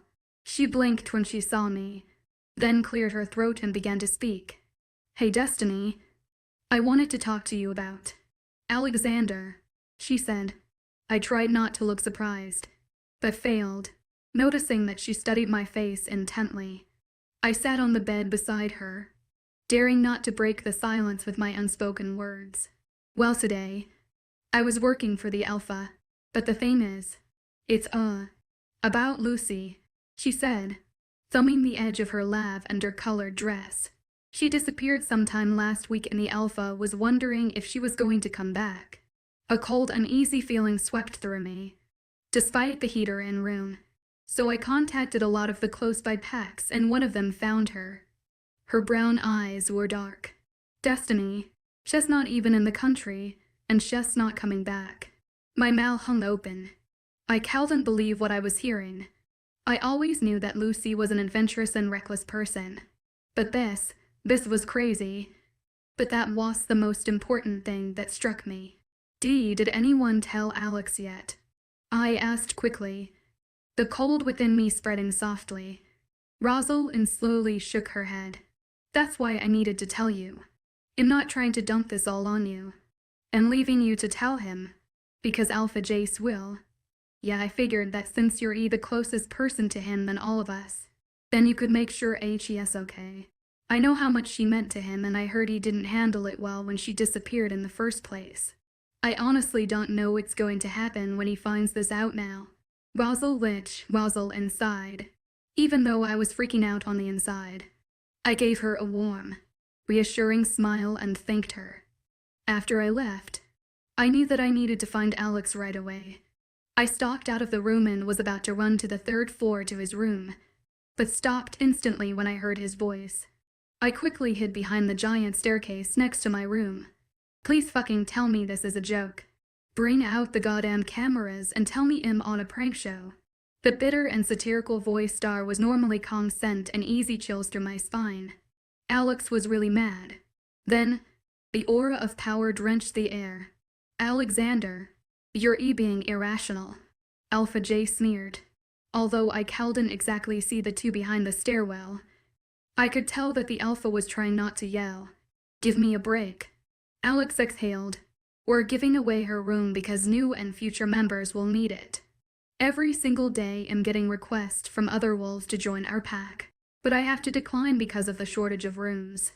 I can't continue saying no because Lucy's not coming back. Her room could easily fit into mated wolves. Alpha Jace roared. But clearly, that was the wrong thing to say. You build a huge fucking mansion and have a shortage of rooms. What the hell do you do with all your money? Waste it on useless shit like new cars. My eyes widened at the way Alex spoke. It never heard him that angry. Nor would I have imagined him talking that way to such an authoritative figure. You listen up. Someone with your rank shouldn't be talking to me like that. You're lucky I've let you stay all these years. But Lucy's room should be emptied by next week. Or else her room won't be the only vacant one. Alexander. Bastard. Alex snarled. I ducked. Seeing Alex's brown hair fly past me and up the stairs, I couldn't believe he had it in him to talk that way. It amazed me. Everything that I'd just heard was absolutely exhilarating. As much as I wanted to run after Alex and comfort him, I didn't think he'd want to see me now, considering how angry he was. Once the Alpha left, muttering words under his breath, I crept back into my room, not knowing what to do. So I shifted and went outside for a run in the cold, harsh weather. I ran until the sky became dark and trotted back to the mansion, thankful for my coat of warm fur. While it ran, I had sorted out my thoughts and decided that I'd talk to Alex. I didn't feel like shifting, so I ran effortlessly up the 3 flights of stairs and into Alex's room. But when I couldn't sniff, I realized he was there. My heart began beating nervously at the thought of Alex driving away to look for Lucy, and him not coming back either. Yet I breathed out a sigh of relief when I saw his parked yellow truck through the window. Eyeing the rumpled clothes on the ground, I realized that he had shifted and went out. Not to the forest, though, as I'd just been there. I lingered around for a few more minutes and then went back to my room to get some sleep. I shifted back and threw on an oversized sweatshirt. I nestled into my bed and let sleep take over me. In the middle of the night, with the mansion's loud silence creeping through the halls, my phone rang.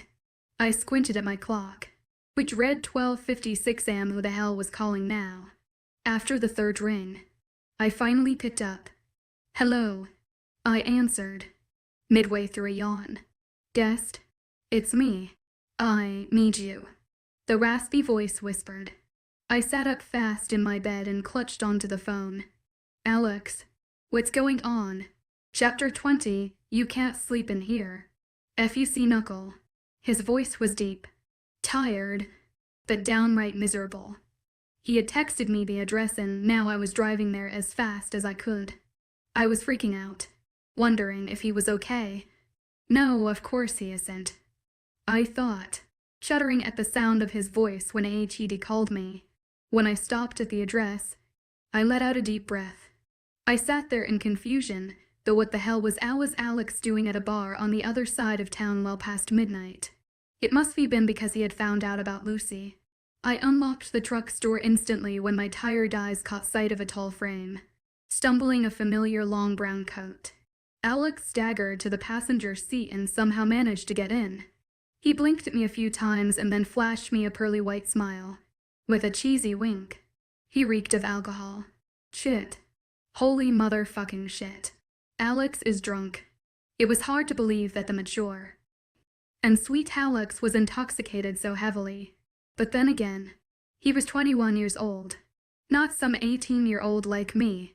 Yet it still felt weird while I started the truck's engine as he hummed a tune to himself, swaying in the seat. He started to twirl a strand of my hair in his slender fingers. What the hell would I possibly say to a drunk Alex? Your hair is really soft. Dest. Have you been using my shampoo? He asked. I peered over at him and he genuinely looked confused as he inspected that strand of hair. I held back a laugh and replied, No, I have not been using your shampoo. Are you sure? Yeah, I'm sure. The drunk Alex didn't know what silence meant. Contrary to his typical self, he was chatty and clearly acting like an idiot, which I thought was downright hilarious. I then decided to take the longer way home to get the most out of this once-in-a-lifetime situation. So, where are we going? Alex piped up, running a hand through his silky locks. Don't be an idiot. Alex, I chuckled. We stopped at a red light and I cocked my head to look at him. He was smiling for no apparent reason, which brought out his dimples. His forest green eyes were alive. He turned to look at me too and seemed to be studying me. Luckily, the green light flashed and I concentrated my stare back on the road again. He was still staring though. I could see from the corner of my eye that he was doing nothing to hide it. Hey, Deston, if I told you a secret, would you tell the whole world? He murmured softly. I furrowed my eyebrows. I guess it depends on what it is. I'm losing my mind. 'Cause I think that I just fell in love with you.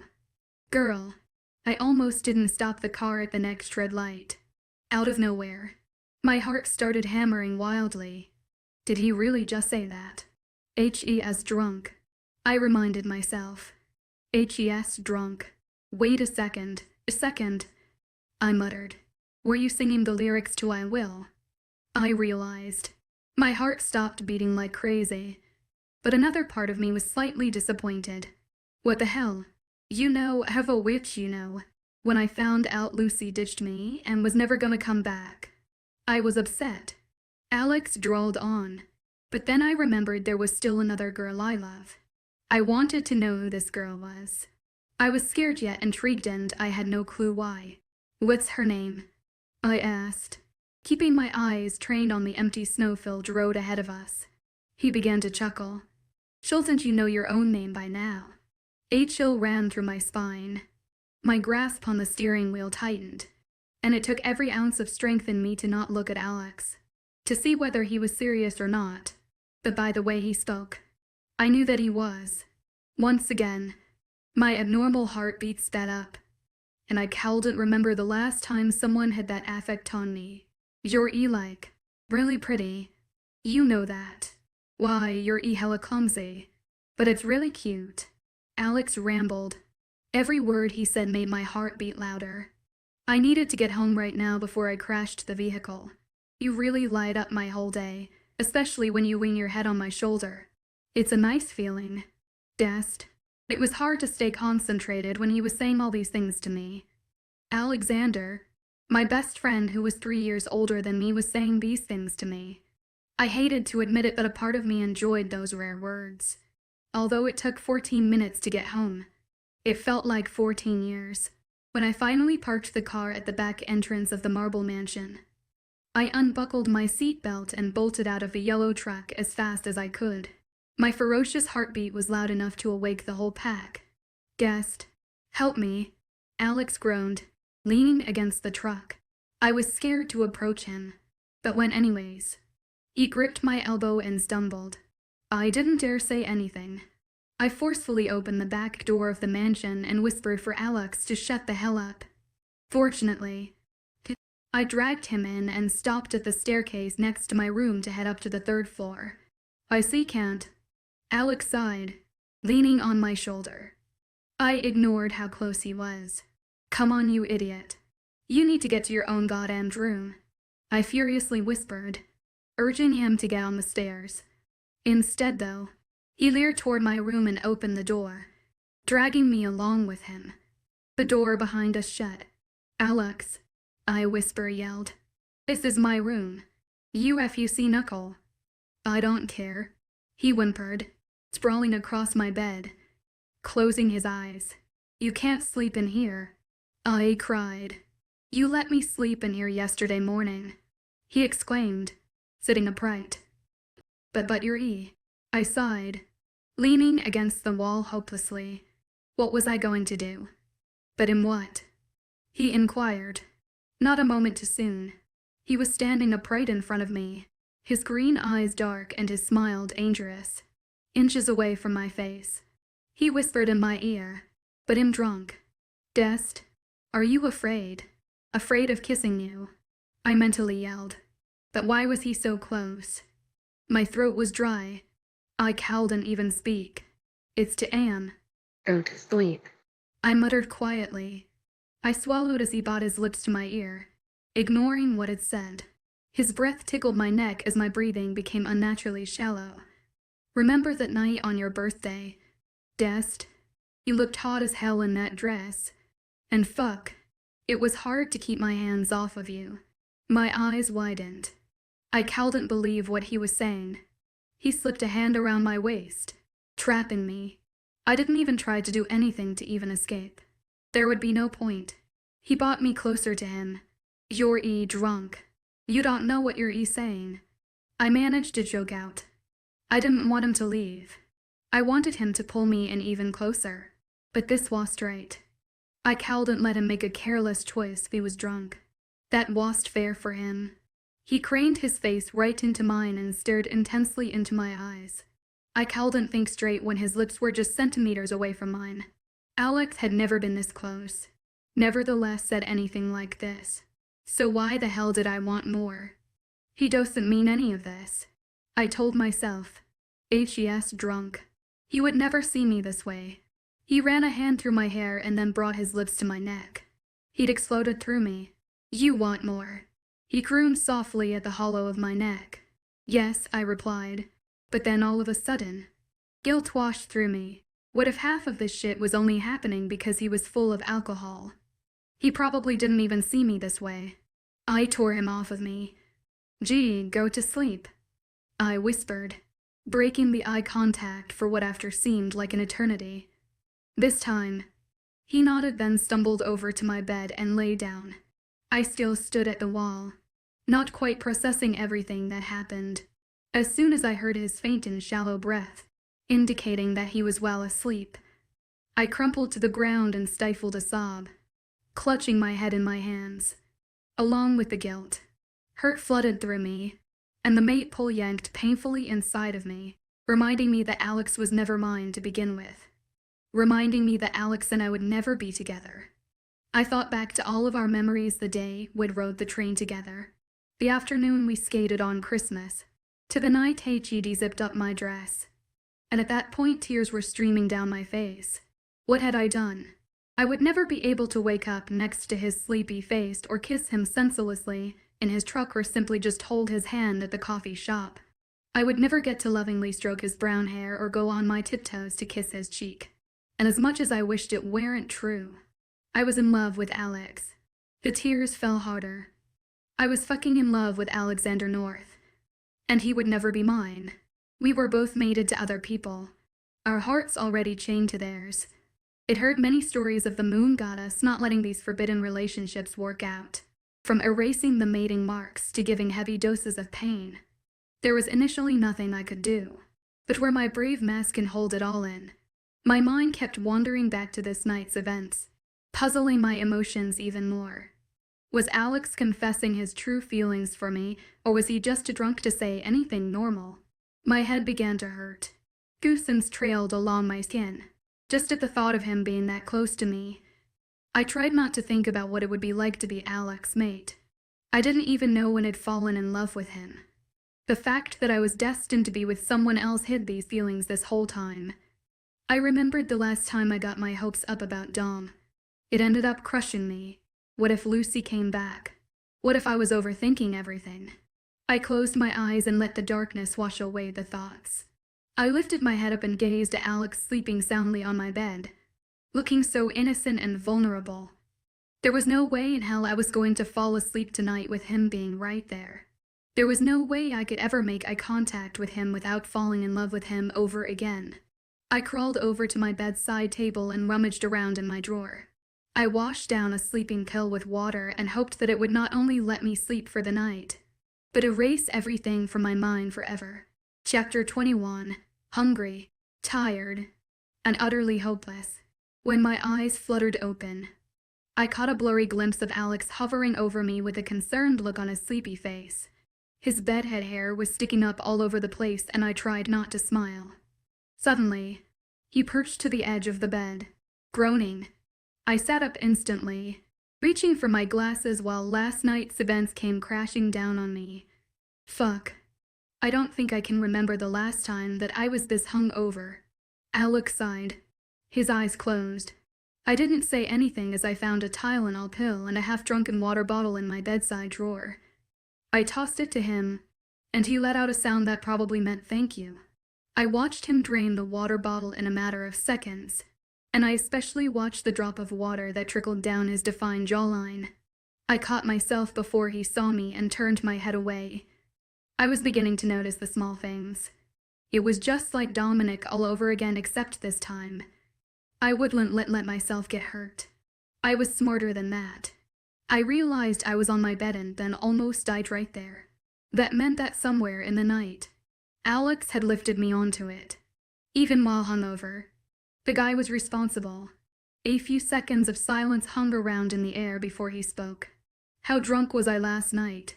He asked the question as if he were dreading the answer. Wasted, I murmured, trying to keep my voice as steady and normal as possible. Sorry you had to pick me up in the middle of the night. He mumbled. It struck me that he was embarrassed, but he meant that he remembered what happened last night. Right. Did I do anything stupid last night? He piped up. I blinked. My heart rate accelerating. Wait, so you don't remember? Sorry, Dest. My head is killing me and everything is kind of a blur, except for the fact that you practically made me want to kiss you. Nothing happened. Nothing at all. Alexander North. I thought bitterly. I was contemplating if I should tell him the truth. If he really didn't remember last night's events, that meant he was too drunk to say anything he actually meant. But what if I told him? That would make things awkward. I didn't even understand what I was to him, and I didn't want to ruin this valuable friendship just by saying one sentence about yesterday. Stop overthinking whatever you're thinking. Guest, tell me the truth. Did I actually do some dumb shit last night? He repeated. He was right. I was overthinking, just like I had with Dom, and it ended up screwing everything up. Nah, you were kind of loopy, but just fell asleep on my bed when we got home. I lied, clutching my blanket in my hands so hard. He let out a sigh of relief which felt like a knife puncturing through my heart. So why were you on the ground when I woke up this morning? He furrowed his brows at me, and I sheepishly stared back at the oblivious emerald eyes that had been so dangerous last night. This is kind of embarrassing, but I was on my period and the cramps were really bad. So I just sprawled on the floor because that was the only comfortable position. I'd explained, feeling like an idiot. Guest, you should have told me. Do you want me to go out and get some like pads or tam, Alex? Just shut up. I quickly hissed. It's okay. I'm fine. Just go and eat something. I'm going back to sleep. He chuckled and then walked over and ruffled my hair, and goosebumps trailed over my arms at his touch. Before he left, he said, "Thanks as usual." Guessed, with a soft smile. It took everything inside of me to not run after him. He washed mine, and I was okay, was what I told myself. And so it took all of my willpower to not break down in front of Alex or in front of anyone in that case. It was hard not to stare at him while he drove, or smile at the thought of him, although I was acting like a total creep. My mind was just all over the place right now. Every time I was alone with Alex, whether it was in the kitchen in the early hours or in his truck, breezing past packs, I struggled to act normal. On some days I was so close to saying fuck this and kiss his tempting lips, while other days I wanted to run away as far as possible as I could from him. Obviously, I couldn't really do any of those things. The worst days, though, were when my mind decided to think back to Dominic. As much as I scolded myself that I was done thinking about him, I still wandered off back to that crevice full of our memories together in my head. I often found myself wondering if he had a mate or a new best friend by now. Even though I didn't care that he never saw me as a love interest, I hated to let go of such a big part of my life. It was hard to let go of a childhood friend who was literally one of the only people who didn't choose to abandon me. But nothing gold can stay. I silently thanked him, though, as if it weren't for him rejecting me, there would be a slim chance that I'd ever get to meet Alex. I thought what it would have been like if Dom decided to accept me and we became more than friends. What would have happened if it bumped into Alex then? Probably nothing. I never would have befriended the tall, bookish, handsome dork, nevertheless fallen in love with him. Thus, in a way, I was grateful for Dom. My heart still lurched at his name, but not as much as before. Shivers still went down my spine with thoughts of him as my mate, but those thoughts were drowned out with Alex's presence. I loved Dom, and hell, I still did, but I was in love with him. I was just designed to feel that way. I had found out what it really meant to fall in love with someone without knowing you would. It was cliché to say that what Alex and I had was true love, but it was realistic to say that we'd never end up together simply because we gather by a mate link. Even if he tried to mark me, the chances that the mark and bond would actually last would be zero. So I didn't talk to Alex as much as we used to, and I avoided him whenever I could. I told myself repeatedly that in the end, it wouldn't hurt us, but in this moment, it fucking hurt like a bitch. "Hello, bellow witch, hello." Death, Alice yelled in my ear. I jumped and then blushed a deep red. "Cha-cha like me to make for ya?" A coffee and toast, please." "Thanks," I replied, sinking back into the stool. Alice furrowed her brows. Her bright blue eyes were full of confusion. "Sweet pea, you've really lowered your appetite," she mumbled. I didn't know what to say. Everything tasted so bland now. A few minutes later, she handed me the toast and black coffee. I gave her a side smile and then went for the coffee. "That boy's got you hooked onto that coffee to now," as she laughed heartily. "Hooked onto his heart too," I thought.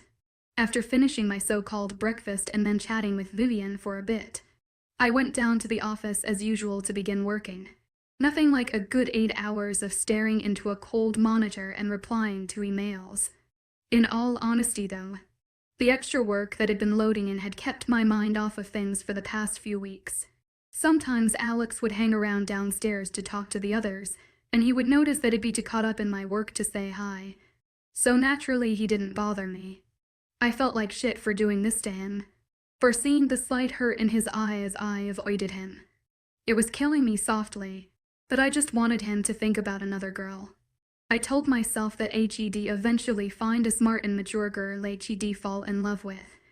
Anyone but a broken girl with issues. By 8 p.m., my stomach was grumbling and I had to take off my glasses and close my eyes for a while. I was hungry, tired, and utterly hopeless. I yawned and stuck my glasses back on and tried my best to concentrate on the screen. But a few minutes later, The delicious smell of fresh pasta flounced into my nose. I closed my eyes again. Was I so tired that I was beginning to imagine things? Wait, no. You couldn't imagine smells. Could you? Was there such a thing as your nose having hallucinations? Yes, it's real. Now eat up before it gets cold. Startled, I turned my spin end wide chair and smiled. I didn't know what it was exactly that made me smile. The plate of pasta on my desk, or Alex dimpled, crooked smile. It was probably both. I didn't even say anything as I dug into the pasta right away, enjoying the saltiness contrasting with the sweet garlic Alfredo sauce which melted perfectly in my mouth. Who needed a man when this existed? Alex pulled up another spin and wide chair next to mine and rested his chin on his elbow, which was threateningly close to me. It's been weeks since you last ate like that. He smirked, and then gestured a hand at the smear of Alfredo sauce by my mouth. I quickly grabbed a napkin out of my desk and wiped it off my face. I can't believe you noticed, I admitted, pushing the empty plate to the side. Noticed what? The abundance of sauce on your face or your abnormal lack of eating nowadays? He chortled. Both, I guess, I replied, resting my head in my hands. I didn't want to look at his face after not properly talking for a while. Guessed. Seriously. His voice was suddenly soft and quiet that I couldn't help but look at him. What's going on? He looked so sincere and worried as he studied my face in concern. I wanted to pour my heart out to him. Tell him how my wolf inside the comfort of Dom. Yet how my heart wanted him. How I felt homesick but still dreaded the thought of returning. How I felt like I'd lost everything it ever had. But here I was, sitting in a marble mansion. Nothing's wrong. It's just that. I struggled to come up with a remotely real excuse. I felt so embarrassed. It's nothing. His green eyes flashed in disappointment, and I saw his jaw clench ever so slightly. He let out a noticeable sigh. He and I both knew it was just nothing. I had let him down. Again. After weeks of him trying to talk to me, I had blocked our connection. So, what brought you here to my office? I asked, just wanting to forget about the last 5 minutes. I needed to make it up to you because you helped me out that night. I was drunk as hell, and I felt like I owed you something. So I thought you'd want some pasta I made today. He explained. You can cook. I nearly fell off of my chair. Don't expect me to speak Italian or have some hot Spanish accent. He laughed, which sounded like pure music to my ears. My brother was the one who taught me how to cook. I cocked my head to the side. Hold up. Alexander North has a brother, I questioned. And here I thought Alex was a lone wolf. He didn't ever mention his family or even having one. I guess it was fair, considering the fact that I'd barely spoken about my own family as well. Yes, dead. Alex replied, playing with the hem of his red flail. I tried to keep my mouth shut. I am sorry, I sputtered. What happened? Alex? His green eyes were full of grief and vulnerability, but they became hard. It's nothing, he replied curtly. I sat there, agape. That really stung, but I deserved it. I mean, I had just done the same thing to him about 10 minutes ago when HED asked me what was wrong. He wordlessly stood up and grabbed the plate. He looked away from my eyes and then walked away. I wanted to chase after him and apologize, but HED probably had enough of my bullshit to last him an entire lifetime. Besides, there were so many things I wanted to do, but they were just out of reach. Imagine being trapped in a truck with someone you like, surrounded by a white-out blizzard. You have feelings for each other, but neither dares to speak them. Finally, he kisses you, only for you to reject him due to oil. Then, he reveals he has no destined mate and has loved you all along. Intriguing, isn't it? Today, let's delve into this bittersweet tale of romance. Chapter 22, Dead in the goddamned bed. Next, the road stretched before us, a pristine canvas of white. As thick snowflakes relentlessly pelted our truck, the blizzard's intensity suggested we'd be stranded for quite some time. Our delivery mission halted by nature's whims. I warned Alpha this delivery was ill-advised today, Alex murmured, his breath creating misty clouds in the frigid air. His words carried a hint of frustration, but his tone remained gentle. I shivered involuntarily, cursing my choice of attire a sweater far too thin for this unexpected Arctic assault. The irony of our situation was lost on me. For weeks, Alex and I had been locked in a silent standoff, each of us making our deliveries solo, existing in parallel but never intersecting. Now fate had conspired to trap us together in this yellow pickup, marooned on a desolate, snow-choked road in the dead of night. It's not all bad, though, Alex said softly, his caring nature shining through despite our recent estrangement. I actually don't mind spending this time with you, Dest. His words sent a flutter through my chest, and I fought the urge to turn and meet his gaze. I knew if I looked into those expressive, mossy eyes, my carefully constructed walls might crumble. Instead, I fixed my attention on the winter wonderland outside, marveling at its harsh beauty while another shiver racked my body. Almost immediately, the truck filled with a comforting aroma of mint and vanilla as Alex draped his warm jacket over my shoulders, grateful for both the gesture and the barrier it provided. I snuggled into the fabric, savoring its warmth and familiar scent. Thanks, I whispered, my voice barely audible. The silence stretched on, heavy and oppressive. Gone were the days of easy conversation about books or singing along to Headley at the top of our lungs. In their place was this thick, uncomfortable tension, the product of weeks of unresolved feelings and avoided conversations. Desperate to break the ice, I searched for something to say, but with Alex's presence overwhelming my senses, I could only manage to voice one thought beyond his name. These snowflakes are so captivating, I began. They're just drifting from the sky and clinging to whatever they land on. I just really want to go out and step on that and touch fresh snow.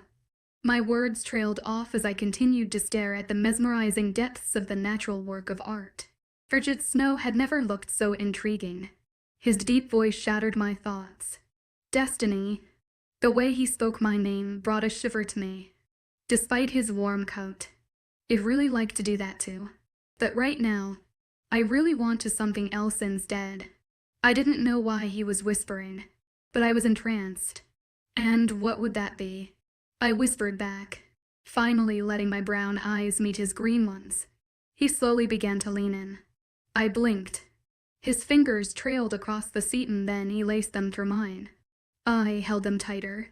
He closed the distance between us, so close that our noses were touching, so close that his forehead rested gently against mine. There was only one thing missing. Dest, I just really want to kiss you right now. He muttered, go for it. Our lips touched, and in that moment, Earth stopped spinning. Time slowed down just for us as seconds lazily danced by. It was finally happening. The kiss was like magic, incomparable, and so much more than I ever could have dreamed of. His lips felt like the inside of a flower, so sweet. I couldn't get enough. He moved one of his hands that was cupped around my face down to my waist, deepening the kiss. I held on to twist less of his brown hair. I had waited so long for this moment. I never wanted to let go. Suddenly, the wolf inside of me whined. Mate, it killed me to let go and break the kiss. I can't do this. Alex, I stuttered, tears already pooling in my eyes. I've been wanting to do this forever. Why are you pushing me away like this? You've been avoiding me out of nowhere for so long. Is there something wrong with me or something? There was so much pain in his voice, so raw and true. More sobs escaped my throat. Everything was my fault. Alex. No, I said fiercely. I've wanted you for the longest time now. Hell, I needed you. But I can't do this knowing I'm hurting you and your mate. I can't just do this to Lucy. I don't want to be that girl that comes in between two people, and Dest. It's just killing me on the inside. Every time I think about it, shut up. I stopped talking. I don't have a mate. He sighed. I sat there, flabbergasted. I didn't know whether I should have been laughing or crying or screaming. I was in total shock. I never found my... I always assumed she was already mated or dead by now. And Lucy, Chef's old muse, Dest. I did love her once and we had our ups and downs, but it never worked out. Besides, I'm turning 21 soon, and there's no point in looking for her or my mate now, when all Ivy ever wanted is sitting right beside me. No words at all could come out of my mouth. Dest, Ivy fallen in love with you. Okay. I was speechless. My heart was hammering and even my wolf decided to shut her trap. Oh, okay. I choked out. I couldn't believe any of this. Someone actually loved me. Alex wasn't even mated. But most of all, someone fell in love with me. Alex? I'm so sorry. I exclaimed, leaning into him. He wrapped his arms around me. And in that moment everything was okay. There's so much I need to tell you. He sighed, resting his head against mine. We can talk later. This is too much shock for one day. I said. We can do something else. You know, he whispered. He began to trail kisses from my neck to my lips and I couldn't help but give in to him. I had been craving this. What was one kiss soon turned into a long-awaited make-out session. Wow, I breathed. I heard him chuckle. Hey, Dustham, does this mean you'll move back into my room again? He asked as he outlined the lines on my palm. Yeah, I'll move my stuff whenever. No, I mean like tonight. Just sleep next to me, he said, so we can finish what we started earlier. I punched him in the shoulder. Hard. Alex, we're stranded here in a pickup truck in the middle of the night and that's all you can think about. I snorted, with his arm around my waist. He pulled me in closer and shook his head. You're so cute. Now be quiet so I can call someone to fucking save us. Around half an hour later, some guy with a huge snowplow eventually made it to us and helped us get home. Luckily, he was a wolf from a neighboring pack and he knew how to get to our own pack's hidden mansion. Once we got inside, I stopped by my room to change, not into anything sexy because it's not like I owned anything remotely close to sexy. B, it was only Alex. HED'ing me and everything. And C, I was just going to sleep, not anything else, y'all purrs. The mansion was silent. Everyone probably asleep. I quietly crept to the third floor and into Alex's room. His bathroom light was on, so I leapt onto his massive bed in my crop top and embraced the calm finesse. My eyes were closed when I heard the bathroom door swing open. Alex, I think I missed your bed more than you. I mumbled into the pillows. Wow, that really hurts. He replied. I opened one of my eyes open and then instantly opened the other, admiring the very pleasant view. A shirtless Alex stood by his closet, with clearly defined back muscles and chiseled ABS that made me want to drool. He caught me staring and winked at me. Stare all you want. Dest, you'll get used to this view sooner or later. I didn't say anything as I continued to marvel at his muscles. He walked over and then lied down behind me and Des without clothes his arms around my waist, pulling me into him. But personally, I'd prefer sooner. He crooned in my ear, before nibbling on it lightly. His voice sent shivers down my spine and I turned around to kiss him when a shrill knock came on the door. We both leapt out of the bed and stood up fast. I could see Alex's eyes instantly widen. Quick, get in the bed, he whispered furiously, while I stood there, frozen as a rock. Dest, get in the goddamn bed, now. I stealthily slipped into the covers, throwing his blanket over my shoulders, inhaling his scent. I stopped breathing when I heard Alpha J Ace's voice. I heard some ruckus. Why were you out of the mansion after curfew? Alpha Jace demanded in his authoritative voice. I tried my best not to snicker. Who the hell even said ruckus? Alpha Jace. Alex began apologetically. We got stuck in the blizzard during deliveries, and Mike got us home with his snowplow only around 20 minutes ago. The Alpha was quiet for a moment. All right, but Alexander, may I ask, who was that in your bed? He inquired. I quickly made sure that my breathing resembles that to a sleeping person's. It's just Dest. Alex answered naturally. I believe Destiny is supposed to be in her own room. Downstairs. Alpha J Ace's voice was challenging and cold. I was terrified.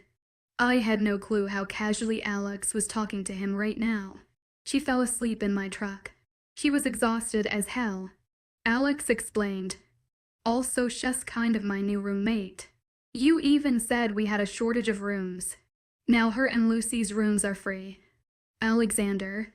Chilton, you know the rules by now. You can't share a room with someone unless they're family or they're your mate. Destiny is not your mate. Ouch. That stung. What? Just because Destiny's not my fated mate, that means Sheff's not my mate at all. Alex's anger was seeping through his voice. Sheff's my fucking mate. Guess.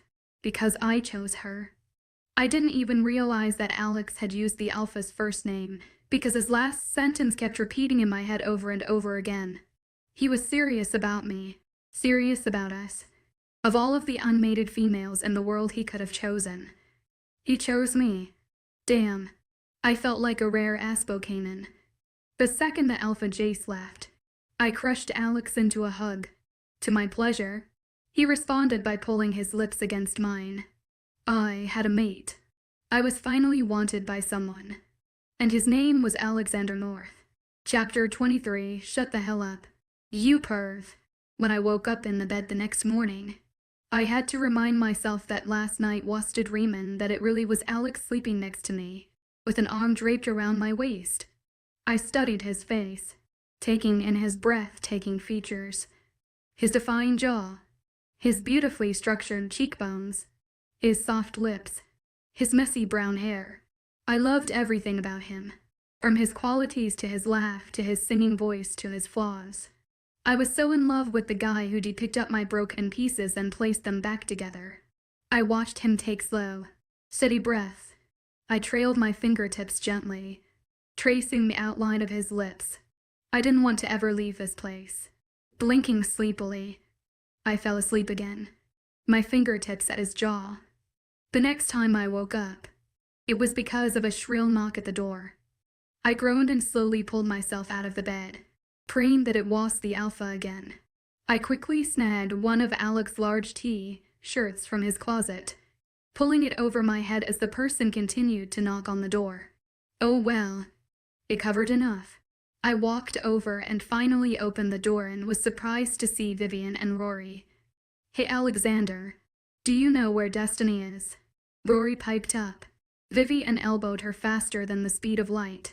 Rory's eyes wide and in realization, and I could feel both of their gazes trailing me up and down, observing the fact that I was in nothing but Alex's shirt.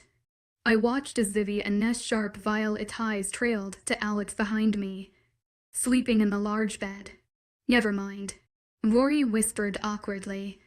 Vivian gave me a cunning smile and then softly shut the door, leaving me standing in the room, my face a deeper shade of red than a tomato. Maybe telling people about Alex and I wouldn't be as easy as I thought it was going to be. So you and Alex, Vivian retorted. Over breakfast that morning, I looked down at my waffles and picked around at them. Try not to smile. I failed though, huh? That smile gives it all away. She laughed, elbowing me. Well, it's about time. I guess we all saw it coming. Razzle indadded. We were just waiting until everything finally fell into place. Yeah, there was so much tension between you guys over the past few weeks. We started wondering if we were wrong. Rory explained, with a mouthful of pancakes and syrup dribbling down her chin. She grabbed an napkin and dabbed away it, continuing to speak. But I guess all that tension's gone now. Am I right? She winked. I furrowed my brows. What do you mean? Rory raised her eyebrows a few times and then leaned in. What? Sexual tension. We all burst out in a series composed of gasps and snorting laughter. She was just too much sometimes. All right, let's move on from that topic before Rory makes any more awkward, I exclaimed. Well, yeah. It's hard to believe that Shess going to turn 20 tomorrow when you're already more mature than her. Razzle and giggled. Rory gave her a glare. It's hard to believe that you're not 30 yet. She shot back. All right, girls. Tone it down here. Vivian rolled her eyes, with a smile. But speaking of your birthdays, what exactly are we doing? Well, a section. I don't know if you and Destiny know this, but Rose and I have this thing where every year one of us gets to decide what we'll be doing. Rory began. Last year was my turn to choose, and we had this wicked snowboarding party, and then hit up this hella lit nightclub at the city. It was funny to watch Rory enact a story to us. She mentioned and acted out hilarious memories the creep at the club, snowboarding fails, and even Rosal in getting drunk for the first time. Yeah, it was wild, and how about we never mention that story ever again? Rosal inside. Anyways, so I thought we'd go with something more chill this year. I booked the skating rink for the pack and a few close friends tomorrow. And then we'd go to that dessert place afterwards. You're lucky I have a massive sweet tooth, or else I would last for another idea. Rory said. Sounds great. So do you guys know what you'll be wearing? I asked. Actually no, but we're going to the mall later today. Rosal and answered. Well, in that case, I said, reaching into my pocket and pulling out my wallet. I handed the twins each a $1 bill. Unfortunately, I didn't know what to get you guys, so go buy yourself some really nice dresses as an early birthday present from me. Rory didn't hesitate to grab one of the bills and give me an animated smile that matched her bright golden eyes. Rosalind, though, looked unsure. Wow, Destiny, this is I can't. Hey, Rose, if you don't want it, I'll take yours too. Rory chortled. Rosalind mumbled something under her breath and then slowly took the bill from me. Thank you so much. Destiny, she gushed. I waved them off. They were my friends and they deserved to look amazing on their birthdays. Well, they could literally wear trash bags and they would still look hot. All right. I gotta get to work now. I'll see y'all guys later, Vivian said, gathering our plates and putting them in the sink. Me too. Rory, we'll go to the mall at 3. Rosalind announced, strolling away from the kitchen table with Vivian after waving goodbye to us. Hey Rory, if you aren't doing anything right now, can you actually help me move some of my things to the 3rd floor? I asked, getting off of my stool. Oh, it was so fun having your room right next to ours. She pouted. But yeah, of course they'll help. Thanks. Girl, you do realize that now you won't be able to get midnight snacks anymore like you always do. Rory snickered. Shut up. Let's go. I rolled my eyes. This is going to be fun. I've been in this pack house my whole life, and I've never been in Alex's room, she deviously said. Oh boy. After lugging my possessions from the 1st floor to the 3rd floor multiple times, and then organizing them in the room for a good hour or so, Rory and I were exhausted. Thank the Lord. We're finally done. She sighed, flopping onto the huge bed next to me. But damn, I never knew how much of a knee freak your man was. I involuntarily blushed. I would have to get used to the fact that Alex really was my man now. I liked it. And I never knew how freaking comfy this bed was. She exclaimed. Into the pillows. We closed our eyes for a few seconds, before Rory glanced at the pristine white clock on the wall. Shit, it's 2:58. I better go, she said, leaping out of the bed. She shrugged on her coat and boots, then yelled by after dashing out of the room. I laughed, listening to her rushed footsteps down the marble stairwell.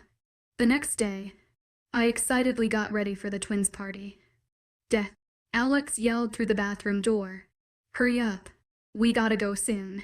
My makeup was finished, but the short maroon dress that I'd bought last week had yet another zipper at the back. What was it with these things? Come in and zip this thing. Fucked. I yelled back, equally as loud. Alex rolled his eyes as he entered the bathroom, but his eyes lit up when he saw me. You look stunning. Guest, he muttered. I smiled shyly. Just zip up the back. Idiot. The feeling of déjà vu swept through me when Alex placed his hand on my waist and zipped up the dress. You remember when you were drunk, You confessed that on my birthday. But you couldn't keep your hands off me, I smirked, watching his expression from the mirror. That's true. Except now. I can do this, he murmured, before trailing soft kisses up my neck. He began to kiss my jaw and I unconsciously let out a small moan, which made his grip on my waist tighten. How about we just skip the party? He whispered in my ear. As tempting as that sounded, I wouldn't miss the twins' party for the world. Shut the hell up. Shut the hell up. You perv. Let's get going, I replied, wriggling free from his grasp. He looked disappointed, so I leaned on my tiptoes to give him a gentle kiss on his cheek. That's all I get, he groaned. Unless you want lipstick all over your mouth. Then yeah, I said, picking up my skates in my hand. Fine. You elf. Let's go, let's go. He chuckled. Geez, Alex, not this again. I sighed. What do you mean? Feed us. Fuck you, Alex, I called out, leaving the room. Love you too. After skating around the rink with the others from the pack and then got it falling by Alex multiple times, Rory mischievously decided to start a snowball fight. She looked absolutely gorgeous, with her long brown locks curled, which complemented her chrome golden dress. Just wanted to skate with you for the rest of the night. Alex groaned against my forehead. I laughed, and we skated back to the side benches and began unlacing our skates. How Ray, my favorite lovebear's doing, Rory said, popping up from behind us. Alex didn't even flinch while I almost fell off the bench, while pulling on my knee-high leather boots. Without another thought, I scooped up some snow in my hand and chucked it at her. With her fast reflexes, she ducked and then stuck out her tongue at me. Happy birthday, bitch ass, I yelled out. Wow, Dest, do you really not want to be my lovebeard? Alex snickered. No, I really don't, I joked. I leaned to peck him on the lips when a snowball landed right in our face. Shaw, Rory yelled out, from behind a mound of snow. Alex, I think we need to join that snowball fight. Right now. I grinned. You don't have to ask me twice. He beamed, helping me up. For the rest of the night, we plummeted each other with snowballs. Even Rosalind joined too. Eventually, I made sure to hit Vivian, and the way her fiery violet eyes lit up in competition was hilarious. She could have killed everyone with those hits if it weren't for Fox throwing her off. When we all stumbled into the dessert cafe all covered in snow, the employees working didn't look too thrilled. With Rosal and Des' smart thinking and sense of responsibility, she'd already booked out the place for our large group of 30. It was funny how this wasn't even a third of the whole pack. After everyone sang happy birthday over a large cheesecake, drinks were passed around and music was blasted through a retro pastel jukebox. Since I was only 18, I made sure to skip the alcohol. I was content life feasting on strawberry cheesecake though. Hey man, you want some? Baron? One of the older wolves here strolled over to the booth we were sitting at with a red solo cup in his hand. For a 25-year-old, he had this one softness in his face that allowed people to easily mistake him for a teenager. No man. I'm good. Alex politely shook his head, and cutting down on the drinks, went air and left. I whispered over in his ear. Theft says the guy who calls me at 3 a.m. because he was too drunk to drive his own dumb ass home. Okay, that was the first time I had drank in a long time. Alex said. I know. Him, I replied, offering him some cheesecake. Oh my god. Is Destiny actually sharing her food? What a rare sight. Vivi unsmirked, sliding into the seat across from us with Fox. The fetus is only sharing because she drinks my coffee all the time. Alex winked. Will both of you shut up before I change my mind and devour it myself? I grumbled. But it didn't matter, because a few moments later, Alex had dug in his fork. As Alex and Fox got into a conversation about some other pack, Vivi unslanted toward me and lowered her voice. Hey, look at Rosalind for a sec, she whispered. I craned my head and looked past people dancing to see Rosalind in a short red dress, perching on a stool. but her eyes were brighter than usual and she had this brilliant glow to her face. Wow, she's so pretty. I sighed. Vivian cleared her throat. No, you idiot. Look who she's talking to. My eyes trailed over to the guy sitting across from her and my eyes widened to see Gabriel talking to her as if she were the only girl in the room. It was such a weird sight to see Pax Slayer look at a girl that way. He was always the one who flirted with everyone and charmed the unmated ladies, though he was never known to be loyal. He'd have a new girlfriend almost every other week, even ones from other packs. It amazed me to see him look at Rosalind as if she were a goddess, but it also made me frown. I think they're mates, Vivian said, observing them intently. I nodded, watching their body language the way Rosalind was faced closely toward him and how her head tilted in a dangerously beautiful way, and how Gabriel was sitting up tall and staring into her eyes. It was bittersweet, but a churning feeling in my stomach washed over me. HES no good for her. Vivian, I whispered. She whipped her head toward me, looking at me as if my hair had just turned purple. Are you crazy? Death. HES her freaking mate. She retorted.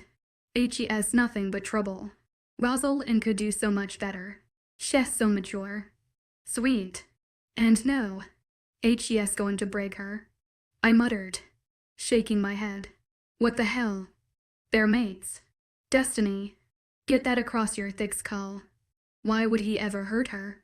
Vivian sneered, as I watched Gabriel's ravenous dark eyes trail over Rosalind. I closed my eyes. It was all too familiar. My head was spinning, like you're either one who got fucking rejected by someone exactly like him. I hissed, trying to fight back the tears. Rosalind didn't deserve that. Hell, no one did. Vivian looked shocked as she stared at me in a whole other way. No one at this pack knew my story, where I came from, or what I'd been through. But I thought you and Alex were. She said quietly. No, we're not. I sputtered, and a burst of pain shot through me. It hurt to remember that Alex and I indeed weren't really mates. I wished so bad that he was. My life would have been so much better. Guessed. What's wrong? Alex faced toward me, concern flooding his green eyes. I didn't say anything. I was so angry yet so sad at the same time. I had to remind myself that not everyone would go through what I did, and not everyone knew that the mating bond wouldn't be flawless. Alex's warm, slender hand slipped through mine. We're going home. All right, he whispered, tracing circles on my hand. Vivian was still speechless, as Alex and I got out of the booth. I kept my head down and we wordlessly slipped out of the loud party. As soon as we got in the truck and the scent of vanilla and mint engulfed me, I broke down in tears.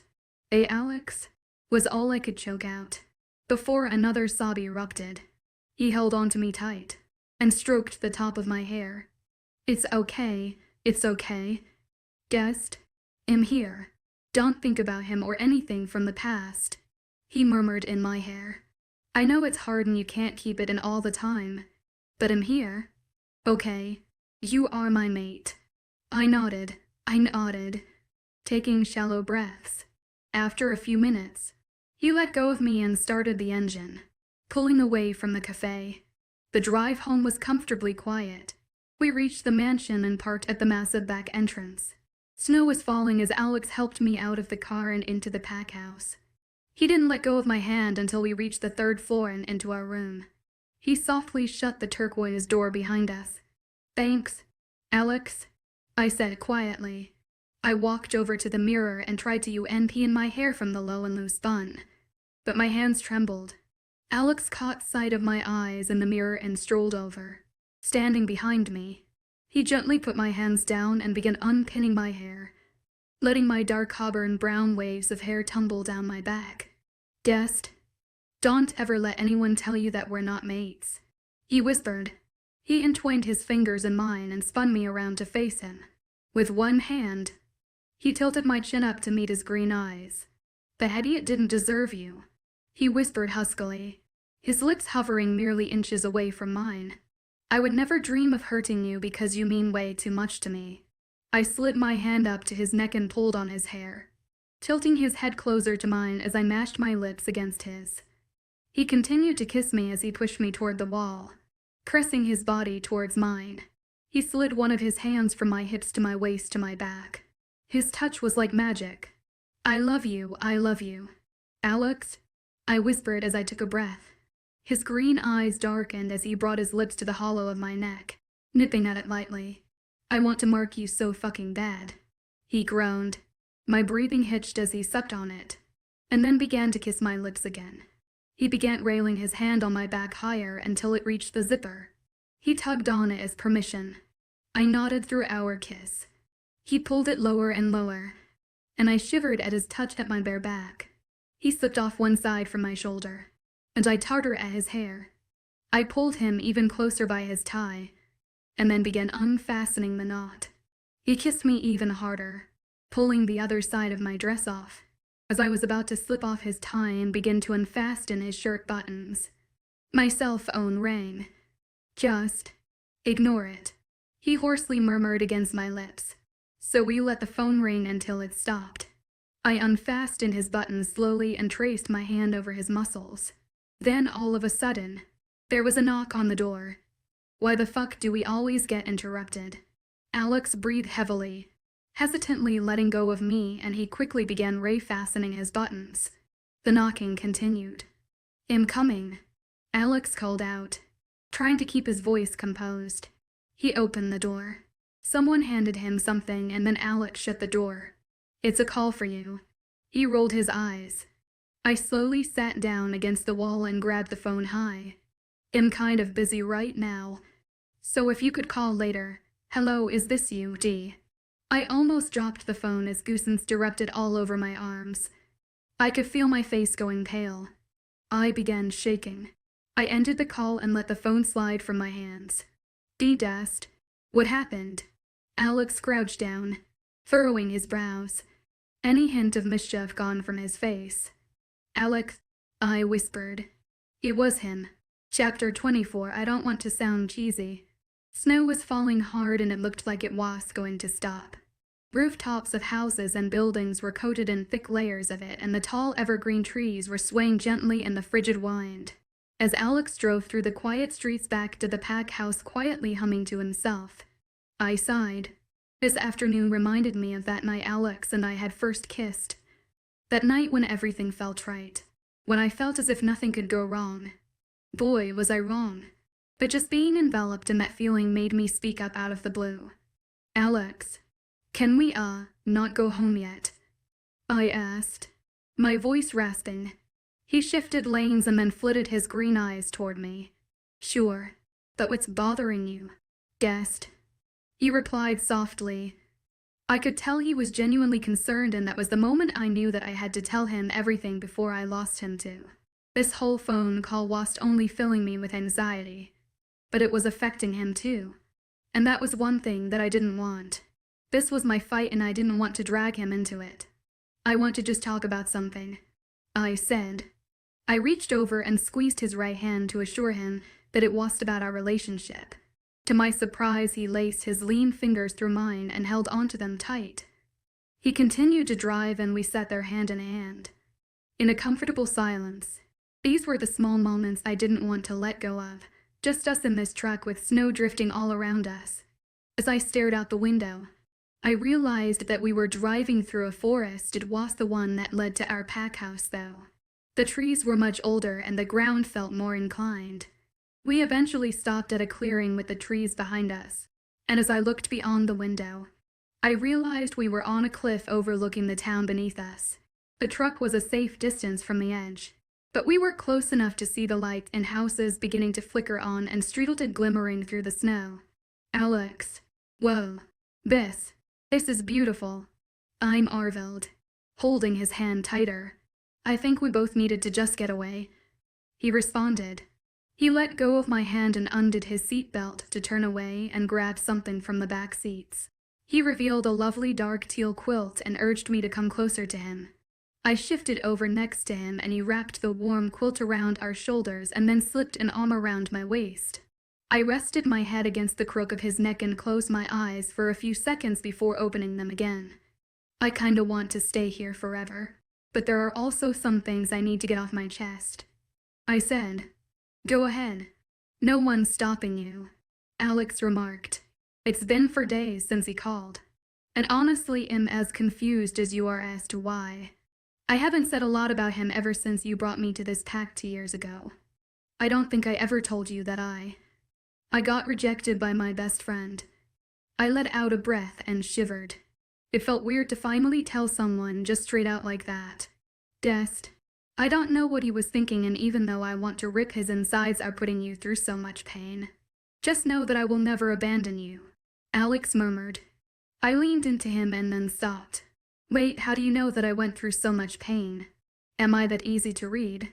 I inquired, meeting his eyes in confusion. I had wanted to become a stronger person, not someone filled with pain. Actually, you're surprisingly really good at hiding it. You're always helping others, and damn it, you have this brilliant smile on your face and it gets me every time. But you know, no one else probably notices this, that sometimes you stare off into space and your eyes cloud over and you're just so lost in thought. And even though it's only momentarily, those few seconds of you just getting lost in your mind is so full of emotion, and I can tell something scarring had happened to you. Those days when you had to stay in my room before you had your own. During early morning shift when I would come to pick up the lists, sometimes you'd murmur this one name or some sad strange things in your sleep. It's amazing though how you've kept it inside of you this whole time, Alex explained. I just sat there in complete surprise though. I can't believe he actually cared that much to even remember those things. What had I done to deserve someone like him? Just before you start protesting your sadness, just hear me out. We're both full of these scars and we need to let it all out sometimes. Just say his name and stop holding all of this inside of you. I'm here to listen to you. Okay? I've seen you from your absolute worst to best. I won't judge you, Alex added, so without any hesitation. I let his name roll off of my tongue as light as a feather. His name is Dominic F.A.L. Brooken. There was a point where I loved him, I said. After that, it all just came rushing out of me. I met him when my mom left me at the Dawn Light Breakers pack. You see, my mom had been a wolf, but my dad, H.E.D. been a human. Hence why I have such a human last name and small wolf thighs. The thing is, I always thought that I'd been a normal girl up until I turned 8, and I had tranfully on the living room floor. My dad was downright terrified and had a abrupt heart attack from the shock.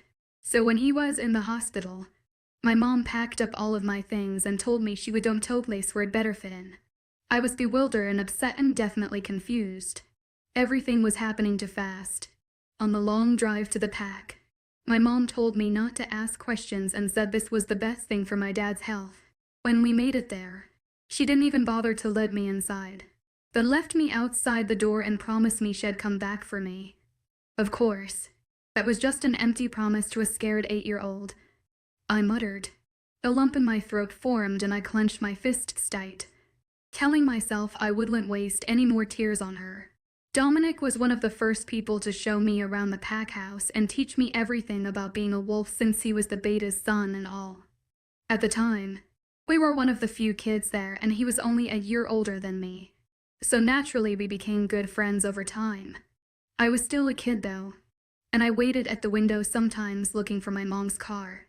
On many nights, I'd have this recurring nightmare where I would transform and my dad would shriek and then just die.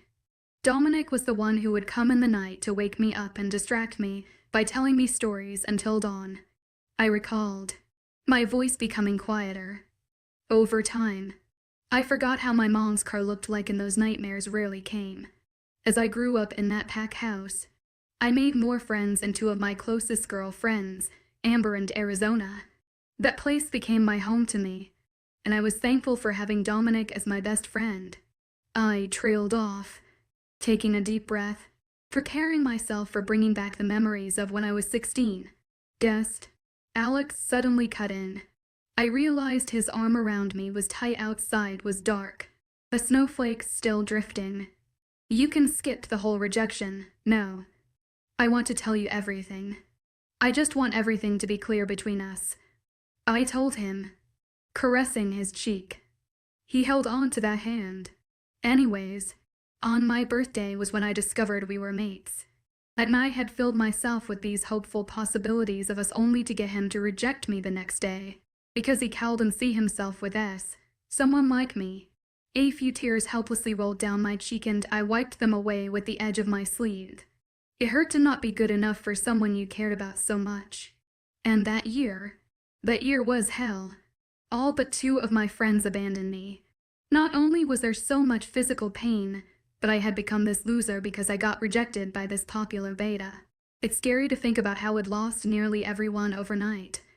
And that 1 year of feeling so alone can really change a person. No one stopped by to ask me how I might be feeling because it would. I don't know. Damage their reputations. And that hurt. So a year of putting up with all of that bullshit. I got sick of seeing Dominic out there living his life while I was trapped. After the alpha died, he became stronger as a beta and became a whole other person while I was still that one loser. Damaged by what HED done to me. I mean, the one person who promised he would never leave me like my mom just became a... I spoke up to him and slapped him across the face. And the one time I finally let it all go. I got kicked out of my fucking pack by the Luna. And then I met you and you turned my life around. I sighed. Aside from the previous tears, I felt uplifted. Like a weight had been removed from my shoulders. Thanks for telling me all of that. Guest. I know that was really hard for you. Alex whispered. He turned to face me and pulled his head toward mine, so that our foreheads were touching. Just remember that isn't ever going to happen again. All right? It'll always be here. I nodded. Now that we're being open to each other, it's about time you learn about my shitty childhood too. Alex began, resting his head back on the seat. He stared ahead at the falling snow and quiet town before speaking. My parents were the alpha and Luna of a pack, making me and my older brother, Hunter, the next alpha and beta. Later, when I was around 11, they died in a war with some of the other wolves in that pack. That left Hunter, who was only 16 at the time, an alpha with barely a pack. He became strong and expanded it though. He constantly fought with me and became obsessed about the pack.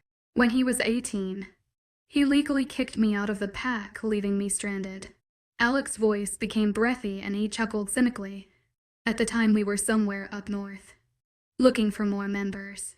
And that was where HED left me. Luckily, I found the Arctic Lights back and Alpha Jace hesitantly let me stay. Only because I was so young. I became the Omega, of course, because I was the first ever rogue to join the pack. That's why I have a room on the most inconvenient floor, and it's also why Alpha Jace can be such a dick sometimes. So later on, I think I was around 14 or 15. Hunter somehow found out to join the Arctic Lights and made a deal with me. HED let me come back as a beta to his pack if I smuggled in this large quantity of the Arctic Lights freshwater supply to make his wolves stronger. I declined the offer because I would never go back to a brother who'd forgotten about me. So Hunter became angry and threatened his pack. And when Alpha Jace found out, he was mad at me since it kept our trust. But ever since then our packs had been enemies. Alec finished. I'm sorry to hear that, I said, shaking my head, wondering how the world could be so cruel. I don't mean to pry, but why were you at my old alpha's funeral? How the hell could I forget? Alex muttered. Dest, my brother was the alpha of your old pack, the Dawnlight Breakers. My head whipped up. Wait, does that mean? Hunter is dead, and hypothetically if you were to go back, you'd be the alpha of my old pack. I sputtered in surprise. I couldn't fathom the fact that Alex connected yet so far away this whole time. Yeah, Alex answered, his eyes widening slightly, as if HED just realized it. Well, Bivel Witch, well, now what? I said. We called Dominic back later and see what the hell he wants. Actually no, I'm going to call him, Alex declared. Then we'll see what unfolds after that, and I guess see what we'll do about this whole situation. Hey Alex. I whispered. Yeah, I don't want to sound cheesy, but no matter what happens, I just want to remind you that I love you, and I still don't know what I've done to deserve you. But it amazes me that you've been correlated with my old pack this whole time, and meeting you has been the best thing that's ever happened to me. I exclaimed. Me to dest. He smiled back and took my chin in his hand and brought my lips to his. And while the snow continued to fall around us and the quilt slid off my shoulders, I was filled with warmth and endless love. No words were needed as Alex and I kissed. We were full of light-hearted sadness and desolate happiness.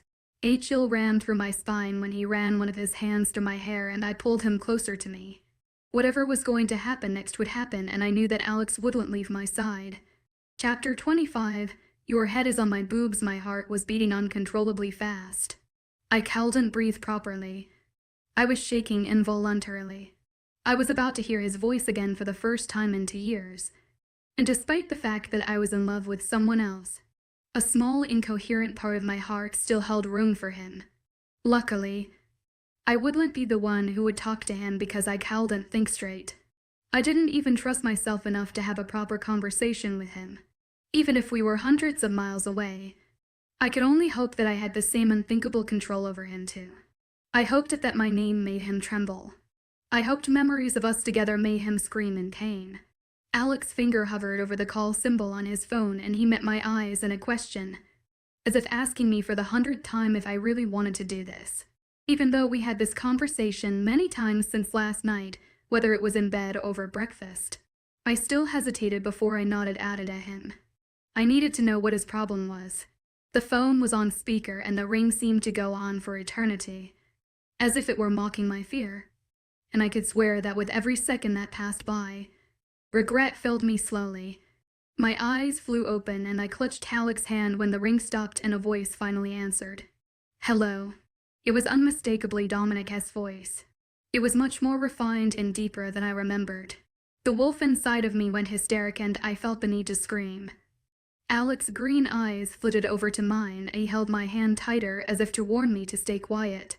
He ran his thumb over my hand and I calmed down a little, remembering to breathe. I am calling back on behalf of Destiny Evans as the official spokesperson of the Arctic Lights back. Alex replied as clear as possible. I noticed he used the same voice as he did when he was in the coffee shop, serving customers. Apparently Dom bought the whole official spokesperson thing as he spoke a few seconds later. Is D, or Destiny there? I involuntarily gripped onto his hand even tighter when Dominic said my name. My real name. My heart rate sped up again. Sorry. She's unavailable at the moment. Is there a message you'd like to leave? Sir Alex responded. He stroked my hair in comfort as we waited in anticipation. Yeah. Her old pack. The Dawn Light Breakers have invited her back as respect for the Luna's funeral. Sorry for the late notice as it's in 5 days from now. Alex furrowed his brows and then turned towards me, mouthing the words the Luna's funeral. In utter confusion. Even though I was as perplexed as him, I motioned for him to continue speaking. May I please ask, who exactly is calling? Alex suddenly asked. This is Dominic F.A.L. Brooke. The Alpha, he said, sounding impatient. I almost fell off the bed. Dom was an alpha. He was the alpha. Well fucking shit. All right. He'll pass on the message to Destiny as soon as possible. Thank you for calling. Goodbye. When Alex ended the call, I held onto both of his hands. Hard. Alex? What the hell? What the actual hell? Dominic is an alpha now. And the Luna's dead. Shit. I don't know what to think. This is Alex placed a gentle hand over my mouth, muffling my words. Dest. Breathe. It's done. It's over. Calm down. Alex instructed. I closed my eyes and tried to relax. Alex slowly pried his hand off my mouth and I moved over on the bed so I was sitting down next to him. He placed a hand on my back to steady me. It's your choice if you want to go back. No one's forcing you to go. Honestly, if you never want to hear from him again, we just block his number and move on. He said. No, I think I'm going. I muttered. thumbing the edge of the bed sheet between my fingers. I might get the chance to see Amber and Arizona again, though I also want closure with Dominic. That's really brave of you. Dest, you're E18 and can make your own choices. And I know you're trying to be the bigger person here, but it would kill me to see you get hurt by him all over again. Alex sighed, squeezing my shoulder. The dim light of the lamp outlined his features, illuminating his defined jaw and soft lips. His long eyelashes swept over his cheekbones every time he blinked, and I wanted to capture this very second. I swiftly turned around to make sure our room door was closed before leaning in to whisper, "That's why you need to mark me." His forest green eyes dark and a few shades, and they flitted to my neck. "Dest, I want to butt." His voice sounded strained and he struggled to form the right words as I leaned in closer. He didn't finish his sentence as he met my lips and kissed me until my head began to spin. I held on to his shirt and ran my hand across his jaw. He turned me over and pinned me against the bed, his lips dangerously close to my collarbone. We were both breathing hard. "I could mark you right here and right now." He purred against my skin, "and it's hard to control myself around you." He slowly lifted his head up, but still had my wrists pinned on each side of the bed. "We've come this far. Together, Dest, and I don't want to lose you. If we wait a few more days until I turn 21, then the mating bond will definitely last. If I try to mark you right now, the chances that the mark will last until tomorrow morning are slim, and I don't want to risk a messed up bond when we can still wait." He trailed a few kisses up from my neck to the corner of my lips. "I want everything we have together to last, and I want a strong mating link too." "Okay." I nodded. Alex really cared about our relationship, and he was right. It was hard for both of us to hold back. He was also right about being careful about the mating bond. The fact that we weren't predestined mates made it almost impossible for a proper mark to last unless one had 21 older. Too many things in our lives had gone wrong, and we had to make sure that this was not going to be one of them. A few moments later, Alex lowered his head down onto my chest and nuzzled his face into my neck. He closed his eyes and exhaled softly when I combed my fingers through his silky brown hair. "I would wait an eternity for him. I'm going to sleep," he murmured, pulling the blanket over us with one hand. "Then get off of me. Fucker." I groaned, trying to push his head away. He didn't budge yet and circled me with his arm. "You're kind of comfortable." He yawned, shifting his head slightly. "I kind of don't care," I muttered, rolling my eyes. "I can feel your heartbeat." He chuckled. "Can you please turn off the lamp?" "Well, no shit. Your head is on my boobs," I proclaimed. "You have nice boobs," he mumbled sleepily. I could feel my face heat up. Of all the idiots I could have chosen as my mate, it was this one. "And now your heart rate just sped up." He chuckled. I flicked the side of his head and then turned off the lamp. "Shut up, dumbass. I didn't ask you." Nevertheless, I fell asleep with a smile on my face, thankful for the idiot. The next morning, Alex and I were sitting in the kitchen lounge, lazily draped on the sofas, sipping steaming hot mugs of black coffee.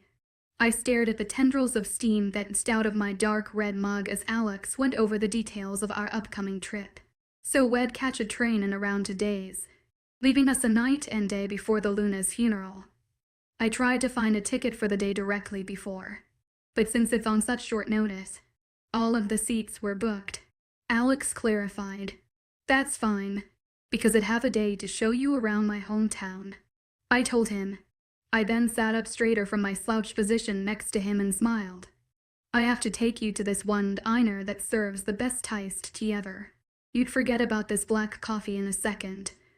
"Alex, theft, please. I've been drinking black coffee since I was 15. Your crusty iced tea won't do a thing to my addiction." Alex snorted, then proceeded to take a long sip from his mug. "Don't you dare call Anna's iced tea crusty. It's legendary. I'm telling you. Also, it'll be like taking a drink from a fountain of heaven since it'll be blisteringly hot there. Will a northerner like you be able to handle it?" I smirked, elbowing Alex. He rolled his eyes. Might I remind you that you've been living up north for almost 2 years now? Besides, if you can get used to someone like me, you'll be able to handle the heat in your hometown. Alex snickered. I almost spat out the coffee. Could you just? Before I could finish my sentence, a high-pitched voice quailed from the kitchen entrance. Guessed why? I sat up straighter when I saw young Kate, dashing toward me with her chubby legs and a bright smile on her face. I quickly shoved my mug of coffee and Alex's hand around my shoulder and scooped up Kate in my arms, giving her a hug. The Luna came in behind her, beaming. "Hi, Kate." I laughed. "Good morning, Luna Arcadia." The Luna waved with one hand as she held her newborn son, Dylan, in her other arm. He was nuzzled up sleepily against his mother's shoulder. "Lovely to see you, Kate," Alex said. Kate was about to say something to him when suddenly her round golden eyes flitted to the mugs in Alex's hands. She peered into the one closest to me and then scrunched up her nose. "Mommy, I think Alexander is drinking black poison again," she whimpered, swiveling her head around to the Luna. "Hey, just why? Here's drinking it too." Alex chuckled, indicating to Kate that his arm was around my shoulder and did indeed hold a coffee as well. Kate furrowed her brows. "Is Alexander sleeping in your room again? Trolls are not good. Just why?" she murmured. "Damn right I am." Alex winked, whispering in my ear, but loud enough for the Luna to hear. If I had been drinking the coffee in that second, I definitely would have spat it out again. I elbowed him even harder than before and sighed, while Alex failed to keep in his laughter. I looked up at Luna Arcadia to apologize, yet she was laughing too and gave me knowing glance. Kate, on the other hand, looked absolutely confused. I stroked her red curls and closed my eyes, hoping that Alex would one day shut the hell up for his own sake. "Anyways, sorry about that, Luna." "Really?" Alex chuckled. "But Destiny and I were wondering if it's okay if we could take this week off for some personal matters to sort out back at Destiny's hometown." To my relief, Luna Arcadia smiled warmly. "Of course. You two have been working so hard on the deliveries and paperwork, and deserve a break. I'll tell Jace tonight," she replied, taking Kate's hand. "Thank you so much." Alex grinned. "No problem," she said, as Kate waved goodbye to us. Alex squeezed my shoulder comfortingly. "It's time to get packing." "Dest," he exclaimed, draining my mug of coffee. "You know what? I'm going to leave you here if you finish my coffee again."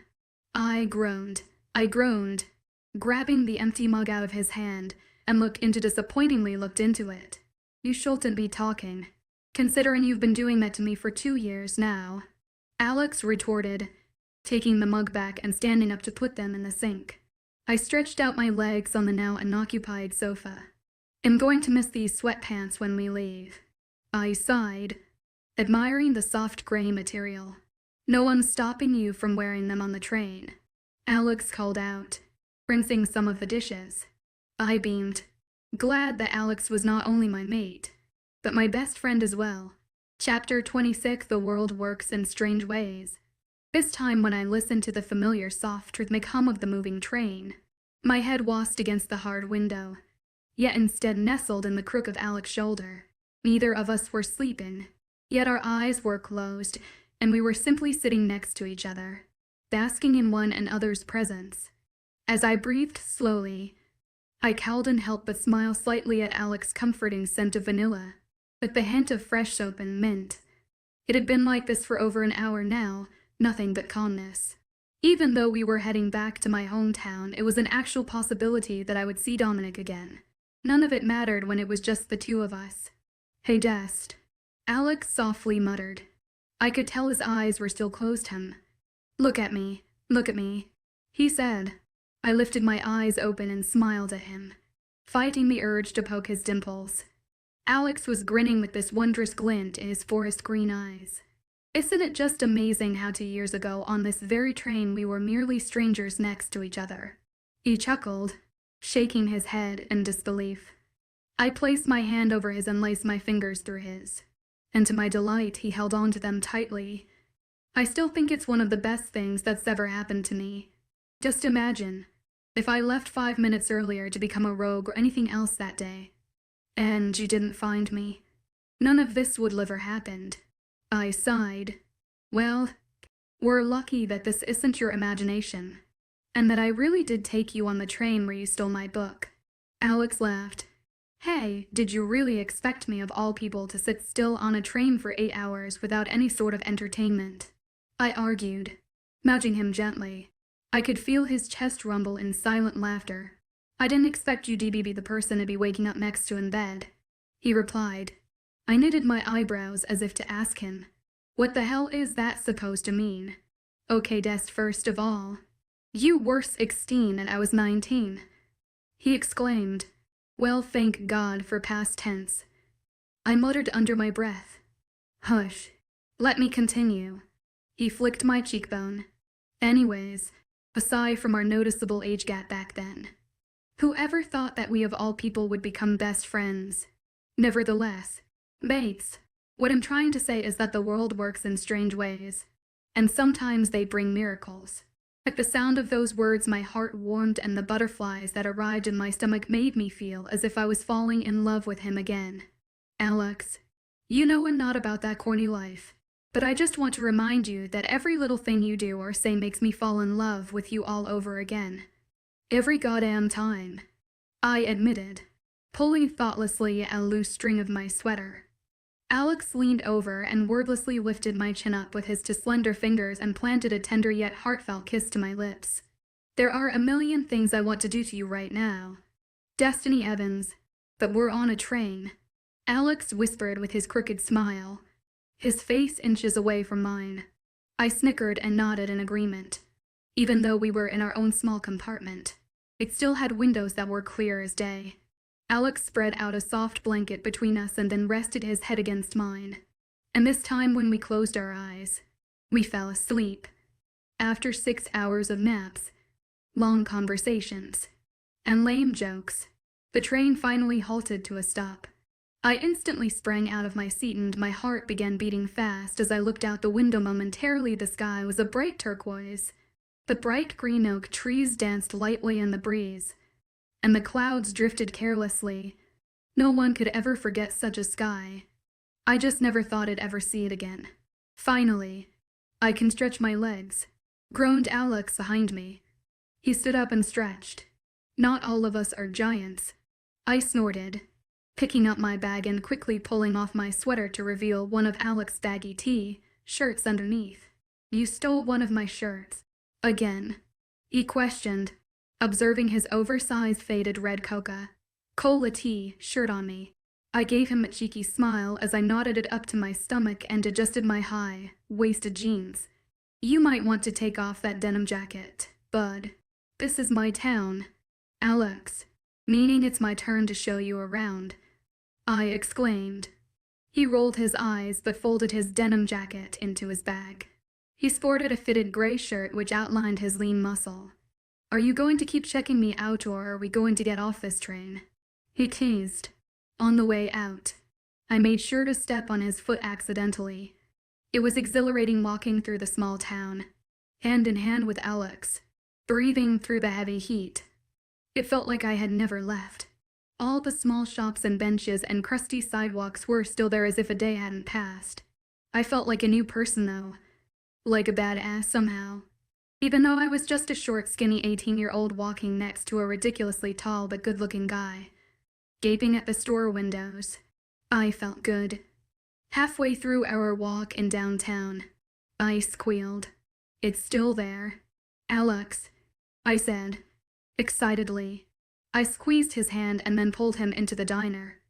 It was nice, showing Alex around, for once instead of the other way around. As soon as I opened the door and entered, the blast of refreshingly cool air swept through us along with the sweet smell of fresh pancakes as we slid into a booth. I smiled and gazed around the diner, reliving my childhood. Is this the place with the supposedly famous iced tea you were talking about? Alex chuckled, watching me admire the retro interior. I nodded animatedly. Yeah, and trust me, after we eat Donna's pancakes too, You'll never want to go back to IHOP again. These are the realest pancakes you'll ever have. I promised. Now wait here, wait here. I know exactly what to get. I slipped out of the booth and made my way over to the counter. No one was at the front, so I had a moment to notice that the diner was emptier than usual. I then remembered it was still Friday, and that most of the kids and teenagers were out. Sweet Jesus, cried out an extremely loud and chirpy voice which instantly shattered my thoughts. I looked up to see a middle-aged woman with bright red curls bouncing around her shoulders, merely held back by a band headband. Her oval-shaped hazel eyes were wider than usual, and her vivid pink lips were shaped into an O. "Donna," I yelled back. Donna came running around the counter in her sunny yellow heels and crushed me in a hug. "Dee, I cannot believe it is you." She muffled through my hair. When she let go of me for after what seemed like an eternity, she trailed her eyes from my head to toes. Golly gee. Dee, you are a woman now." I laughed. "And you look as you haven't aged in a day." "Donna," I replied. "Oh, stop it, you my. Who is that fine hunk of a pineapple over there?" she yelped, pointing one of her yellow acrylic nails behind me. I swiveled around to see that she was pointing at an amused Alex, who was strolling up next to me. "This hunk of a pineapple here's my boyfriend." I snickered. Alex, though as a witch though, was as charming as usual. "I'm Alexander Northstar. It's a pleasure to meet you. Destiny's told me a lot about your iced tea."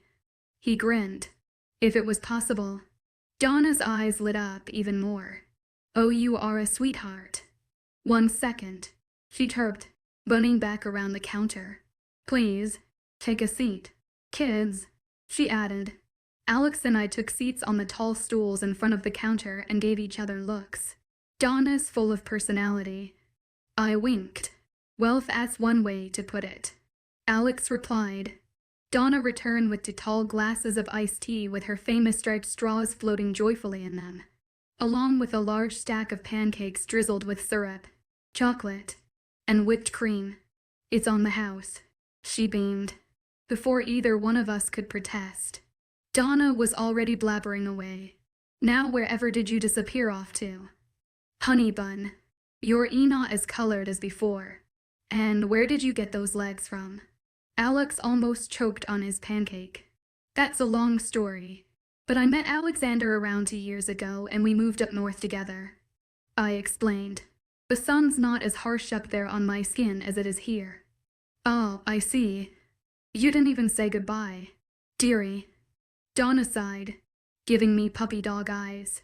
"It was kind of rushed," I said, "and totally unplanned."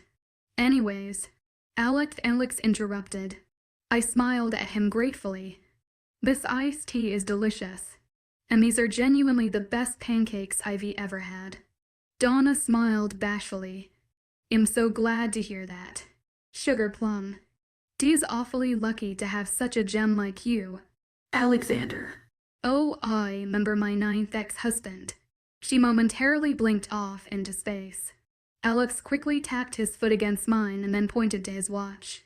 It was almost 7 p.m. already, and we needed to get to the pack house. I cleared my throat. "Donna, thank you so much for the wonderful food. I really missed it," I said. "It was great talking to you again, but we have to get going." She came to hug me once again. "And Alex too. Feel free to come back anytime." "Honey bugs," she gushed as we waved goodbye. As soon as we made outside, Alex let out a deep breath. "She is a great person, but please tell me that everyone else in this town is a little more normal," I filled in. "Oh man, Alex, how would you ever survive without me?" Alex stopped me in the middle of a sidewalk to plant a sweet kiss on my lips that tasted like summer and iced tea and everything good. I wouldn't," he said, against my forehead. And as the sun slowly set around us, painting the sky in a beautiful shade of burnt orange escalating into a dark blue, I was smiling like crazy. "Now are you ready to kick some ass?" he asked. "If you mean alpha ass, then definitely."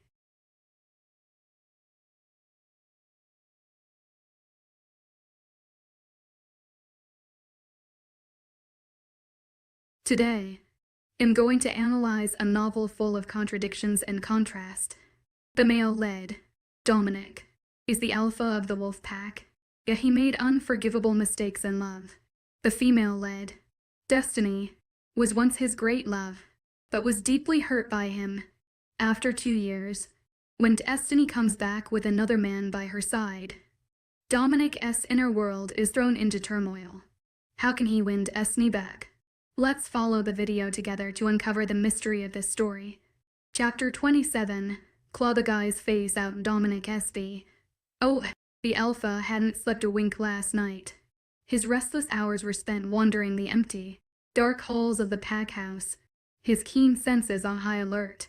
Every so often, he'd step outside, gulping in the crisp night air, only to be overwhelmed by her lingering scent. It was a bittersweet reminder, simultaneously intoxicating and tormenting him. Unable to resist, he found himself in her room again, careful not to disturb anything. His observant eyes took in every detail, from the worn floorboards to her collection of black pens scattered on the desk. The sight of her unmade bed, pillows still bearing the indent of her head, sent a fresh wave of guilt crashing over him. Since her departure, he had adamantly refused to let anyone else occupy that space. Luna Roberta had suggested clearing it out for new pack members, but every time he tried, the weight of his emotions became unbearable. Back when he was beta, he knew he couldn't let such feelings control him, so he had locked the door, and the depressed Luna was too caught up in her own sorrow to press the issue further. As dawn broke, the alpha stood before her door once more, his hands trembling slightly as he turned the key, choosing instead to remain in the threshold. Soft morning light filtered through a nearby window, illuminating motes of dusting in the air. She's coming back, he thought, not for the first time that week. The possibility that she might once again sleep in this room tonight both thrilled and terrified him. With a Herculean effort, he tore himself away from the doorway, taking a deep breath to compose himself. As the pack's leader now, he had to maintain a strong exterior. No one could know how much he was truly struggling, retreating to his own spacious quarters. He made a beeline for the bathroom. The alpha splashed cold water on his face, trying to wash away the night's torment. Looking up, he met his reflection's gaze. Where others would see a powerful alpha with piercing gray eyes, shock features, and a mane of midnight black hair, he saw only a vulnerable 19-year-old, his eyes lifeless and surrounded by an aura of exhaustion and despair. A knock at the door shattered my thoughts. I quickly dried my face and straightened my shoulders before opening the door. In front of me stood Dylan, looking absolutely impatient. "What?" I groaned, roughly dodging past him. "You know she'll be here soon, right?" Dylan clucked, leaning against a wall. His blue eyes were filled to the brim with amusement, and I knew he wanted a reaction out of me. Luckily though, I kept my posture cool and lazily met his eyes in annoyance. "You know, I ran out of fucks to give a long time ago," I replied sarcastically. He was unfaltered and continued to run his mouth. "I can't wait to see Everyone's favorite nerdass who beat up the alpha. I bet she still has those glasses and embarrassing t-shirts." Dill unchortled, as I faced my closet, pretending to observe a row of shirts to choose from. I almost sighed when I thought of that day. That had been her breaking point. Her bottled-up emotions had came out when Shed struck me across the face. And as I thought about it, I still felt like I could feel the pain across my cheekbone.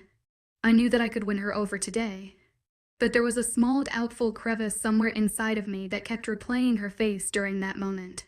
Her light brown eyes were full of so much hate, eyes that haunted me constantly, that it made me wonder if she'd ever want me again. She didn't beat me up. I uttered, a flow of fake humor seeping through my voice.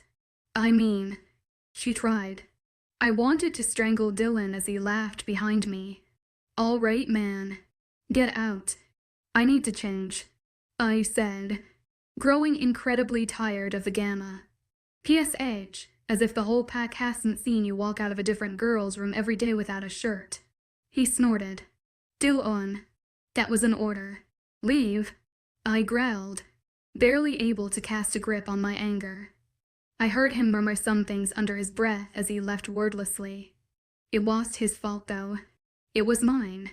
It was entirely my fault that I painted myself as a player, someone without any genuine feelings. In that second, I missed her more than ever. She had never judged me. I remembered that time wasn't ever a concept when it was just the two of us. We would be able to effortlessly talk for hours about anything and everything. I hated the fact that I let someone like that go, simply because I was a careless 17-year-old wanting something better. I had realized all too late that I wouldn't ever find anyone better than her. When the Luna died last month, all of it came crashing down on me, the responsibilities, the tower, the weight of every onus lives in my hands. I had realized that I couldn't do this alone, and no ordinary wolf would do as a mate. I needed someone to confide in, someone who wouldn't define me as an alpha. But for me, someone who actually cared about me. And as the days passed by without her, I was growing weaker internally. I pulled on a plain black tee, shirt displaying my muscles and the few battle scars on my arms. Scars that came with the fights I fought for my pack as a beta. Oh, now it'd be fighting many more. As I left my dark room, I strolled through the hall, thankful that I had it all to myself. The whole east wing of the pack house belonged solely to me, ensuring that no one else could disturb my privacy or piss me off in general. I leaned over the railing which displayed the main entrance of the pack house, allowing me to see anyone who entered and left without them seeing me. Whoever had designed this portion deserved a million blessings. My thoughts began to drift away again. I stopped keeping track of people coming and going. I was so fixated on the idea of her that when her scent burst through the door, my knees almost gave away. Am I imagining it again? I thought. But by the way, a surge of adrenaline burst through my veins in a way that woke me up. I knew I lost. The fact that I was an alpha only made her mate pull stronger. I swallowed and then opened my eyes to see her at the front door. It had been 2 years, 730 days, 17,520 hours, 10,512 seconds since I last saw her, and I could still see right through her. She was terrified yet stood up straight. There was a man next to her, who seemed to be in his early 20s. As he talked to Dylan, I recognized his voice. He was the spokesperson that had talked to the phone with. His voice drowned out, though, as my eyes were fixated on Dee. She was taller, and her faded blue jeans clung onto the shape of her legs. She had lost all of her baby fat on her face, which was composed of high cheekbones, a slender nose, and soft lips that looked so tempting. Her light brown eyes were what captivated me the most. They weren't hidden behind her thick circular frames anymore, and as I drank in the image of her, actually standing there, I felt like I was discovering a whole new person. God damn it. She's beautiful. The voice inside my head croaked. Her enticing scent wafted into me, and I breathed it in. I stopped suddenly, although it was mainly structured of the smell of lavenders and ink. There was a subtle mix of strong vanilla and mint that was definitely not there before. I stiffened, standing up rigidly, peeling my eyes away from her face and snapping out of my delirium. I took in the details all in one rush of realization. She was standing fairly close to the spokesperson, and her hand brushed slightly against his. No, I thought, an odd cold feeling sweeping through me. It's not what you think. It's not what. The guy's hand found her own, and he laced his fingers through hers and squeezed her hand. I saw the way she leaned into him, completely infatuated now. My wolf was threatening to come out and claw the guy's face out, threatening to end him, and as much as I wanted to leap down there and snatch my mate back, there was a slight force that prevented me from doing that. I furrowed my brows. Did this guy have more power than me? Impossible. I would have known if the alpha of the Arctic Lights would be coming. Besides, I had heard that he was married and had 2 children. So who exactly was this spokesperson then? He had called himself Alexander Northstar on the phone, as Dylan walked away to get something for them. I struggled to not growl when Alexander leaned down to whisper something in her ear and she laughed softly. I wanted to yell at him and warn him that he was so loud to be that close to her. When she looked up at him to meet his face, her expression was full of something I couldn't describe. She looked happy and had this passion in her eyes when she looked at him. I fought to contain my anger and disappointment, but she had never once looked at me that way, even though I was her fucking mate. A dash of pain curled inside of me, and it wasn't only the mate pull, but it hurt to think about the fact that the guy, Alexander, next to her used to be me. I used to be the guy she would laugh with, the guy she relied on, the guy she had a crush on. I was the guy that used to be her best friend. I had never expected, never even thought about the idea of ever finding a mate. Then again, I hadn't expected anything from her in the first place. Back when she was 16, I saw her as nothing but an awkward, clumsy, and bookish little sister. On her birthday, when we found out we were mates, that whole night I had thought about how I would be expected to love her romantically, to never be able to kiss another girl because of her. I had dreaded the idea of having my children with someone like her. I had cringed at the thought of a beta like me being mates with her of all people. And when I had rejected her and her face totally crumpled, it broke something inside of me too, because I had not only rejected her, but I had broken down all of our years of friendship and memories. I had given up not only my mate, but my one best friend as well. My throat was dry as I stared at her downstairs. She was indeed a woman now, a woman that was another man. I wasn't paying attention to their conversation, yet heard one thing sharp and clear.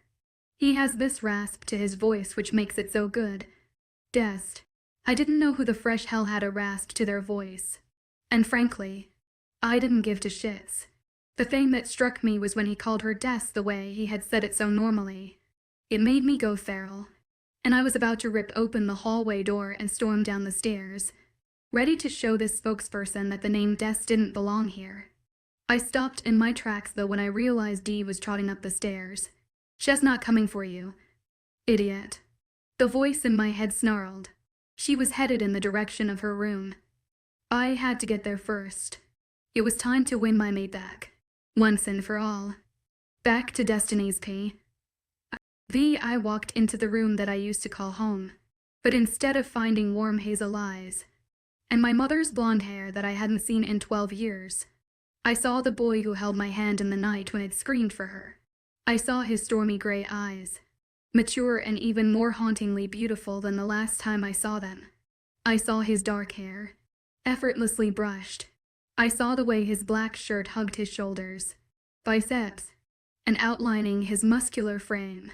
He had gotten older and bigger from 2 years ago, and frighteningly gorgeous, but the power that radiated from him consumed me and made me weak in the legs. I stood there, watching his gray eyes drink me in, staring at me from head to toe. And this time I knew that they didn't see me as the little girl from 2 years ago. I suddenly felt insecure, as his eyes hungrily flitted from my long, lean legs, to my chest, up to my neck and then finally my lips. I almost didn't notice his soft whisper that punctured the heavy silence. "Welcome back, Dee."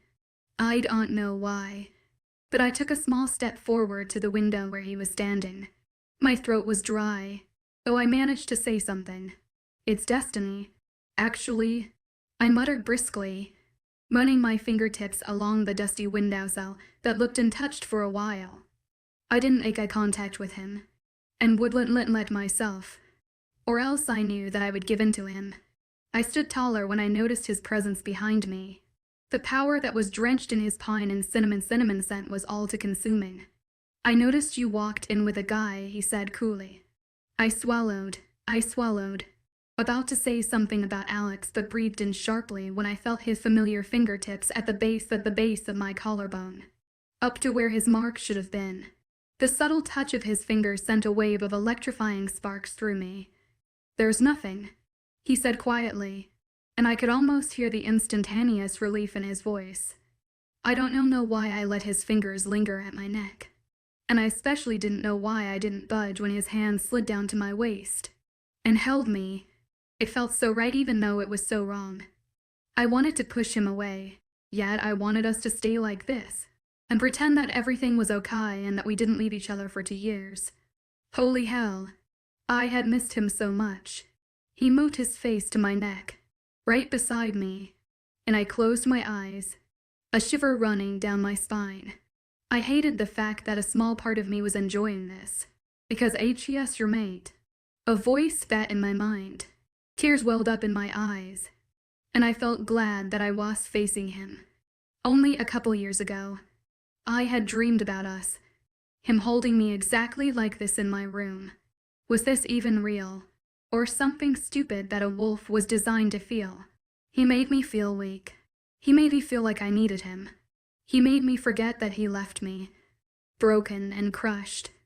But he made me remember the boy who helped a broken, helpless girl and fell in love with her imperfections. My imperfections. The golden boy who made me smile no matter what. The boy who smelled like coffee and vanilla. The boy who kissed me in his truck. The boy who accepted a pathetic, worthless, rejected wolf that no one would look twice at. And that boy was Dominic. Destiny, I need you, he admitted, and as much as I'd longed to hear those words, I felt nothing but slow, bubbling anger rising within me. I let him rest his head by my neck and continue pouring out words that meant absolutely nothing to me. After you left, I realized that I am nothing, and then the whole alpha responsibility came crashing down on me faster than it should have. An alpha is nothing without his Luna. And you're either one for me. I never realized how beautiful you were, or how breathtaking you were, or how I took you for granted. I'm sorry. I really am. I can make it up to you though, and I promise this time I will always stay by your side and never leave it no matter what happens. Because I think I love you. He stuttered. I stayed quiet, almost fooled by him. At first I heard a helpless 19-year-old boy, who actually needed me. A boy whose words were just false poisonous hopes drenched in sugar. I turned around and placed a finger on his lips. He tensed up but held me tight. Are you sure that you're in love with me or my looks? Dom, I began, turning to face him. I almost smiled when his eyes widened. I continued. You never cared about me. It was always your reputation and it still is.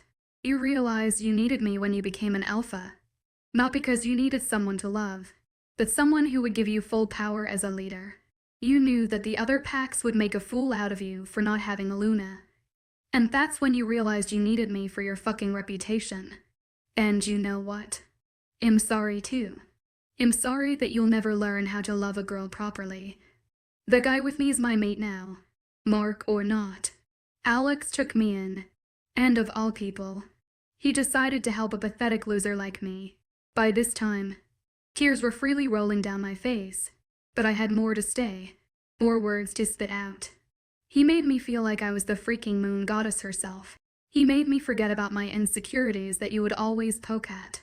He loved me for who I was. I don't think you could ever man up and learn something.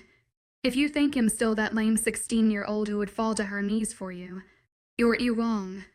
Because I'm not her anymore. I'm a stronger person now who knows how to reject cowardly jerks like you. You think you're some mighty big alpha. Newsflash Dominic. You're a fucking loser with an ego bigger than you. And you're a waste of my time.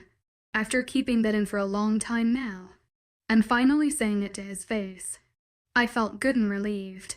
He stood there stunned, and I angrily pushed out of his grasp and left him standing there, dumbfounded. Oh, and by the way, good luck, Alpha, I snarled with a sickly sweet smile. I slammed the door as loud as possible and took a deep breath. I felt like a huge weight had been lifted off my shoulders. I could move on. I was finally free. In that moment, I knew what I needed to do right away. I couldn't wait any longer. I needed Alex to mark me. Now that it officially broken off everything between us and Alex was turning 21 next week, the mark would last for sure. Fuck the moon goddess, I thought. Screw what she wants for me.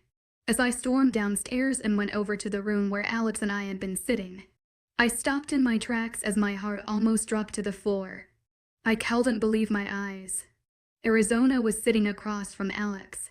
Though she had always been beautiful, the platinum blonde-haired 18-year-old had this wondrous light in her divine violet eyes and a side smile that was full of joy. I didn't know if I was cursed or something, because Alex was all it ever wanted. And here he was, sitting across from his real mate. Chapter 28, The Day You Grow Taller Than Me. I almost started laughing at the spite of the situation. Did you ever think a broken girl like you could be wanted? Sneered a voice in my head as I took in the scene before me to a normal human. It may have looked like an extremely pretty young woman and a handsome young man were having a casual conversation over coffee, but to a werewolf, there was no denying the obvious atmosphere of electrifying sparks and attraction in the room. There were a million things I wanted to do in that very moment. I wanted to scream until my voice gave out. I wanted to cry until my tears ran out. I wanted my shattered heart to build itself back together. There were so many things I wanted that just seemed out of reach. I couldn't bring myself to do any of those things though when I saw Alex's eyes. Although they were full of surprise, they had a glassy dream, like aura in them that I had never seen before. And I knew he deserved it. It would be pure selfishness to chain Alex to me, when his only real chance at true happiness was sitting mere inches away from him. It was fair to him that he would get stuck with a broken girl when he had the opportunity to claim someone designed for him. Hence, when Arizona's violet eyes met my own in pure confusion, I mustered up all of the courage I possibly had and smiled. The year I had spent when I was 6, I had to put on a fake smile almost every day. So why would it be so much harder now? Because you love him. Ignoring the thought, I took a tentative step towards the two. Arizona. Hi, how've you been? I croaked. D is Alex your mate? She whispered, tilting her head ever so slightly. Her voice was calm and soothing, and her lavender-colored eyes were filled to the brim with genuine concern. She wasn't even angry or upset. She was perfect for Alex. But at the same time I said no, Alex said yes, his green eyes flitted to me in shock. I took a deep breath and faced her. No, Arizona. It's your mate, I uttered. There. Now that I'd said it. It was true and there was no turning back. Guessed. Alex bleated. Destiny. Listen. We need to talk. Arizona nodded. Obviously baffled. She stood up and smoothed out her white lace shirt without the slightest amount of trembling. I couldn't fathom her calmness. I couldn't handle it. It would have been better if she screamed or at least looked upset. For God's sake. I was stealing her fucking mate. As she strolled out of the room quietly, I remembered that since she was his mate, she would have been a Luna. Her personality suddenly made sense now. Guilt filled me to the brim as I sat in her spot. Alex reached across to grab my hand in his, but I pulled away quickly. He flinched. Don't. I choked out, not meeting his eyes. I had mentally promised myself that I wouldn't cry, because if I did then Alex would feel bad and wouldn't make the right decision. Yet I quivered as tears threatened to spill at any second. Dest, please. I'm not going to pick her over you, Alex murmured softly. He got up and sat beside me, cupping my face in his hand and pulling it down to face his eyes. I loved him so much that it hurt. The way his emerald green eyes softened as he looked at me made me want to cry even harder. It's not if. I stuttered, my head spinning. I know it's not Dest, but look how far we've made it. I know your life has been hard, though I will always know. I cried, interrupting him. It's not fucking fair for you, Alex. I mean, look at her. You can't deny that she's perfect for you. She's sweet and gorgeous and mature. You deserve your happiness, Alex. Seriously, after all you've been through, from losing your family to your brother and getting pushed around as an omega, you deserve to be with a legitimate mate. I'm not saying what we had was special. Damn, it was the best thing that's ever happened. But all good things come to an end someday. Alex stayed silent for a few moments, shaking his head. Alex, just accept her. Please. Just because I didn't get to be with my own mate. I'm not preventing you from being with yours. Don't give it all up for me. And honestly, I'm not a baby and I'm not fragile. I'm not someone you have to be with just so you can take care of me and make sure I don't do anything stupid. I begged, with hot tears sliding down my face. You're being stupid right now. Guest, you are my legitimate mate. Do you really think that I'm going to leave you all of a sudden and because of some random girl who'll give me false happiness? Arizona isn't the girl I fell in love with for her great personality. Arizona isn't the girl with the flaws that I fell in love with. Arizona isn't the girl that I got to have the best moments of my life with. It's you, for once in my life. I felt happy to wake up every morning just to see you smile or laugh. Or hell, even trip. We made so many amazing memories together. From making fun of each other to having pancakes at midnight to kissing each other for the first time while stuck in a blizzard. Do you really think I'm going to give that all up in 1 second? He wiped one of my cheeks with his thumb and rested his head against mine. I could see his misty eyes. I'm not just saying this to make you feel better, but it's because I genuinely fucking love you. And mate bond or not, you are my whole entire world. Destiny Evans. I began shaking and sobbing uncontrollably. And this time his comforting arms slipped around me. I didn't pull away. After a few moments of resting my head against his shoulder as I caught my unsteady breath. Are you sure? I whispered. He kissed my forehead and stared right into my eyes. The day I stop loving you is the day you grow taller than me. Despite my swollen eyes and hiccup-y breath, I laughed. I gripped onto the back of his shirt tighter and just held onto him. Alexander Northstar, I don't deserve you. I sighed. Shut up. Fetus. As we pulled away, I noticed that Alex T, shirt sleeve wet. Sorry. I sniffled. Anytime. I turned my head when there was a light rapping on the door a few minutes later. Nonetheless, Arizona. Come in, I said.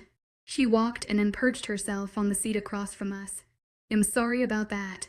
Dee, she whispered, a few strands of her platinum white blonde hair falling over her eyes.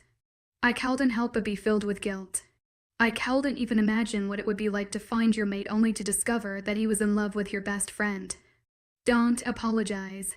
Arizona. It's none of our faults. I responded, feeling that was the only thing I could say. No, really? Oh, really? This probably sucks. When you entered the pack house, I saw how much you guys really loved one another. How could I be with a mate only to break up a beautiful relationship? Aside from that, Dee, you've suffered enough. She spoke, her shoulders set impeccably straight. But it's not about me. I snapped. We all have shit that happens to us in our lives, but we can't let it define us. We move on from it and don't drag others down with us. Both of you be honest with me right now. If you want each other, say it to my face instead of keeping me tangled in lies. Alex continued to look at me with the same solemnly passionate expression from before, the same expression he had when we'd first kissed in his truck. He shook his head, though Arizona parted her lips to speak, staring at Alex with her dough-shaped eyes. My body filled with cold terror and I tried to prepare myself. HES not yours. HES not yours. HES not yours.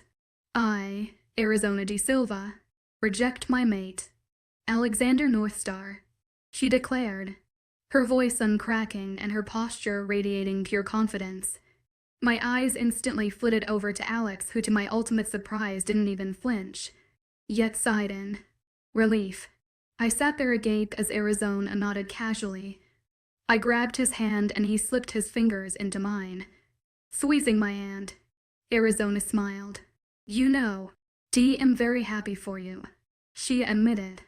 I reached over to her and hugged her, embracing her familiar scent composed of roses and clove. I missed you, I said to her. I pulled away and sat down next to Alex, who draped his arm around me. Her smile faltered and I swore I saw franticness in her eyes. Oh no. Was the rejection pain kicking in or my dad? She whispered all of a sudden. Alex and I looked at each other in confusion. Though the door creaked open and the ambience of power drenched the air, a tall man with perfectly styled platinum blonde hair and stormy violet, gray eyes stood before the three of us. Arizona seemed to shrink. Well, as action. Well,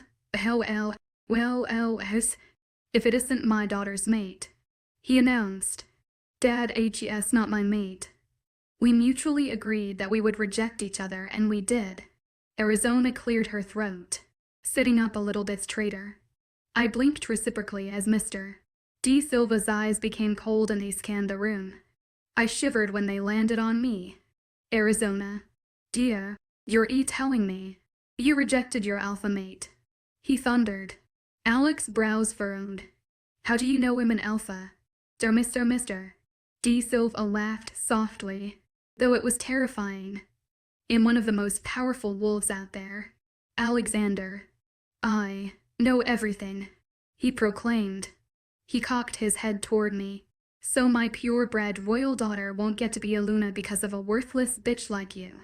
He sneered. My mouth hung open and I blinked. I didn't know what to say. Alex's grip around my shoulder violently tightened. Hey, don't talk about my mate like that. Bastard, he snarled, his posture stiffening. I quickly placed my hand on his leg. I don't see a mark on her neck, and I won't see one there because it belongs on my daughter, claimed Mr. D. Silva. And if you don't get rid of that whore by tonight, then I will myself. Alex stood up as fast as lightning, his green eyes ablaze. Dad, stop. Don't do this, Arizona pleaded, standing up as well. Take Alex and get out of here.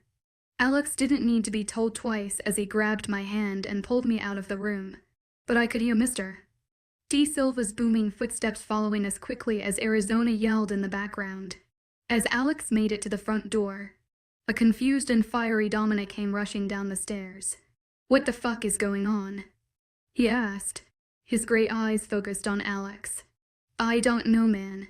We need to get Destiny the hell out of this toxic place. Alex breathed, pulling the door open.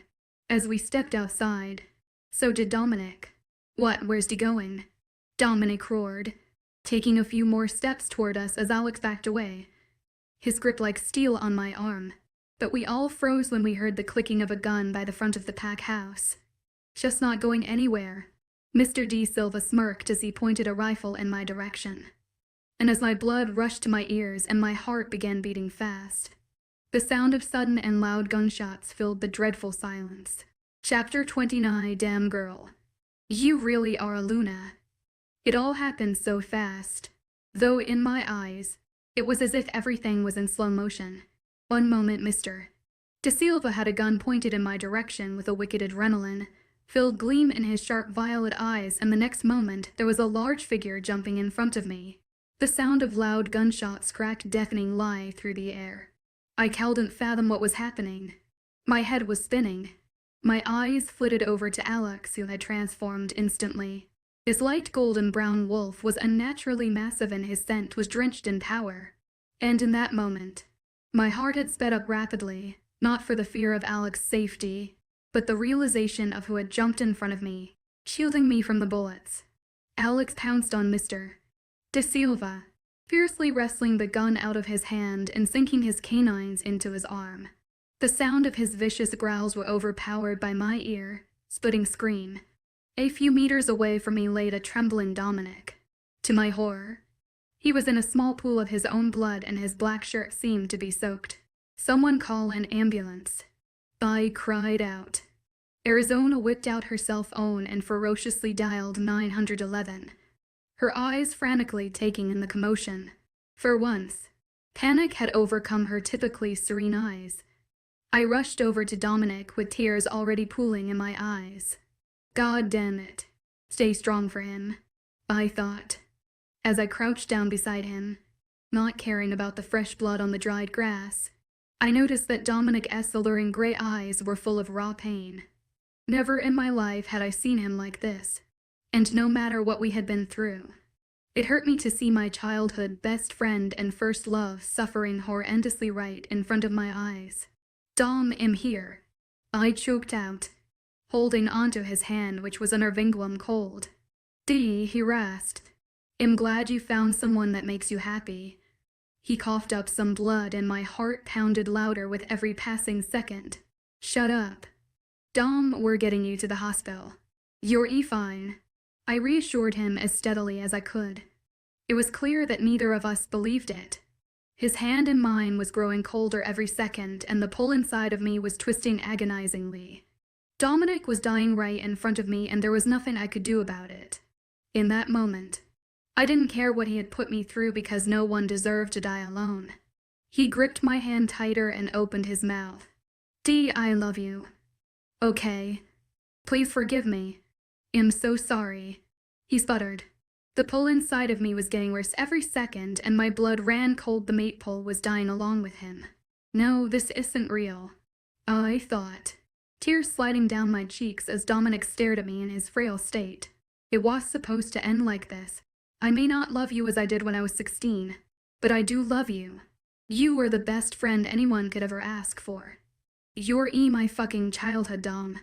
I can't lose you now, I whispered. I was pleading with him not to leave. Not just yet. He was only so young. Don't be afraid. Dee, what we had will never change, he replied in a hoarse voice. I could feel my heart ripping as Dominic smiled genuinely. The smile that made me fall in love with him in the first place. A smile I hadn't seen in years. I stroked his black hair gently as my warm tears slid from my cheeks to his exposed skin. The pull that yanked inside of me was by far the worst one yet, and I started shaking when Dom's gray eyes slowly became dull. I forgive you. Dom, I whispered. He coughed some more. That's all I needed, Dee. His hand went limp in mine, and his gray eyes became glassy. I had just lost him, and it was all my fault. I choked out a few sobs as I clutched onto Dom's lifeless hand. I couldn't even take it in. I felt like someone had just carved a few pieces of me out, and now I was hollow. Memories of Dom rippled through my mind, his contagious grin. The way his eyes lit up when he had another mischievous idea.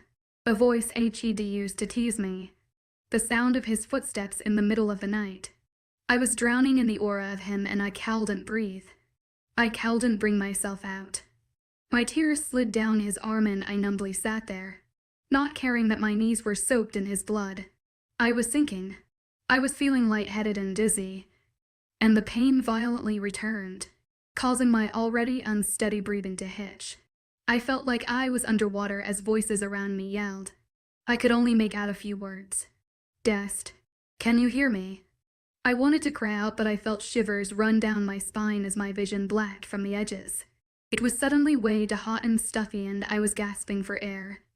Everything around me spun even more. I glanced at Dom's dead body, and before I blacked out completely, I felt steady arms behind me. As I opened my eyes, the first thing that came to mind was water. I was unbearably thirsty. My throat felt dry and my vision was blurry. I gently lifted up my arm, though it felt like it weighed 100 pounds. I blinked in confusion, staring at my arm. There was a needle and wires attached to it, along with a light blue wristband. With my other hand, I struggled to find my glasses on the side table. I had no clue where I was, and the lack of vision was making me nervous. My fingers gripped onto a thin frame wire, and as I tried to pick it up, it fell out of my hand and onto the floor. I was too weak. Suddenly, a figure jumped out from the corner of my vision, and I flinched. It picked up my glasses and came closer. I tried to inch away. Dest, it's just me. It's Alex. It's Alec. Relief flooded through me at the familiar voice, though my heart sped up at the sound of it. He kneeled down and ever so gently placed the glasses over my eyes and adjusted them on the bridge of my nose. As my vision came back to me, I blinked a few more times to see a clear view of Alex right in front of me. His clothes were rumpled and he had bags under his eyes. His brown hair was sticking all over the place. The poor guy looked like he hadn't gotten any sleep. I took in the scene around me and noticed that there was an armchair with a blanket and book on it, most likely where Alex was sleeping. Wait, an armchair. I craned my neck and cringed at the soreness of it, remembering Dom's death and all of the blood that had been now washed off of me. I realized I was in a hospital room, noticing the pale walls and the dim light. I looked down to see I was in a light blue hospital gown and was connected to an IV. My eyes flitted back to Alex, who sat there patiently, looking at me as if I was a goddess. Alex, I croaked, my throat insufferably dry. I pointed my finger to the glass of water on the table beside me. Instead, he grabbed the remote and I was about to shake my head yet stopped when he pressed a button and the bed I was in slightly craned up, adjusting me into a sitting position. He grabbed the glass of water and perched on the edge of the bed. He gently brought it to my lips and tilted it so water entered my mouth. As I drained the glass and he set it aside, I felt like I could speak again. "Thank you," I murmured. His green eyes were full of an emotion I held and put together as he leaned over to hug me softly. I tried my best to hug him back, and when I did, I held and seemed to let go. Tingles spread through my body as I inhaled his vanilla, mint scent. As he slowly leaned back to let go, I grasped onto the back of his shirt. "Don't," I muttered. So we stayed like that for a few minutes, just holding on to each other, embracing each other's presence. When I let go, Alex had his hand in mine and his eyes were misty. "I missed you so much." "Dest," he sighed. I furrowed my brows. Why was he so upset? He met my eyes and looked away. He took a deep breath and then faced me again. "You were out for 9 days. I thought you weren't going to wake up. I thought you were going to die." His voice broke and he put his head down. I noticed a single tear slid down his cheek. I held on to his other hand. "Alex, I'm here," I said. He lifted his head up and smiled half-threateningly at me. "Thank God for that," he replied. "But why would you think that I would die?" "Well, he began. "The fact that you witnessed Dominic die right in front of your eyes really affected everything. Technically, you were still bonded to him through the mate link, and since you have some human blood in your wolf system because of your father, it made you rely so much on Dominic. So much that you could have died right there with him. And the only way to save you was to bond your life to someone else's. Hence, seconds before you passed out I marked you, hoping it would be enough." My mouth slightly opened. That explained why my neck had been so sore when I was observing the hospital room and why Alex's scent had been so overpowering. "I'm sorry, Dest. I know marking you was supposed to be special and I didn't even ask. I just reached for his arm and pulled him close to me, hugging him tight. You saved my life."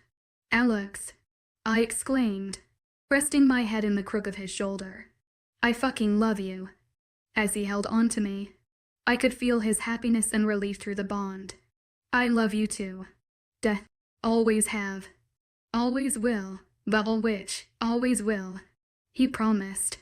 "Now go back to sleep. I'll tell the doctor you woke up." He hesitantly let go and then walked out of the room for a few minutes. And those few minutes felt like an eternity. I didn't see when he walked in though, as I yawned and my eyes involuntarily closed once again. Every few hours I would wake up and drift in and out of sleep, and every time Alex's hand would be in mine. He had moved his armchair right in front of my hospital bed. Sometimes we'd both be awake and he would help me drink water. Other times Alex would be sleeping soundly in the armchair, though it looked uncomfortable. And when I only woke up for a few seconds, I'd see Alex engrossed in his novel.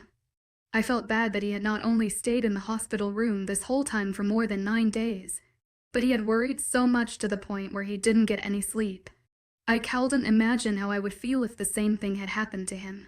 It didn't surprise me how helpful and patient he was. There was nothing more I wanted to do than just go back home and have his arms around me and just watch the snow fall. I wanted to be able to kiss him and run my hand through his soft brown hair. Yet here we were, stuck in this cramped and stuffy room in a small town where I could barely lift my own leg up. By the time it was the next morning, early rays of sunlight filtered through the clunky shutters covering the windows. I finally convinced Alex to go take a shower and then get some real sleep. He wouldn't budge at first, but eventually came around when I pleaded him. Even though I wanted him to stay, I knew that he needed rest. As I sat there in my hospital bed with my cramped back, I almost dozed off when I heard the door creaking open. "Alex, why are you back?" I snapped. Oh my god. I knew you and the creep would end up as mates," squealed a voice which made my eyes almost pop out of their sockets. "Amber," I sputtered. I took in the sight of her before me and couldn't believe my eyes. Not only was she taller and more beautiful than the lanky, athletic teen she had been, but her hand was resting lightly on her stomach. "You're pregnant," I almost yelled. Amber's blue eyes wide and in surprise as she walked towards me. "Be quiet, Dee. The more important thing is that you're alive and we haven't seen one another in more than 2 years," she exclaimed, pulling me into a hug. "Who cares about my life when there's another one growing in your own stomach?" I stated. "How the hell did you know? I don't even look pregnant." Amber pouted. "PSH, the way your hand rested protectively on your stomach gave it all away. Besides, I've had my fair share of pregnant Lunas," I explained. She shook her head. Oh, she was smiling. "I miss you, Dee," she said. "It's been forever." I agreed. We stared at each other, not quite believing that when we'd meet again that it would be like this, me waking up from a coma and her being pregnant. Anyways, I know I'm only 18 and all, but as a Luna I'm expected to have children pretty early. And, oh Dee, I love Connor so much. Amber beamed, a slight blush creeping up on her cheeks, as she fiddled with the edge of her blouse. I couldn't help but smile as my eyes became glassy. "I'm so happy for you. Amber, come here," I said. I hugged her again. "Enough about my love life. How's your lover boy?" She grinned, wiggling her eyebrows at me like she had always done. Her eyes darted to the fresh mark in the hollow of my neck and she winked. I don't want to sound cringe-why, but I needed Alex and HES the best thing that has ever happened to me. I admitted. "It's funny though," Amber said, "how around 3 years ago he was some random 19-year-old willing to take you across the country and now HES your freaking mate."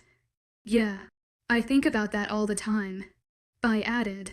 "The thing is, we were best friends for the longest time and were falling for each other throughout the 2 years without either of us knowing. Hell, I was 16 back then and he was 19. No one expected us of all people to be where we are today. I'm proud of you." Dee. Amber smiled. "So it's going to happen now. I think after I recover, Alex and I are going to head back home. I can't bear to stay here any longer," I revealed. Amber nodded. "I understand. But this time, you're giving me your number so we can keep in touch," fluffing her blonde hair and looking me straight in the eye. "Damn girl of a witch, damn girl. You really are a Luna," I smirked. A second later we both burst out laughing. It was true that I was wearing a hideous hospital gown and I was struggling to change the TV channel. But the people around me could make me feel happy anywhere. And that was what was important. Chapter 30, Tripping on a Flat Sidewalk. On the last day of staying in the cramped hospital room, I woken up to find a folded note on my desk. I had tentatively picked it up to see familiar cursive handwriting. It had read, "Hey Destiny, I'm so sorry for everything that happened. I hope you're okay and I wish I could have visited you. This isn't exactly how I wanted our reunion to be, but we will meet again. Arizona." I had clutched onto the note as her rosy scent lingered in the air. Now that I knew that Arizona had said her goodbyes, I knew it was time to go back home, the one place where I felt most like myself. Yet little did I know that a huge part of me died with Dominic. The train ride home had been filled with a solemn silence, though I was next to Alex the whole time. I couldn't help but feel defeated. I was so sure that the moon goddess woodland twin, that I could defy her whole mating system. I had been wrong. I did end up with Alex as my mate, but I had lost a huge part of my life. I didn't even know what I was anymore. Before we had got on the train, Alex had suggested that we clear our minds and go for a run, and I had agreed eagerly. The weather was beautiful and the forests were green and leafy. When Alex had shifted into his wolf with the gorgeous golden brown fur, I had grinned and tried to transform into my own wolf. When I had closed my eyes and waited for the familiar feeling of my bones lengthening and my rust-colored fur to sprout out, the sensation hadn't come. Minutes passed, and as I tried to shift, there was an odd pain in my bones. Cold dread had filled me. This had never happened to me. Shifting into my wolf had always been easy as waking up in the morning or pulling on a shirt. So when I appeared in front of Alex, fully clothed as a human, there had been tears in my eyes. I could see that his head was tilted and his large green eyes filled with confusion. He had immediately transformed back into a human and hastily pulled his clothes back on. His steady arms had been around me as I sobbed into his shoulder. And as I cried in his arms, the only thought that kept echoing in the fragments of my mind was, life will never be fair. Vivi and Ness' point of view. Even though the Arctic lights back had hundreds of refined wolves, it had felt eerily empty without the quirky presence of Destiny and the dry humor of Alex, who had been informed that they'd be leaving for about a week or so. And it was a big deal. The huge pack constantly had wolves coming and going, from all over the place. But when that 1 week slowly turned into 2, and then 3, I even had to admit to myself that I was growing concerned. Apparently the Luna had been in contact with them, yet she was remotely quiet about the situation. None of us knew what was going on. For the past few days I'd been pestering Fox, knowing that the Gamma had to know the whereabouts of the couple. I even went as far as to making him sleep on the sofa in our large room for a night. It had been for nothing, as he didn't know either. I was growing restless. Of course, I was worried about my friends. But what bothered me more was not knowing what the hell was happening. I was Vivian Thorne. I always found a way to find out anything I could. Many wolves never realized my earphones rarely played music and I could full-on hear their conversations as I was lazily dozed off on the sofa. And other oblivious ones gave in to my large blinking eyes and ever so slightly tilted head, painting an image of a trusting young girl. I had managed to find out why Rory never had a boyfriend. She was into girls. And I even found out that Luna Arcadia had had multiple miscarriages before giving birth to Kate. It was just the way I functioned. Secrets were the one thing that fed my confidence, allowing me to walk around the pack house with my head held high and narrowed. Cold eyes. No one really knew I had all this information. They just stayed away from my signature smirk and brooding personality. And I liked it that way. What I didn't like, though, was the confusion of Destiny. She certainly intrigued me. Of course, I'd been angry seeing Fox with another girl. A plain one at that. When we'd reunited at the skating rink on Christmas and discovered that my ex-boyfriend was my mate, I masked my shock and kept my face cool as I Destiny across the rink. She had gotten the message that Fox was mine. When I returned to the Arctic lights, I had irritably observed Destiny for a few weeks, thinking I could break her. She came across as a fragile and small 17-year-old, with her circular glasses perched on her slender nose and a book always clutched in her hand as it could defend her. But I realized that she was hiding something so deep that even I couldn't figure it out. Sometimes from the corner of my eye I'd see her stare longingly at Fox and I nestled on the sofa together. And at first it assumed it was jealousy, when it was actually so much more.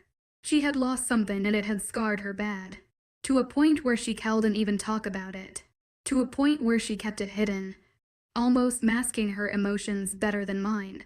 What was clear as day, though, was her love for Alex, the way they default into long conversations about a book, or laugh as if there was no tomorrow. I could feel their chemistry, but oddly not the normal sparks between mates. It had bothered me for the longest time, not knowing what was up with her. I knew that I shouldn't have been wasting my time on her. Yet I couldn't shake off the fact that out of nowhere a 16-year-old from a pack on the other side of the country came to join us for no legitimate reason. I slowly learned to just let it go.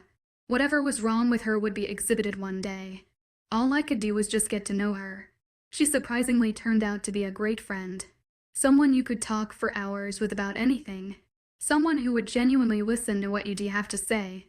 Someone who was lovable in the most annoying ways, from her laughing so hard she'd snort, to her tripping on a flat sidewalk. And while we became friends, there was a small pull inside of me, nagging me every single day, ready to burst and make me ask her, "What are you hiding?" Of course I never did. I had enough self-control to not reveal my uncontrollable curiosity and seeping anger. As normal, I stayed cunning and resilient.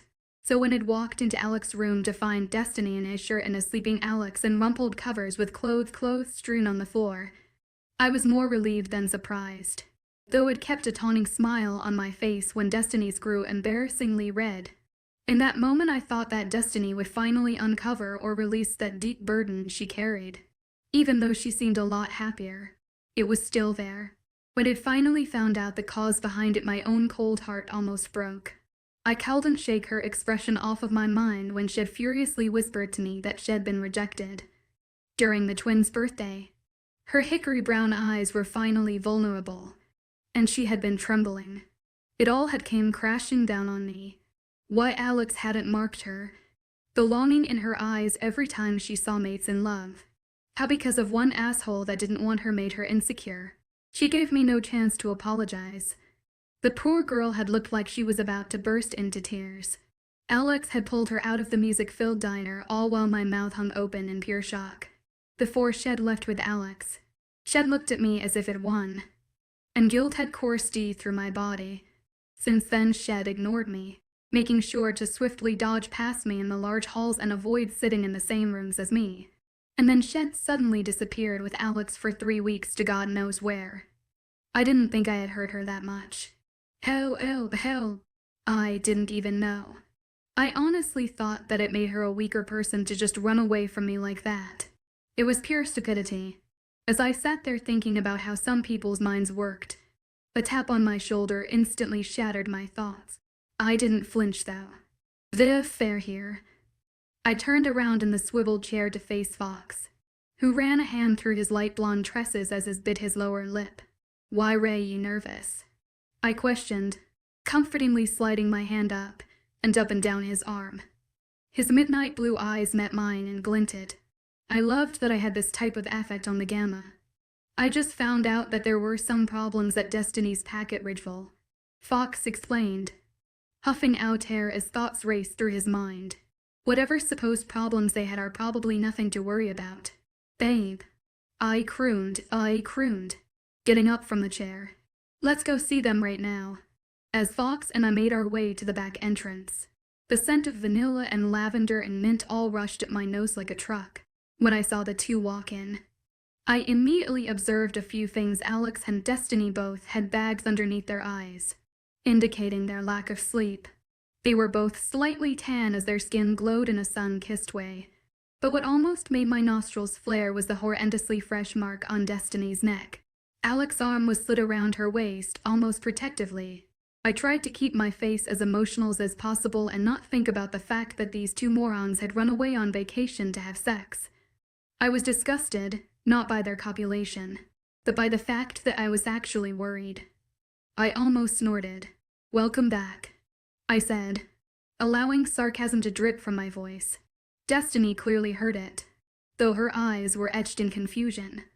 As Fox and Alex got into a lengthy and hushed conversation, I strolled towards her, allowing my eyes to narrow, with no amusement or warmth at all. She seemed to shrink at every loud footstep my heels made. Hey, Vivian, Destiny murmured, giving me a side smile, though her brown eyes reflected nothing but an odd emptiness. Don't hey, Vivian me. Did you seriously run away to get marked? I spat. I didn't have time to be nice. Destiny fingers fluttered quickly to her neck as her mouth slightly hung open. What?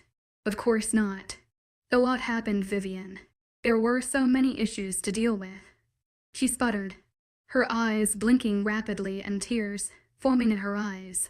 She almost looked convincing. Don't be so sensitive. You're 18. Get your shit together. You made the whole pack concerned for no reason at all. I sneered, anger seeping through my voice. Wait till they find out you and your precious Omega were just out there to fuck each other. I don't have time for this right now. Vivian, she sighed, her voice shaky. Alex looked at her midway through his own conversation and his brows furrowed. He said something to Fox before grabbing her hand and going upstairs. Who the hell does she think she is? I half yelled at Fox. He grabbed both of my hands and looked me in the eyes. Breathe. Viv, breathe. Don't be so hard on her. Give her some space. There's a reason why she's so shaken up. It's because she lost. An urgent voice interrupted his seriousness. Fox, the elfin needs you right now. I almost told the person to shut the hell up, but it was Luna Roberta. Fox at me apologetically. Please, just leave them alone for a while. They'll explain everything. he promised hastily before leaning down to kiss my cheek. He rushed off with the Luna down another hall, leaving me alone by the back entrance. Absolutely furious. There was no need for him to explain anything. Because I was Vivienne Thorne, I was perfectly capable of finding everything out by myself. That night in bed, I pried Fox's muscular arm off with me and stealthily slipped on a long cardigan atop my camisolo and silk short. I gently brushed a lock of his light hair away from his face and wished that I was asleep next to him. But he had fallen asleep before he could explain anything to me, and I cowed there to wait until the next morning. I squinted at the clock, which read 11:36 p.m. perfect. Not that I was a stalker or anything, but I knew Destiny and Alex well enough to know that they weren't asleep right now. I crept out of the room and closed the creaky door. The second-floor hallway was massive and dark, yet I had an impeccable memory and easily found my way to the cold marble stairwell. When my bare feet hit the chilling marble steps, I silently cursed myself for not wearing socks, or hell, even Fox's ugly slippers. I silently ran up the stairs into the narrow third floor where most of the storage rooms were, along with the own gazer room Alex. I didn't need night vision to know that I had arrived in front of their room. There was a faint glow of a soft lamp which spilled underneath the door, revealing the rustic turquoise door. To my relief, the door was very slightly opened, allowing me to see enough inside, though I didn't think I liked it. Alex's bare and defined back was faced towards the door, though I could see that Destiny was against him, looking comfortable in his arms. His lips were lightly brushed against her neck. I was about to just go back downstairs angrily, but I heard something that resembled crying. I squinted my eyes to see that Destiny had turned around and there were fresh tears streaming uncontrollably down her face. Her breathing was short and hiccupy. Dest, Shim here. It was just a bad dream, Alex softly murmured, using his thumb to wipe at her cheeks. What even am I? Alex, what if I get kicked out again? I am not even a full wolf anymore, she cried out, her voice full of raw pain. My heart hammered wildly. It hurt to see Destiny this sad, though the words "not a full wolf anymore" kept repeating in my head. She couldn't have lost her wolf. Could she have? The thought itself terrified me. You won't. I will make sure of it, Dest. I promise. You're still the same beautiful and strong girl to me, no matter what, he soothed, pulling her closer to him. I'm sorry, Alex. I already put you through so much. It's just that I keep seeing his face and I can't process that he's actually dead, she whispered, her brown eyes swimming in open emotion. I swallowed, hoping that whoever had died was her mate. The fact that she got rejected by him would make it worse. Don't apologize again. As your mate and best friend, I'm choosing to be with you and help you get through anything. Because I love you. Alex spoke, in a voice so soft that I felt sort of guilty for invading such an intimate moment. I love you too, she said before pulling him into a deep kiss. I pulled away from the door and absently wandered the dark hallways. I eventually found myself sitting down, against a wall, with my knees hugged to my chest. I felt guilty. I had been such a bitch to Destiny, not even bothering to ask if she was at least have the decency to notice that something was wrong. No, I just had to be my obnoxious and judgmental self. This was definitely serious, though Destiny had lost her mate and then her wolf. Half her identity. She would be scarred for life. That wouldn't have been her last nightmare. She would be forced to carry this burden she didn't even ask for. She was lucky she had Alex. I recalled the way he held her and spoke to her with so much genuine and passion. I knew he'd care of her. I sighed heavily, admitting to myself that Fox and I had never been like this with one another. Of course, every couple was different, but this was a matter of love and lust. What if our attraction to one another was solely because we were mates? In that moment at midnight, fear had consumed me, making me wonder if I would ever experience true love, the way Destiny and Alex did. They had made a countless amount of sacrifices for each other, yet made it out alive. Would I ever get to experience something like that? Or would I live the rest of my life in the folds of a meaningless mating system? EPILOGU, food over by. Any day. I was cuddled up next to him, lounged comfortably in a lacy black bralette paired with silky maroon shorts, displaying my long, lean, and tan legs. He sat next to me, shirtless, with his muscular arm curled around my bare shoulder. His fingertips stroked my arm in careless circles which made me shiver. "Come join me in the shower," he whispered, his hot breath tingling my ear and neck. I shook my head, blushing at the closeness of him and his strong scent. "Not right now, baby," I whispered back, kissing him on the cheek. His green eyes darkened and a mischievous glint glassed over them. He suddenly shifted out of his sitting position and scooped me up in his arms, making me squeal. He kicked the bathroom door open, placing me in the clawfoot tub filled with water and rose petals. He began kissing me deeply and tugged at the edge of my shorts. "You are irresistible, baby," he murmured huskily, rolling my eyes. I snatched the remote and turned off the cheesy movie. It was a Wednesday night and Alex and I were sprawled across the bed. I was wearing old sweatpants and one of Alex's large shirts while he wore a soft gray shirt which I leaned into. We'd been watching corny and stupid movies for the past few hours, laughing our heads off and cringing, passing the huge bowl of popcorn between us. Sometimes we'd dump M&Ms into each other's mouths or chew on whistlers even though we both hated them. We had gone sort of wild at the convenience store after pack deliveries, throwing any appealing candy into our overfilled basket. Hilariously, the abundance of candy and snacks we'd bought were almost finished in only one sitting. I think that movie was the worst one yet. I groaned. It was so annoying how she blushed every 5 seconds. And, oh God, how they called each other baby.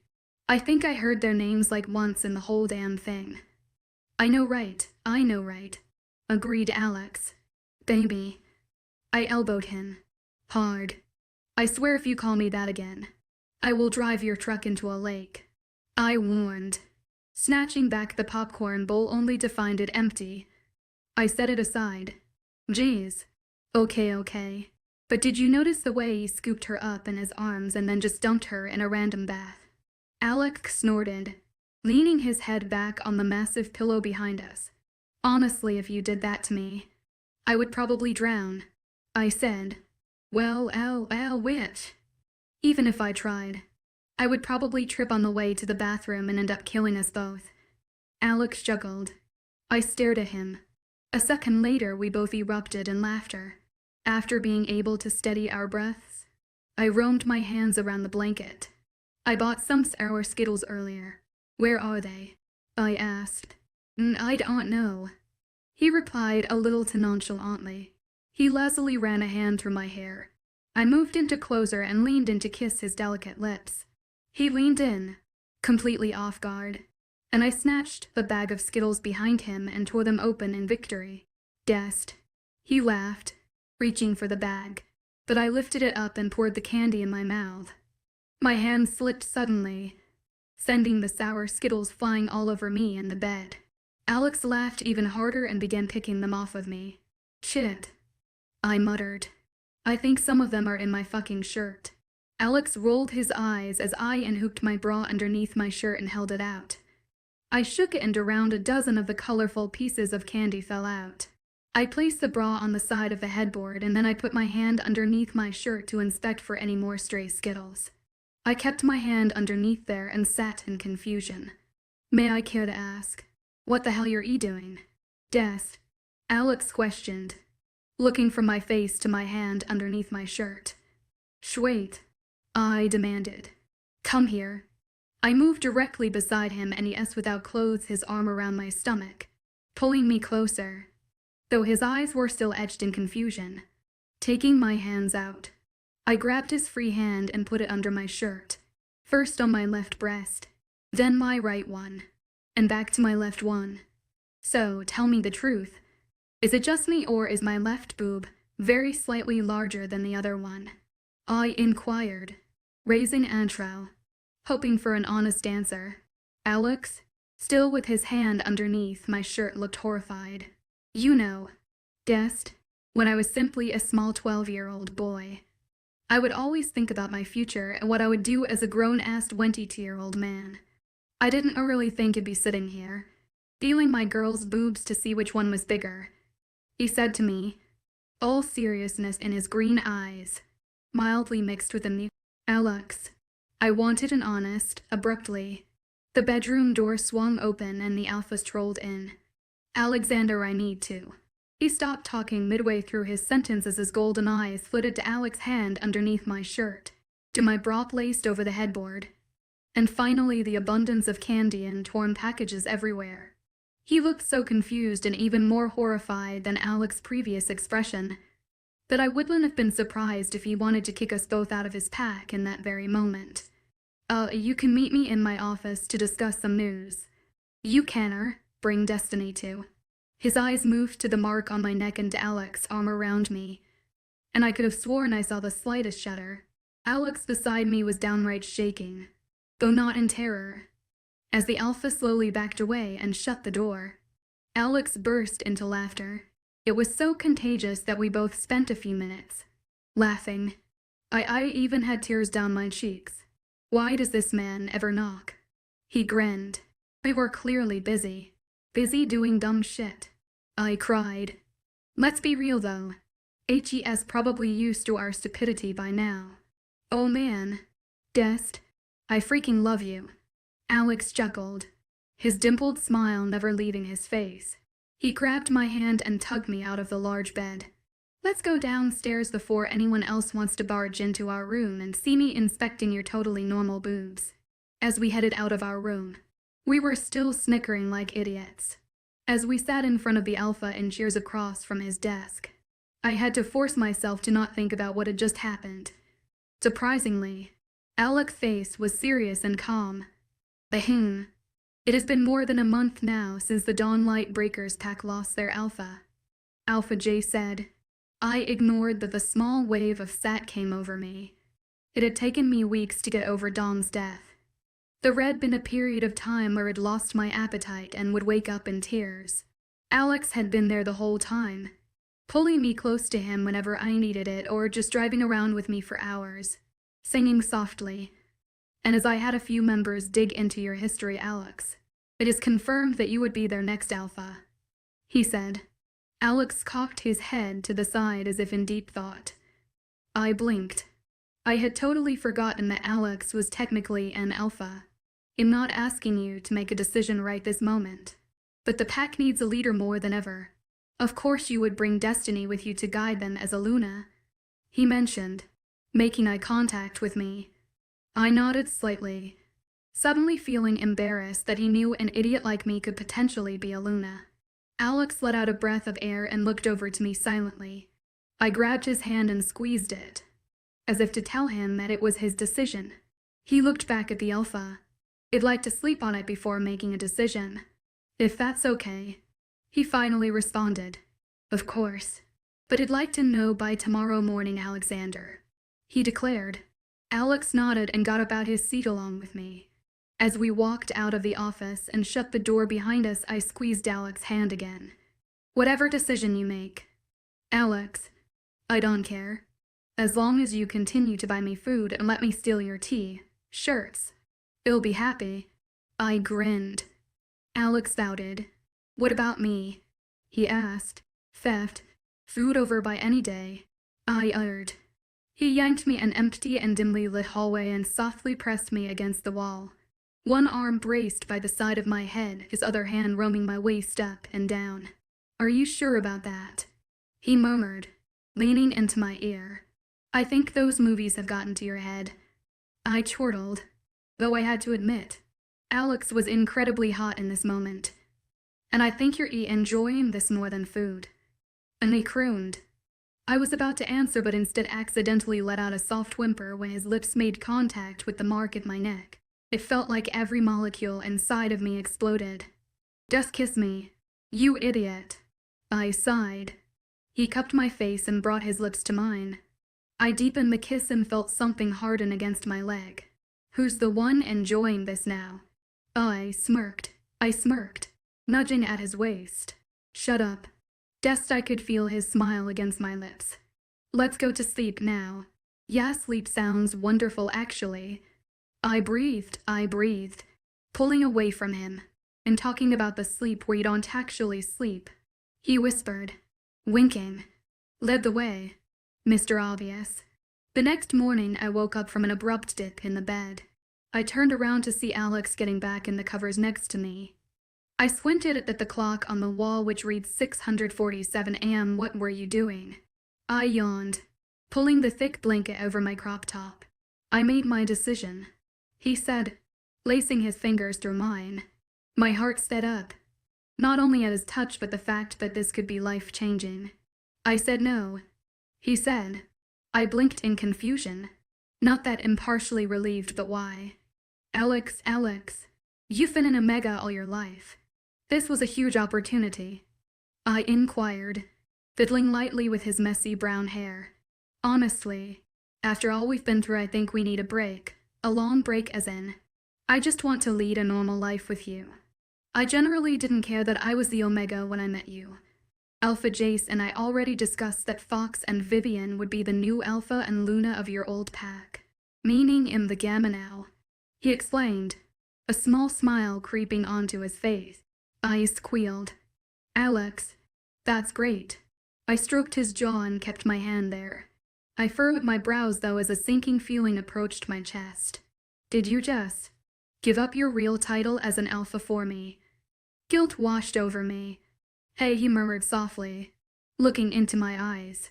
I didn't think that either of us were ready for this type of responsibility. Not only do you have such emotionally scarring memories from that pack, as a Luna you'd be expected to have children really early. You're only 19. Guessed. You told me once that if you'd ever have kids you'd be at least 28 or something. I wouldn't do that to you. I was touched. The fact that he remembered that made my heart melt. Also though, Mother Witch, I want to wake up next to you on Sunday mornings and sleep in with you. I want to have pancakes at 2 p.m. and black coffee with you at 2 a.m. I still want to go on long drives and listen to your off-key singing for hours. I want to be able to roam around bookstores carelessly and fight over the last cookie. You know, we wouldn't be able to do those things as much, or at all, if we were an Alpha and Luna. I want to continue living life with you the way we do. I'd rather focus on you than let a pack, because you're the most magnificent, wonderful, glorious part of my life. I started blinking rapidly. Alex, I whispered, speechless, not able to form any words in my mouth. I closed my eyes and felt a few tears drift down my face. When I opened my eyes, I pulled my head against Alex's forehead. You're making me cry. Fucker, I sputtered. The second reason is, I don't think you'd be able to handle miniature pup versions of you running around. One of you is enough to handle. He chuckled. There's the annoying Alex I love, I exclaimed. All right, go back to sleep. Fetus, he muttered. Just keep holding me, idiot.